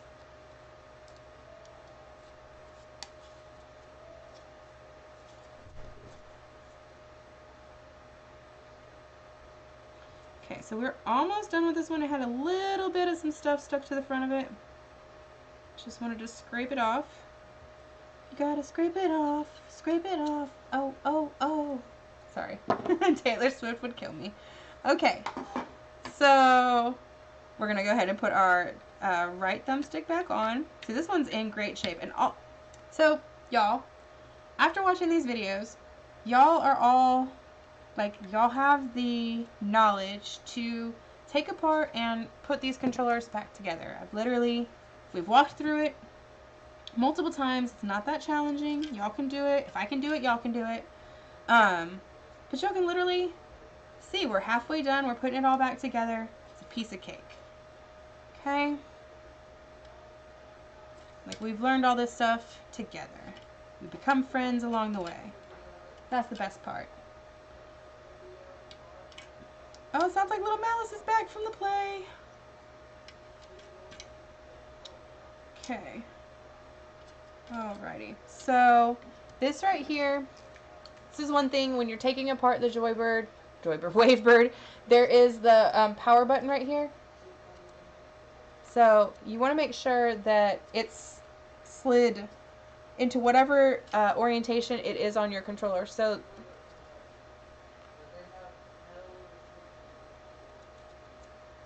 sorry. So the way that this one's oriented right now is in the off position, in the down position. So I'm going to make sure that the one on here is also in the down position. I'm going to take a few seconds. We're going to put the contacts back on. What am I cleaning next? I don't know. I have a couple of handhelds next to me, so I'll probably clean one of those next. I was trying to make it like a variety of things, so it's not all just the same thing over and over and over again.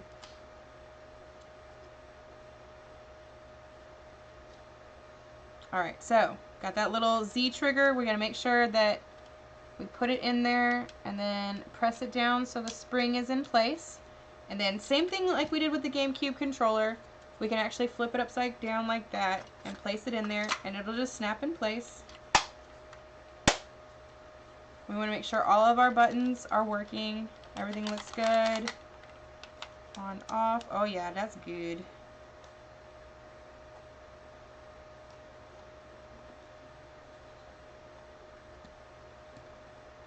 Okay. Okay, and now we're going to go ahead and put these 7 screws back in.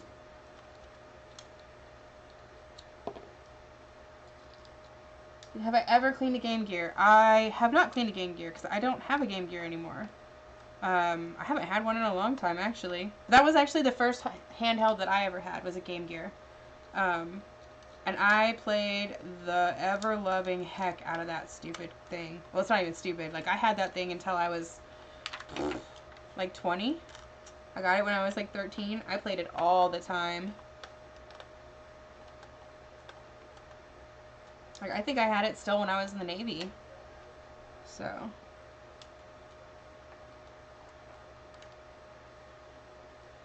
I remember thinking I was so cool because I had the extended batteries for it too. So, like, whenever we would go on field trips, I'd bring the Game Gear with me, and I would have, like, my battery charged up, and it was, like, so it would give you, like, 6 hours of battery life, and then I'd have, like, extra AA batteries, you know. And I always thought that somebody would, like, want to, like, play games with me or, like, hang out with me or something. Like, on the bus. But no, I just sat there and played my games by myself.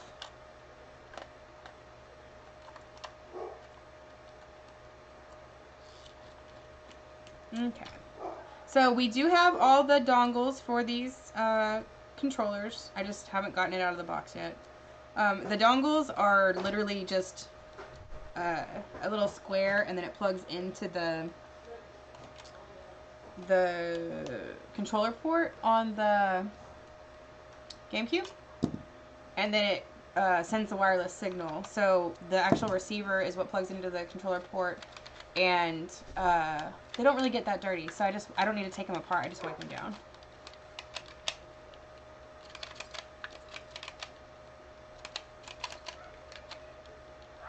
So weird. Okay.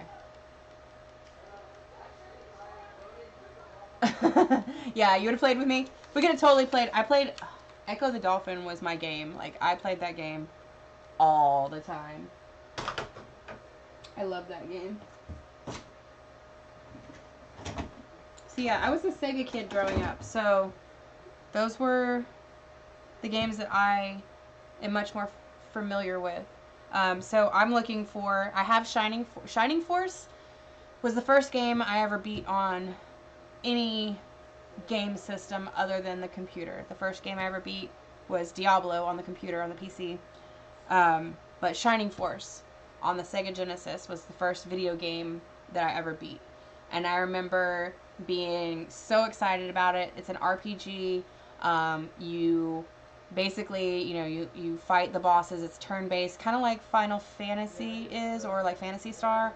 But you like change your army lineup and stuff like that, and you're trying to level everybody up, and you have magicians and you have fighters and stuff like that, and it's really cool. It's similar in art style to, I would say, like Final Fantasy. But yeah, there's Shining Force 1 and Shining Force 2, great games, and I have Shining Force 1. I'm gonna get a copy of Shining Force 2 because that's my favorite one. It's just Sega games are harder to find, especially here in Austin. I know where the game is. I know what store has it. I don't even know if they know that they have it, because it's like literally like it looks like it fell off the shelf and it's like tucked into the corner of the glass cabinet. Hi, O'Banion. How are you? Yeah, this is a DSi XL. Yeah, DSi XL. But yeah, so that was I also. So when I was growing up, I was in trouble a lot at home. Like, I just got in trouble a lot. I was the oldest kid, and so I wasn't allowed to have like a TV in my room or a phone in my room for the most part. So the time that I did get the TV in the room was the time that I beat the video game, and so that's why I also don't have many video game stories, because I spent a good chunk of my like formative years in trouble. That's why I graduated high school really early and moved out really early. I was like, forget this. If you're going to ground me, I'm just going to go to college. So, and I did. So this one looks great. I'm not going to spend a bunch of time cleaning this. I'm not taking it apart. There is no reason to.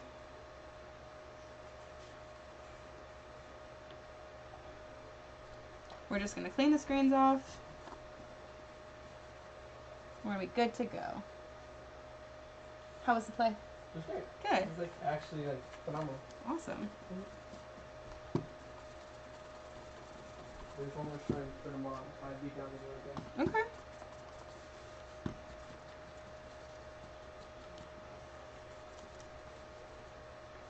So Little Malice's friends are in theater, and so they're doing a play right now. I can't remember what it's called. It's like the 25th anniversary, the 25th annual spelling bee or something like that is the name of the play. And he said it was really good. So that's awesome. So the school that our kiddo goes to, I don't know if y'all have ever heard of the Try Guys or not, but one of the Try Guys went to our school and was in the theater department with my sister-in-law, and yeah, so it's kind of cool seeing the theater department grow, and what celebrities have come out of that school. So, because our town, we live in Austin, we live at the outside of suburbs of Austin, and so it's kind of cool to have cool stuff, cool people in our town. All right, so it didn't look bad to begin with. It looks really good now. Looking awesome. DSi XL. No. What? Oh, you've never heard of the Try Guys? So, it's just, they're just like 5 guys on YouTube that try things, and so like now they're at the point where it's like the Try Guys try to make donuts without a recipe. But like 5 years ago, when was it 5 years ago? Shoot, 10 years ago, 15 years ago, 10 years ago, they were part of BuzzFeed, and that whole thing, and so they did like Try Guys try stupid sexy Halloween costumes from Amazon, and so it's a bunch of guys wearing like sexy firefighter costumes and stuff like that. It was really funny, and it's just like I said, it's just more cool to see like what the school created and how far those people have gone, and to know that like that's our community, like creating stuff that's like making people laugh all over the world. So that's awesome, and I just it makes me like proud to be part of that town. So I forgot the back of the wave bird.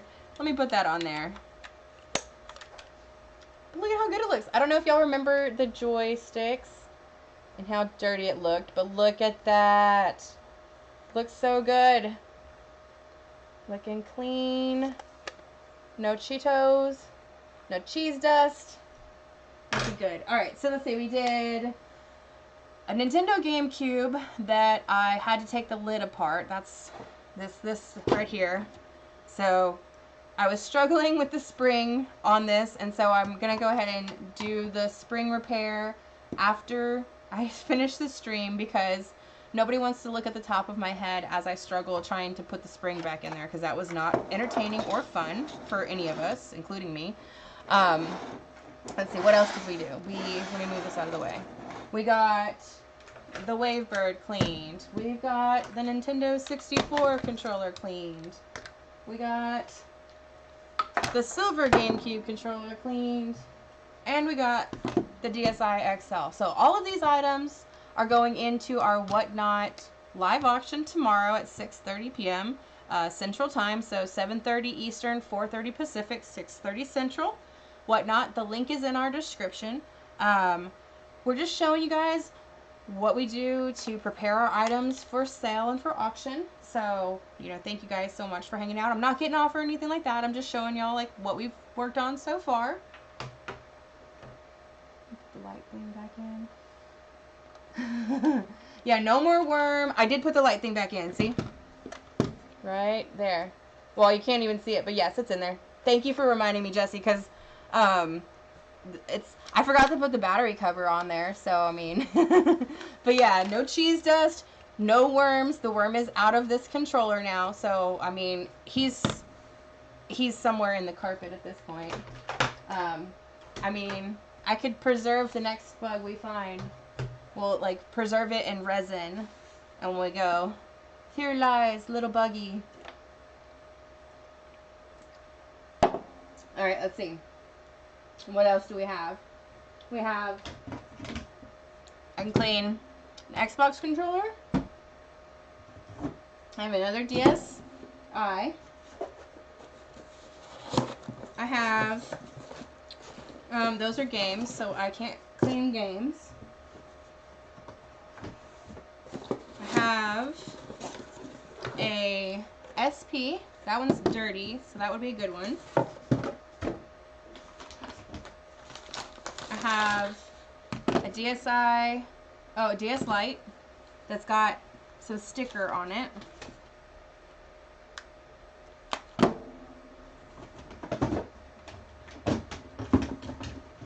have another GameCube controller. And I have a PSP. I have more of the same in the box, but I'm giving y'all a choice. What do y'all want to see me clean next? So GameCube controller, Xbox 360 controller, SP, another DSi XL, a DS Lite, or a PSP. It is, and I actually have one more. Yeah, these are really nice. They're the Halo Reach controllers. So I have 3 of them. One of them has the bad joystick. So if I have, ew, if I have more joysticks, then I'll actually replace this one. So I don't want to clean this one first. This one's actually already been replaced. If you look right here, or they rub the knobs completely off. But anyways, I'll get replacement parts and replace this one because that little chunk right there is missing and I don't like that. PSP 360 controller. Alright, let's go with the 360 controller first and then we'll do the PSP second. So we'll put that here. Put this here. Alright, so we've got our battery doodads.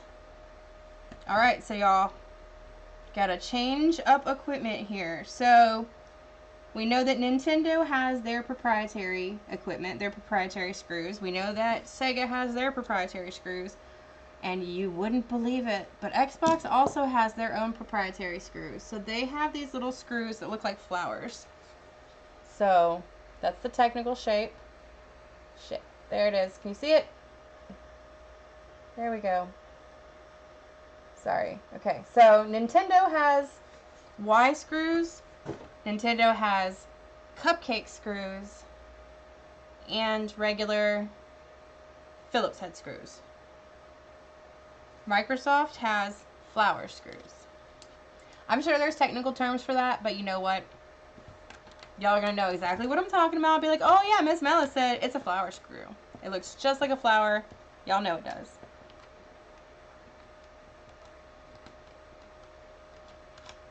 So, let's see. Do I even need to take this thing apart? I'm gonna.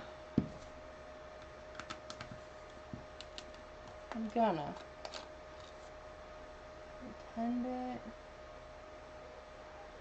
Let's see. It says that these are TR8 screws.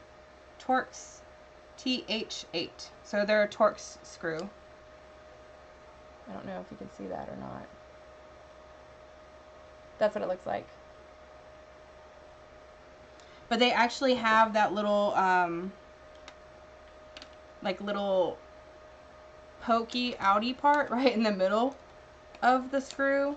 So you need to make sure you have the screwdriver that has that part in it. Because I don't think a regular Torx screwdriver would work because they normally have, they're normally like, they don't have that hole in the center of them. They normally are solid.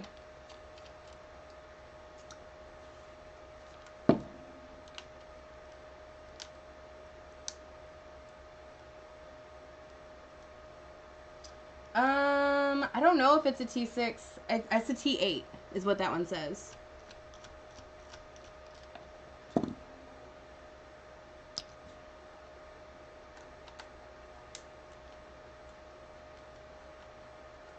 Alrighty.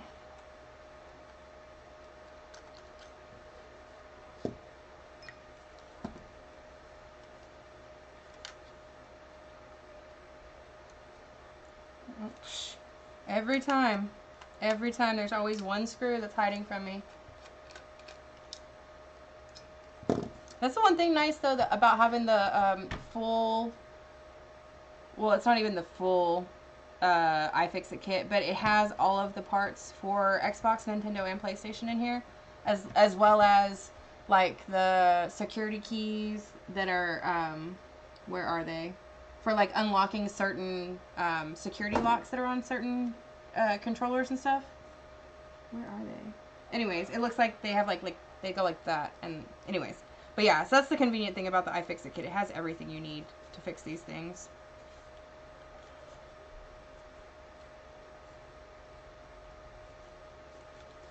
Okie dokie. See if we can take this apart.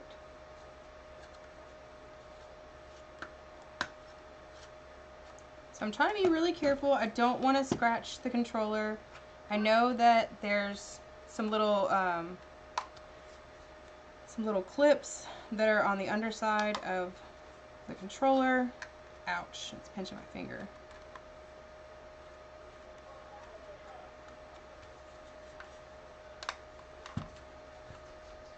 Come on.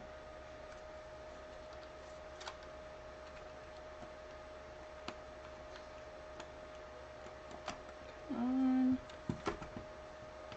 just want to be gentle. I don't want to break anything.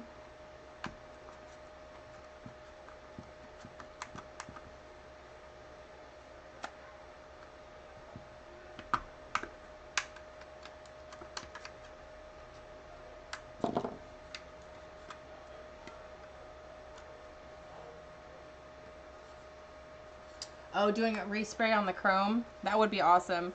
I mean, there's a couple different ways you can do it depending on what paint you're using, but I mean, like, I would do it with automotive paint if you're gonna paint it and try to do chrome, simply because, oh, I forgot there's one more sticker under here. Where is it? There it is.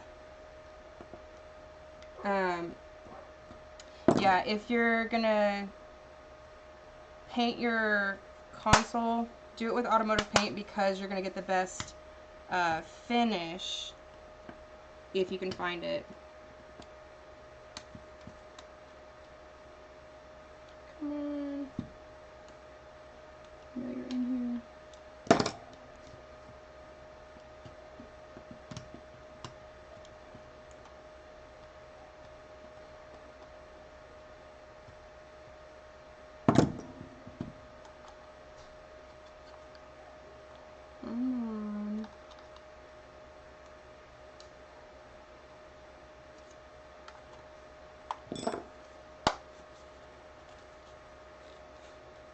It'll be difficult like that. Fine. We're just going to go ahead and clean around the edges without opening it up then. So that's too much trouble.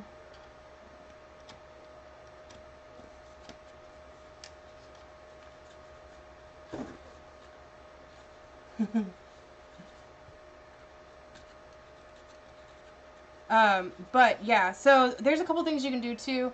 I mean, there's vinyl wraps that are like chrome and stuff like that. I just worry about putting vinyl on the console because I would be worried about it sealing in heat and stuff like that. Same thing with like a bunch of stickers and stuff like that. But there's a few chrome paints that you can get that are really, really shiny.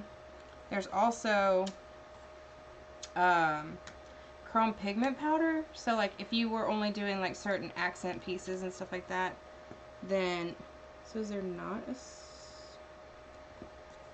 okay, well, that's stupid.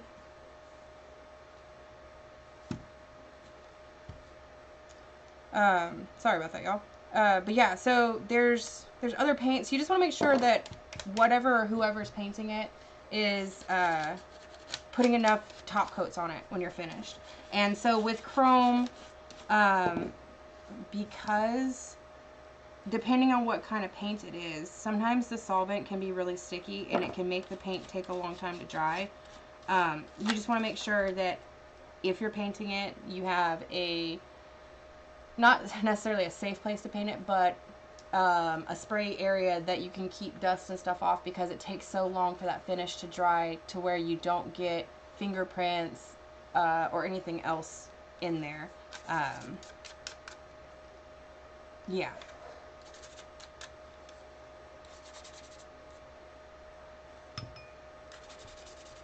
Alright, so I did notice that as I was taking this controller apart, it did have a lot of dirt and stuff built up in the pieces, but I thought there was a screw right here that was holding the two parts together, but there was not, so I'm not going to sit there and, yay! I'm not going to sit here and fuss with opening it up when the controller itself works just fine. There's no point in taking it totally apart if it's okay. I don't need to replace these joysticks on this particular controller, so, and since I don't have replacement joysticks for the other one, I'll have to do that on another stream. If I was wanting to grab $150 from your drawer somewhere, where would I do that at? In the blue basket next to the paint on my table, bottom shelf.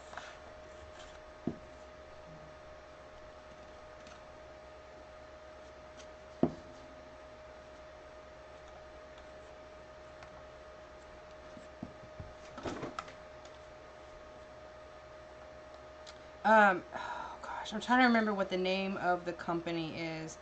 So there's one company. Crap. What's it called? It's like Dip Your Car or something like that. But they make a whole painting system that's made for quick and easy painting of your car. And so that might be a product line to try, because it seems like it's a little bit easier of a product to use than straight up automotive paint. I have a little, my parents are industrial painters, so I have a little bit of experience. Well, I don't have a little bit. I actually have quite a bit of an experience with paint and stuff like that. But it seems like the Dip Your Car paint line seems to be a little bit easier for people to do their stuff at home. And then it also peels off. So like if you wanted to change it, then you can peel it off. But it also stays like really, really shiny and stuff too. Is there enough in there? Okay.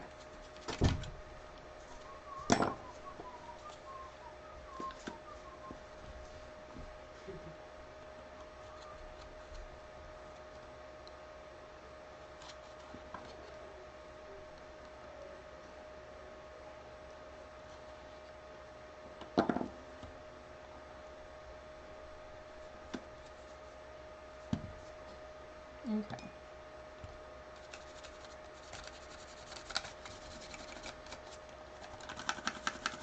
Yeah, I've seen some really, really cool new paints come out recently too, with not just Dip Your Paint, but there's another company that I follow that just makes pigment that's like chrome pigment or chameleon pigment and stuff like that. And that's something that I want to do, is I want to have, I want to customize consoles and stuff in the future with just like super cool car paints and stuff like that. I have so many projects on the list.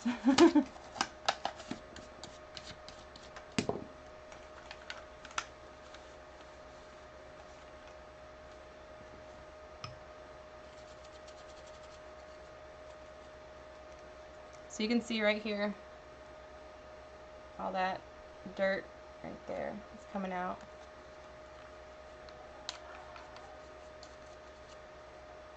It's the dirt and the cracks.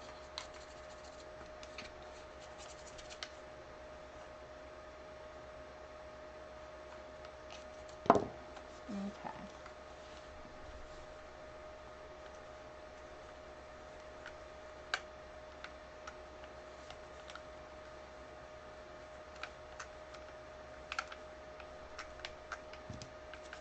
So this controller is cleaning up really, really nice. I'm glad I didn't have to take it apart.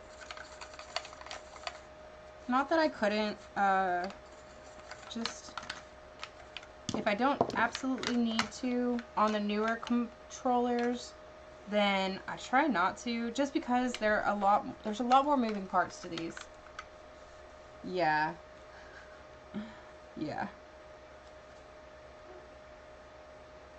But yeah, there's just so many more moving parts to these newer controllers that if I take them apart and I miss something or I put something back together slightly wrong, then I end up spending so much time trying to figure out what I did.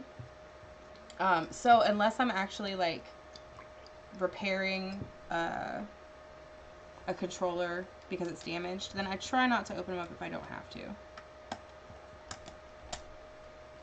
The older ones, I'm much more liberal about opening them up and stuff, because they're a lot easier to work with. They're a lot easier to put back together.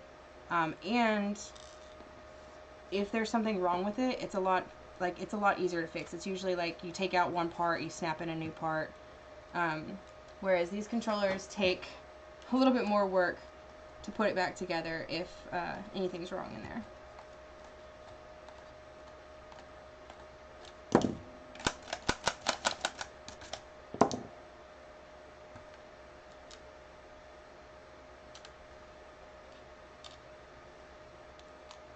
But when I do get that replacement button for the other Halo Reach controller, then I'll do that one on stream. I'll actually take the whole thing apart, put it all back together.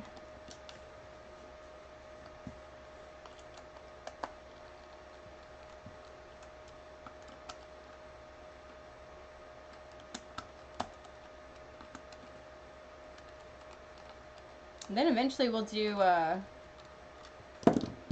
dirt is disgusting.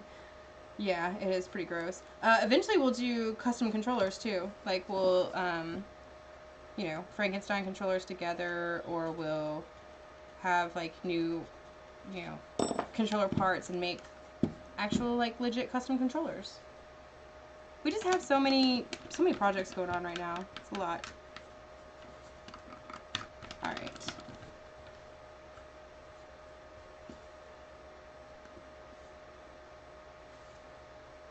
All right. So, looks really nice. It looked really good to begin with. It's all cleaned up. This is the old battery pack. We're just going to take that sticker off because it's dirty. It's gross looking. And I do have some replacement battery packs. I just don't have any silver ones right now. They're all the gray ones that go with the regular controllers. Or white, whatever you would call this color. It's kind of yellow at this point.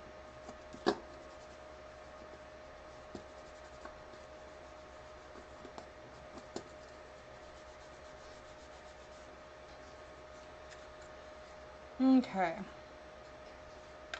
Go ahead and put that bad boy back in there. So yeah, so now it looks really nice. It looks really good.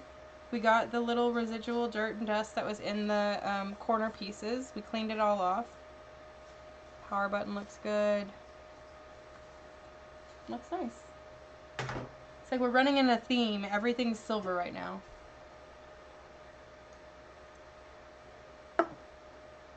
Sorry, y'all. Alright. It's Red Bull. It's Nectar of the Gods.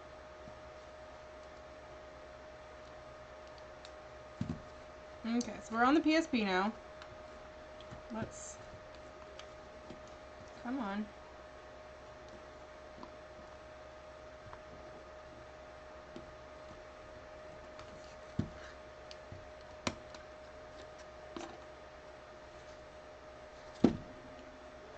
I know that we did just replace a bunch of memory cards, or not memory cards, a bunch of batteries on these PSPs. So I believe that is a new PSP battery that's there.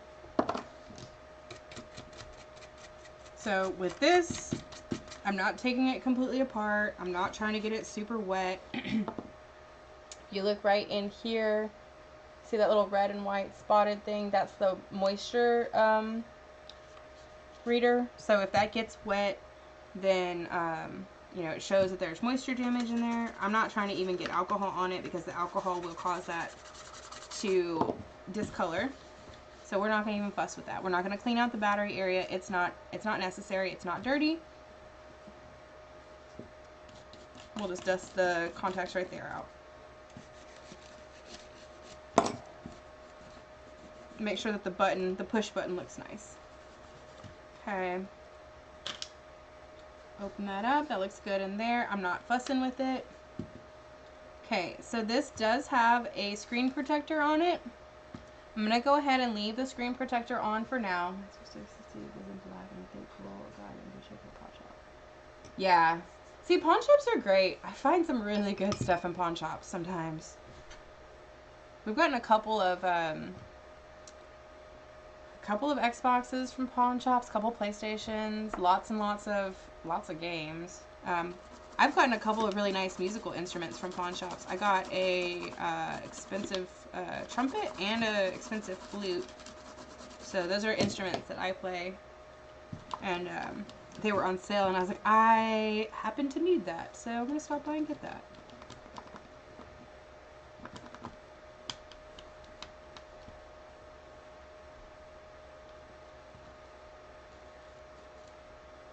Alright, so just using a little bit of the alcohol. I'm going along any of the seams where the two parts might connect, and anywhere there's any moving parts, because that's where the dirt is going to build up the most.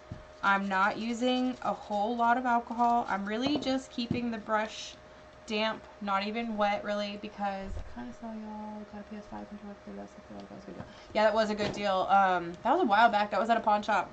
That's one of our regular pawn shops that we go to, and it's like sometimes we catch a lick there where it's just like, And then sometimes they're like, no. So there's one guy that works at that pawn shop, not at that particular pawn shop, but for the same company. And anytime we see him, it's like we're just going to turn around and walk right out the store because he wants to be cute. He's rude. And he never wants to, like, work with you at all. So it's just like, okay, well, you're never going to get our business with that attitude. Alrighty. This is what you got left in the bucket? Yes. Awesome. Yes. So this is what we've cleaned so far. That handheld and those 4 controllers plus the Game Boy, or Gamecube. Nice. Well, I'll put this controller back then. What controller? That's what the Nintendo controller. Oh. I'll put it back where it went.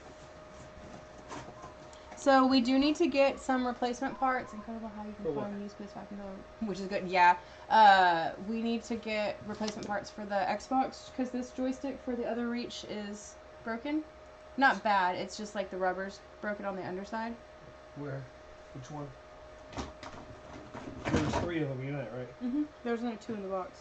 Okay, so we need a. I don't have another one for this one. We have to get another controller. Yeah. I mean. It's not the worst, but if we want to... Yeah, if we want to try to fix it, yeah. Yeah. I'm trying to think of what we have available. We got rid of most of them. We've already sold them. Yes, I know. I'm just thinking that, so I'm trying to think. Yeah, it's funny, too, about the PlayStation controller, like that PS5 at that particular pawn shop. Like, at every other pawn shop we've been to, anytime we see a PS5 controller, it's $60. It just happened to be that day. I don't know if they had, like, if they took that in on a pawn at a really good price and they just decided that, you know, they didn't care. They were going to let it go for the cost or what. But yeah, that $30 PS5 controller was a great deal. That was the same day we got all those phones.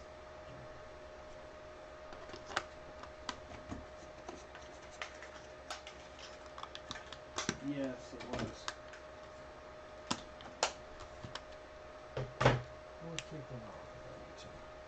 Okay. Alright, so like I said, this one has the screen protector on there, so we didn't take that off. We're going to leave it on there for now. We'll probably pull it off before the stream. But you can see everything else looks really good. Just took a little bit of time, cleaned off the edges, cleaned out the seams. Looking good. I'm going to pop it on the charger real quick, make sure it charges still. Alrighty. So we're going to go ahead and go on to this other Gameboy Sp. We go ahead and put our Xbox screw up. And we got power. Yay, we have power! I got power.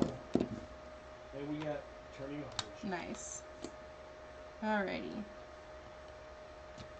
That's a weird battery. It looks like a pack of gum.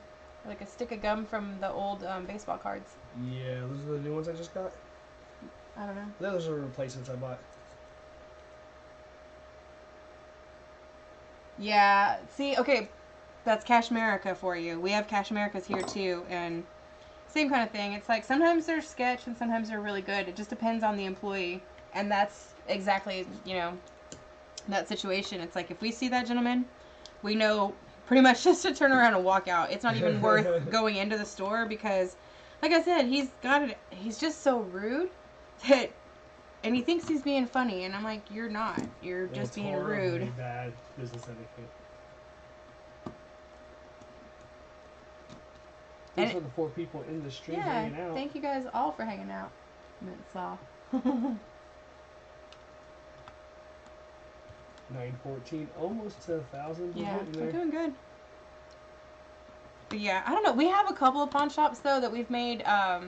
We've like, I wouldn't say we made friends with, but you know, you've made good relationships with them, and like we actually, I mean, I guess you could say we made friends with them. We actually saw them at the grocery store the other day, and they're like, "Hey!"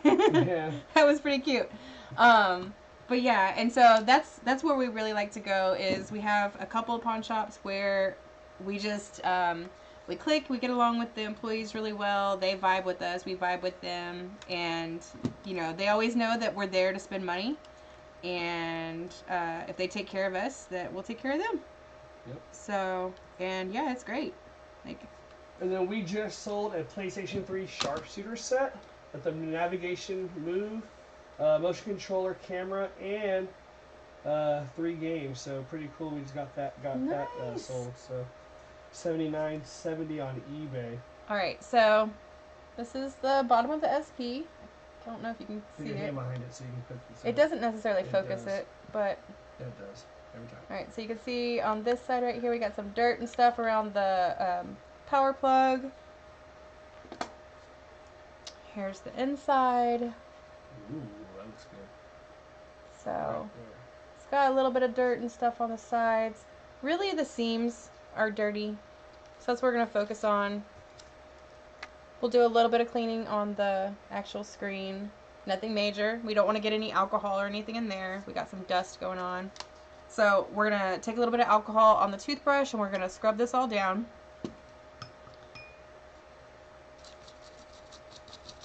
Yeah, the Wii will be backwards compatible. And I'm not sure quite else what I'm going to give away yet. I mean, I'm going to make quite a couple of things. I mean, I don't want to go too ham on my first one because I want people to, like, you know, not feel like it's, you know,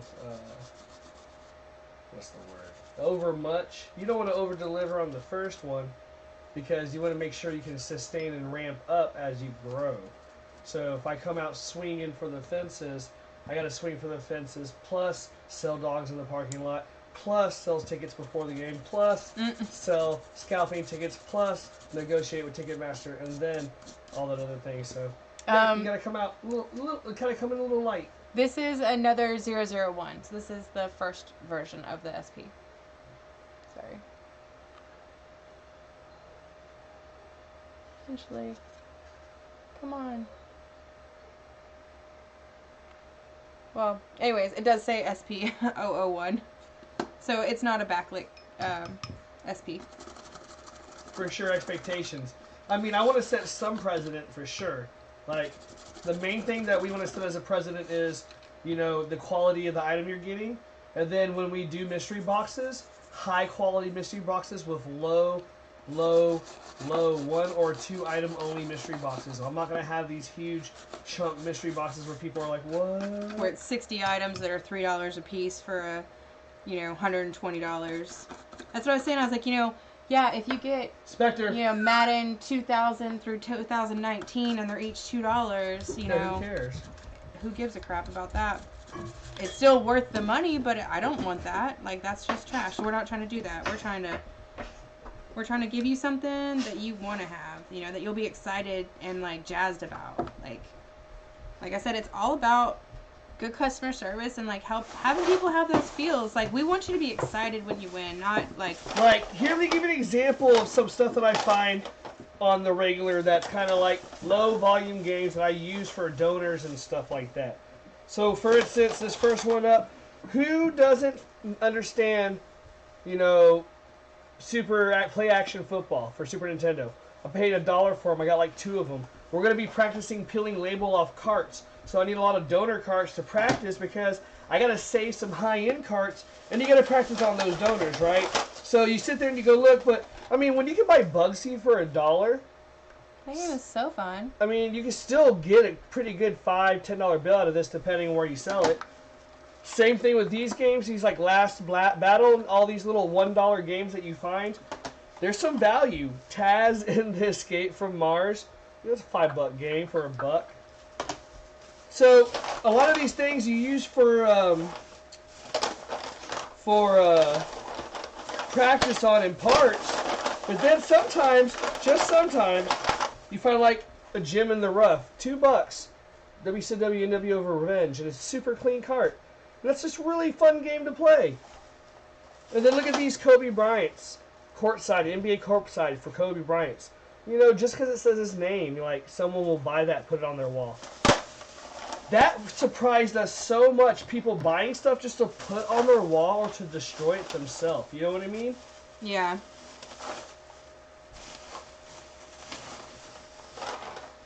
But I'm not trying to shove a bunch of those games in one bag and say, hey, these are worth $10, my guy. You got 10 of them. You know? Because there's a difference between yeah, it's monetarily worth, but what is it actually worth? You know, it's like that's a completely different story, and we're not here to just get the monetary worth. And that's what I was telling him earlier. I was like, yes, we do retail, or we do resell our items. Yes, that is part of this, but that's not the whole reason why we do this. The whole, like, a good part of why we do this is to help people have the same feelings they had when they were kids, to relive those moments when you were a kid, or maybe to get the things you couldn't get when you were a kid, and, you know, have that feeling now. It's like, you know, maybe you missed out and you want to get that opportunity to have it now. Well, we want you to feel as close to how you would have felt when you were a kid as possible, and that's, you know, that's what we're trying to do. You know, I don't want anybody to feel like, you know, they're getting something that wasn't, you know, taken care of, wasn't cleaned well, wasn't taken care of. I already said that. But, you know, I just want to make sure that people are getting good quality stuff that's taken care of and is going to work for them. Bless you. Woo! You got all that dust up in that cart. Mm-hmm. I gotta charge my phone before I can do anything else. Put my phone on the charger. Oh, if we, do we have Max Payne and Max Payne 2 for the Xbox? I don't know. We really don't have, like Xbox, yeah. I have some stuff. Like out of all the things I own, I have 2 of the rarest Xboxes you can have. So it's weird that I have those Xboxes that I've gotten in trades. But really not a lot of Xbox for our personal collection. Yes, for our personal collection, we have 5 sealed games. We have 8 games for Xbox One. And then we have about 15 games for Xbox 360. And then all of the Fable series for Curry. I cycle out. So, when you are a reseller and a collector, you come to realize that a lot of games come up at the same time over and over and over. So, usually you are buying and selling the same 10-15 games over and over and over and over. So, my GameCube collection will get as small as like 15. And those are like my bangers, like mine, that are staying. Like the games that I personally collect, or they're over a certain amount of price point, and they're going to have continued growth. But for the most part, every game that is even $150 and down is fair game, because for the most part, you can find them. When you're doing as much volume as I'm doing, you can find them over and over and over. So at that point, it becomes quality versus the quantity. So at one point, I had 7, you know, GameCube, you know, Wind Takers or Wind Waker, you know, like, but I didn't need 7, but I had like one, like there's 2 super cherry ones, and then there's some, you know, lower end ones, and at that point, people get a choice now on how much they want to pay for something, you know, so it makes it easier because now you don't have to ask top dollar. You have different entry price points for everybody to get in at. Yeah. I've never played Max Payne. I don't know what it's about. Again, it's one of those where it's like Oh, he asked if we had Max Payne? Mm-hmm, if we had Max Payne 1 or 2. Let me see if we have it for Xbox. My Xbox games are actually right here, so let's see.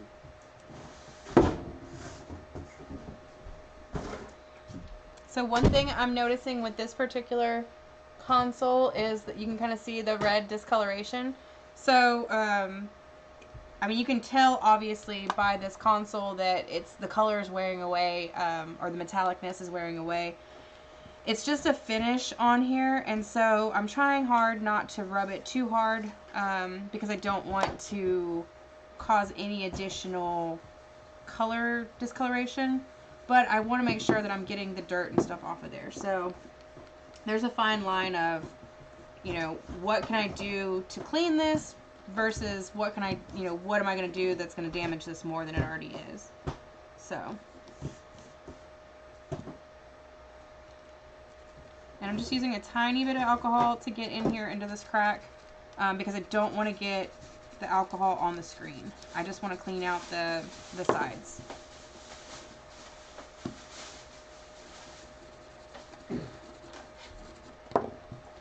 I paid $1 for this just so I can get the sleeve. Was the NBA baseball, and then I'll use this to practice label peeling as well. Okay. Skyrim I got today for $4. It's the Legendary Edition for PS3. Where am I looking at? Right there. Sorry. $4. And then look at this cherry, super like glittery Nintendo sleeve. Picked that up for $1 as well. The sleeve's worth more than $1. I don't know. Took a shot on it. Curry said it's worth about $10. I just thought it was cool because of this day and age. Some neat little. It looks like a phone game almost. Yeah, it looks like it was ported over to the Wii from a mobile service of some sort. And then I noticed that my crowd's a little bit older at the places sometimes, so I got this Railroad Tycoon and this Kiss Pinball. So, because who doesn't want Gene Simmons going at you going? Not me. No, thank you, please. Ah. Fat PS2, there was something wrong. I got it from my aunt. It was free. I'm trying to see what's wrong with it. I know there was an issue with power supply, which was on the console. Yeah, we have a couple of those where there's issues. A lot of them need, like, the HDMI port needs to be replaced, or sorry about that. There's something going wrong with a bunch of them. Alright, so we got this little SP cleaned up. Looks really nice. Looks better than it did, at least. But now can you see that it says SP002? 001? No. No. Yep. Oh, it was doing it right there. Right as I turned. Anyways. But yeah, so that looks nice. You know, if you were to give this to a kiddo, they'd still be happy with it. If you were to give it to an adult, they'd be more happy. They'd be happy with it. You know, it's great. It's awesome. It fits in your pocket. Looks good. Alrighty. Was there a box for it? Yes. No, that's games. Probably this one right here. Games? Yeah, this is a box of PSP games. Oh, I already listed these. Okay. No, I'm not gonna do that one. Alright, we're gonna do this. Oh, I need to. Here's the battery for it. We'll put it up. Alright, so we're gonna do this GameCube controller next. You better put it back in there first.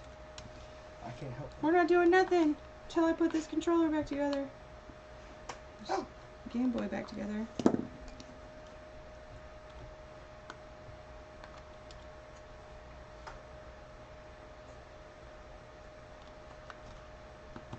There we go.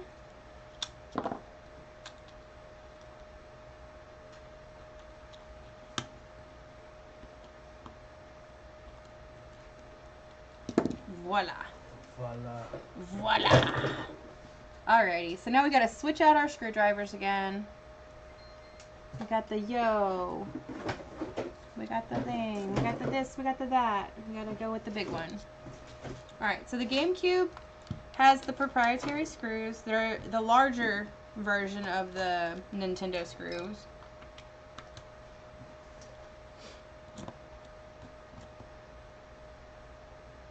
Is it hard to switch composite to HDMI for older console? Like, can you mod a console? Yeah, so you can modify. There is mod kits that you can personally buy from iFixit and a couple other places, I believe, where you do board conversions. You're actually adding another PCB board, and someone like Curry would put trace wires from the CPU chip to these, or from the video chip to the booster, and then you actually have to 3D print a area. They have some where you have like cutting and some where you don't cut it, and you can replace the back port like on the N64. So yes, that is possible. Oh, I'm Curry, by the way. MsMalice, aka. Sorry. Blew your cover. Blew your cover. Yeah. Gross. So you can see right here. That bug. No, we had a millipede in one of them. See that right there? All that cheese dust. All that cheese in your controller. Meow, meow, meows. Ew. Okay, so this controller got something in it. What can you see? You can see right there. on the back of the controller. This right here. Yeah. That's not supposed to be there. Okay. So, nothing Works. major. Just gotta make sure it works. Yeah, I'm sure it's fine. But you can see that the joysticks are pretty gross. So we're just gonna take those off. Oh yeah, you can see, you can actually see it right here. See right there, all of that along the thing. All along the gross tower. Yep, pretty much. So, but again, y'all, this is why we do this. You know, the controller might work just fine, but you know, do you really want to be playing with somebody else's old Dr. Pepper in there? Like, I certainly don't.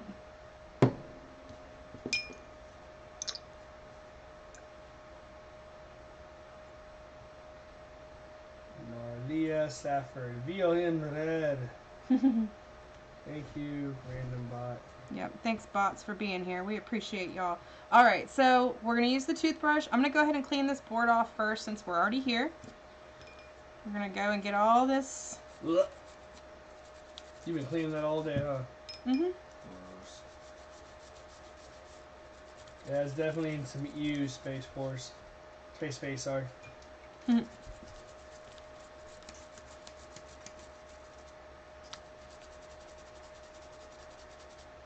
Yeah. I'm going to go ahead and just throw that in our soapy water real quick. Soapy water. Yeah. While I'm waiting, I might as well take this apart too. I love the soapy water. Yeah. And I want to say thank you again to Rapid Raccoon for our data vac. Data vac. That thing has been the best. It works great for drying everything off. It works great for dusting everything out. If you need something better than a can of compressed air, definitely get a data vac. So this is a second generation GameCube controller. We can tell because we don't have that metal spring that's here like in the gray colored controllers.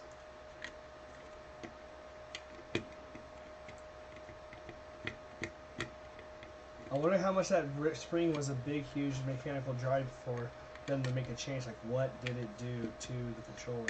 I think that it didn't do anything to the controller, and that Nintendo realized that it cost them more money to make the controllers like that, and that if they just stopped doing it, they could probably save 10 cents per controller. Okay.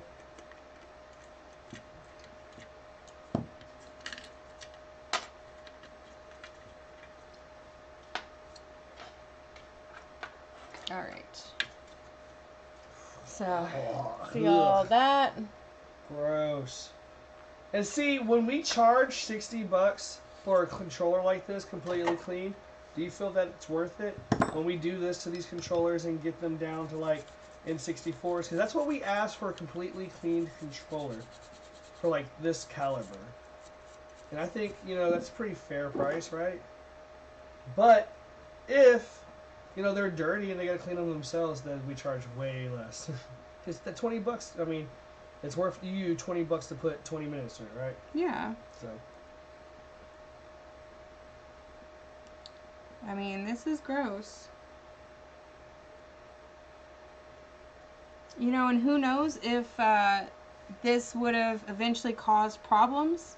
Board corrosion? Yeah, like, you know, if this didn't get cleaned off in 10 years, you know, if this controller was still around, you know, would there be way more damage to the board because of additional humidity causing that, you know, soda to get sticky again and eat through the board?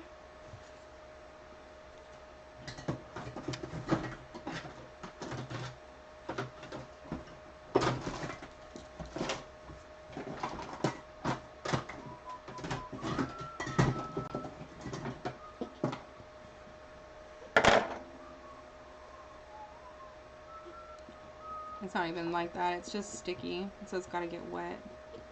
Is it? Yeah. We'll just let you know you've hit your 4 hours, so whenever you're done, you can stop. Okay. Then we can continue back to. So we'll probably wrap it up after this controller.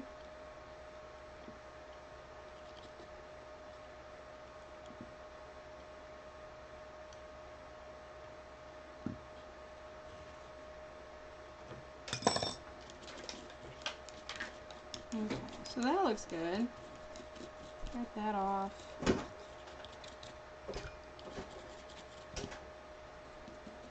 Okay, so this one does have the rumble pack on the back. So it's different than the Wavebirds. Wavebirds don't have the rumble packs, they have the battery packs on the back. Oh, is that where they put the board difference? Mm-hmm. Interesting. Yep. It's crazy how much the boards have chips on them, how non-analog it is now. Mm-hmm. I think it's so cool, too, to see the evolutions of the boards and all the stuff that changed on them, how they started off as, you know, just a little tiny, you know, motherboard or chip on there, and then gradually, as time went on, it became more and more complex, and there's, you know, little things that determine what orientation the controller's in, so if you're tilting it, then it can feel that, and it's just really cool, like, you know, these electronics have evolved with us, and, you know, it's just awesome seeing where we came from and where we're going.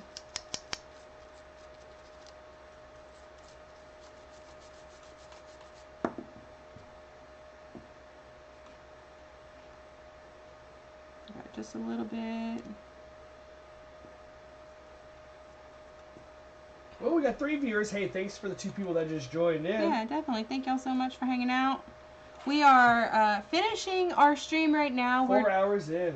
We're doing some cleaning for our WhatNot show that we're having tomorrow. So if you've never heard of WhatNot, WhatNot is a live auction site. Kind of think of QVC or the Home Shopping Channel, but for our generation. So it's like collectibles and pops and vintage video games and vintage shirts and collectible toys and all sorts of, you know, trading cards, Pokemon cards, stuff like that.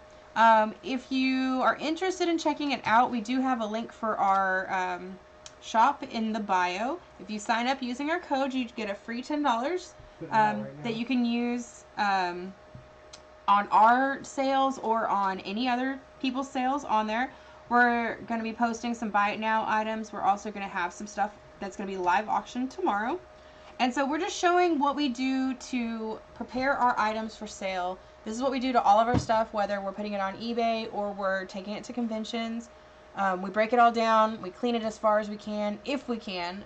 Obviously, newer controllers, we don't necessarily break down as far. Because they're not really as dirty. Yeah. They don't have the years of grime. But if they show signs of it, then we do. Yeah, then if it's necessary, then we take it and we break it down, clean it all up, put it back together, test it, make sure it's good to go, and then we sell it to y'all. So we are working on a black GameCube controller right now. We've already taken it apart. We've soaked the housing. This one actually had some soda spilt inside of it, so this whole area right here was completely covered in soda syrup. We're soaking the buttons right now in isopropyl alcohol, and we have the housing in soapy water. So we're going to go ahead and just take a second to clean off the housing.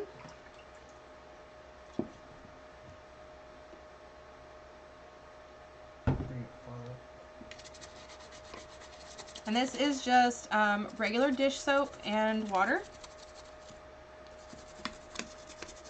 And a toothbrush, soft toothbrush. You want to make sure that you're scrubbing the inside of the buttons, because this is where all the dirt and stuff gets trapped. So you might not be able to see it, but it's there.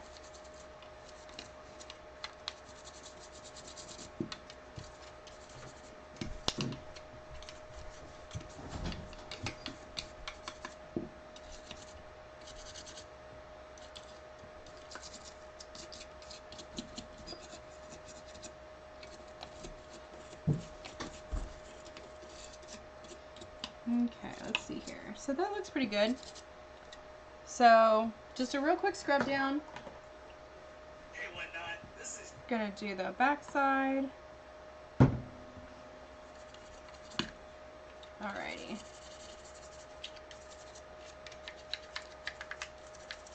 Hey, WhatNot, this is Alright, and so we're really focusing on, you know, getting all the cracks and crevices, any places where there's like engravings or like the indentions where the Nintendo name is, the seams right here. And remember, this one had some soda spilt in it, so I really want to make sure that I am cleaning this housing really well so that there's no residual stuff left in there. Hey, WhatNot, this is Chuck. All right. 7 people saved for the show so far. Nice.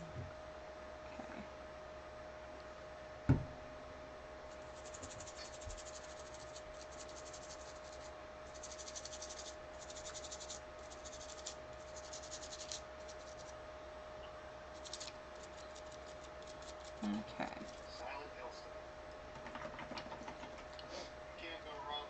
Silent Hill Experience, PSP.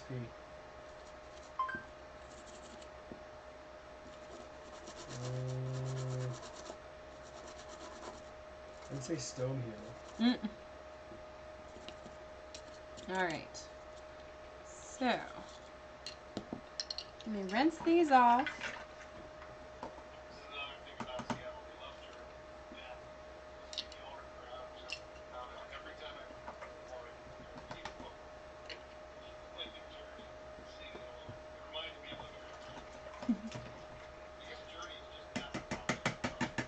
Alright, so that's all good and clean. We also have these buttons and stuff right here, so let's go ahead and take those out. We'll give those a once over. And then I'm going to mute the stream while I dry everything off because I'm going to use the air dryer and it takes, it's just loud. I don't want to hurt anybody's ears. I made that mistake at the very beginning of the stream and I just don't want to do it again.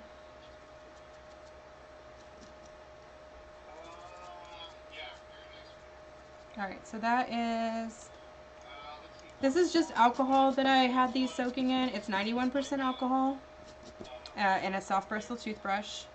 I'm making sure I'm getting the front and the backs of all of these contact pads because that's what actually touches the motherboard, the little black things on the back of here. And if they don't conduct electricity, then they don't work. So if they're not clean or if there's something underneath it that is disrupting the flow, then your controller might not work. So that could be a reason why your old controller stopped working because a bug got up in there and crawled and died inside your controller, you know? Crawled up your controller and died. What crawled up your controller and died? A bug? A roly-poly? We had a millipede in the last Wavebird, so all 100 legs of him. Maybe it was a centipede. I don't know. What's the difference? The one that's the smooth outside, that doesn't have the scary pinchers. I think that's a millipede. Y'all, we have these crazy... So, in your free time, look up Texas giant centipedes, and then get back to me on that. So, there was one time General and I went to our favorite creek to go swimming. And, you know, we're just doing our thing, swimming, hanging out, and we look up on the side of the cliff where we were swimming, and I am not joking, nor am I exaggerating, because you know everything's bigger in Texas. There was a centipede that was, like, that big, and it is, like, red and yellow, and it had fangs, and it literally, like, it tried to attack. It was scary. It really didn't try to attack. It was just scary. I didn't like it. Alright, so I'm going to go ahead and mute the sound real quick while I dry everything off, and then I'll be right back.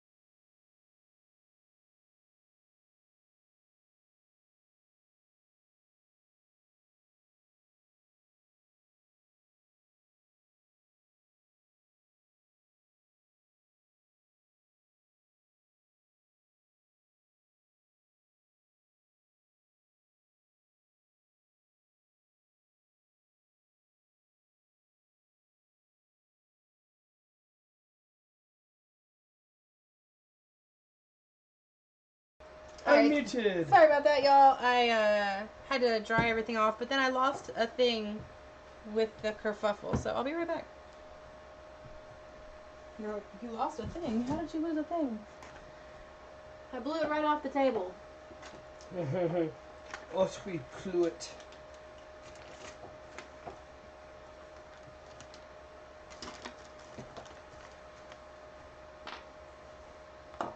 Oh no.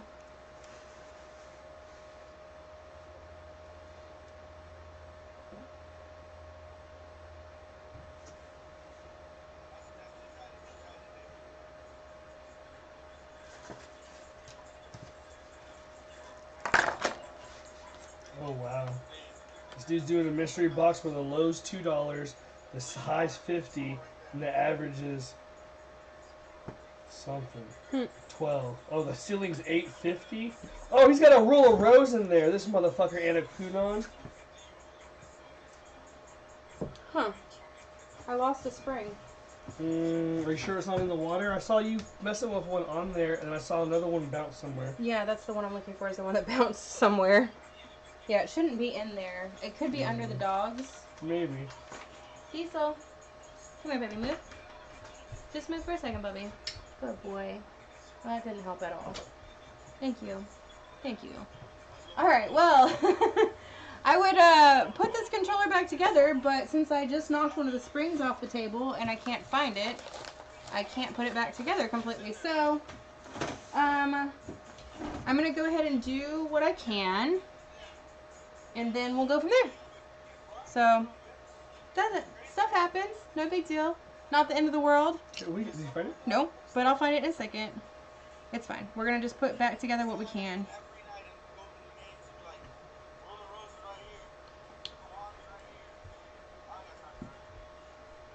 I saw two. Yeah, I know. There's definitely two of them. It probably got blown off when I was cleaning everything.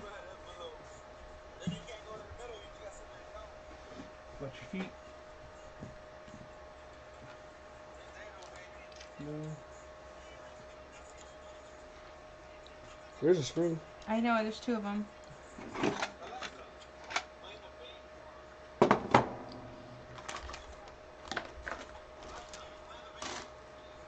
It's fine. We'll find it.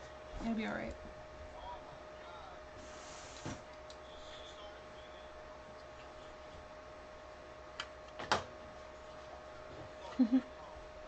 Yep.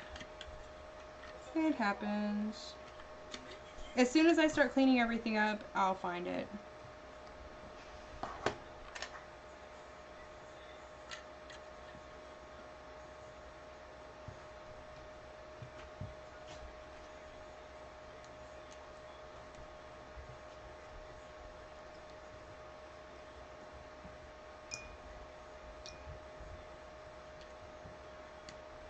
Okay.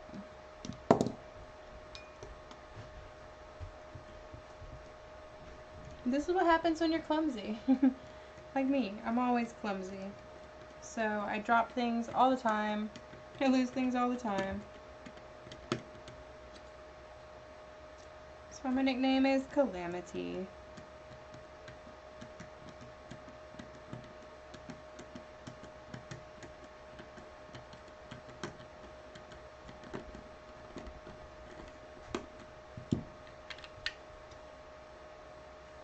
Okay.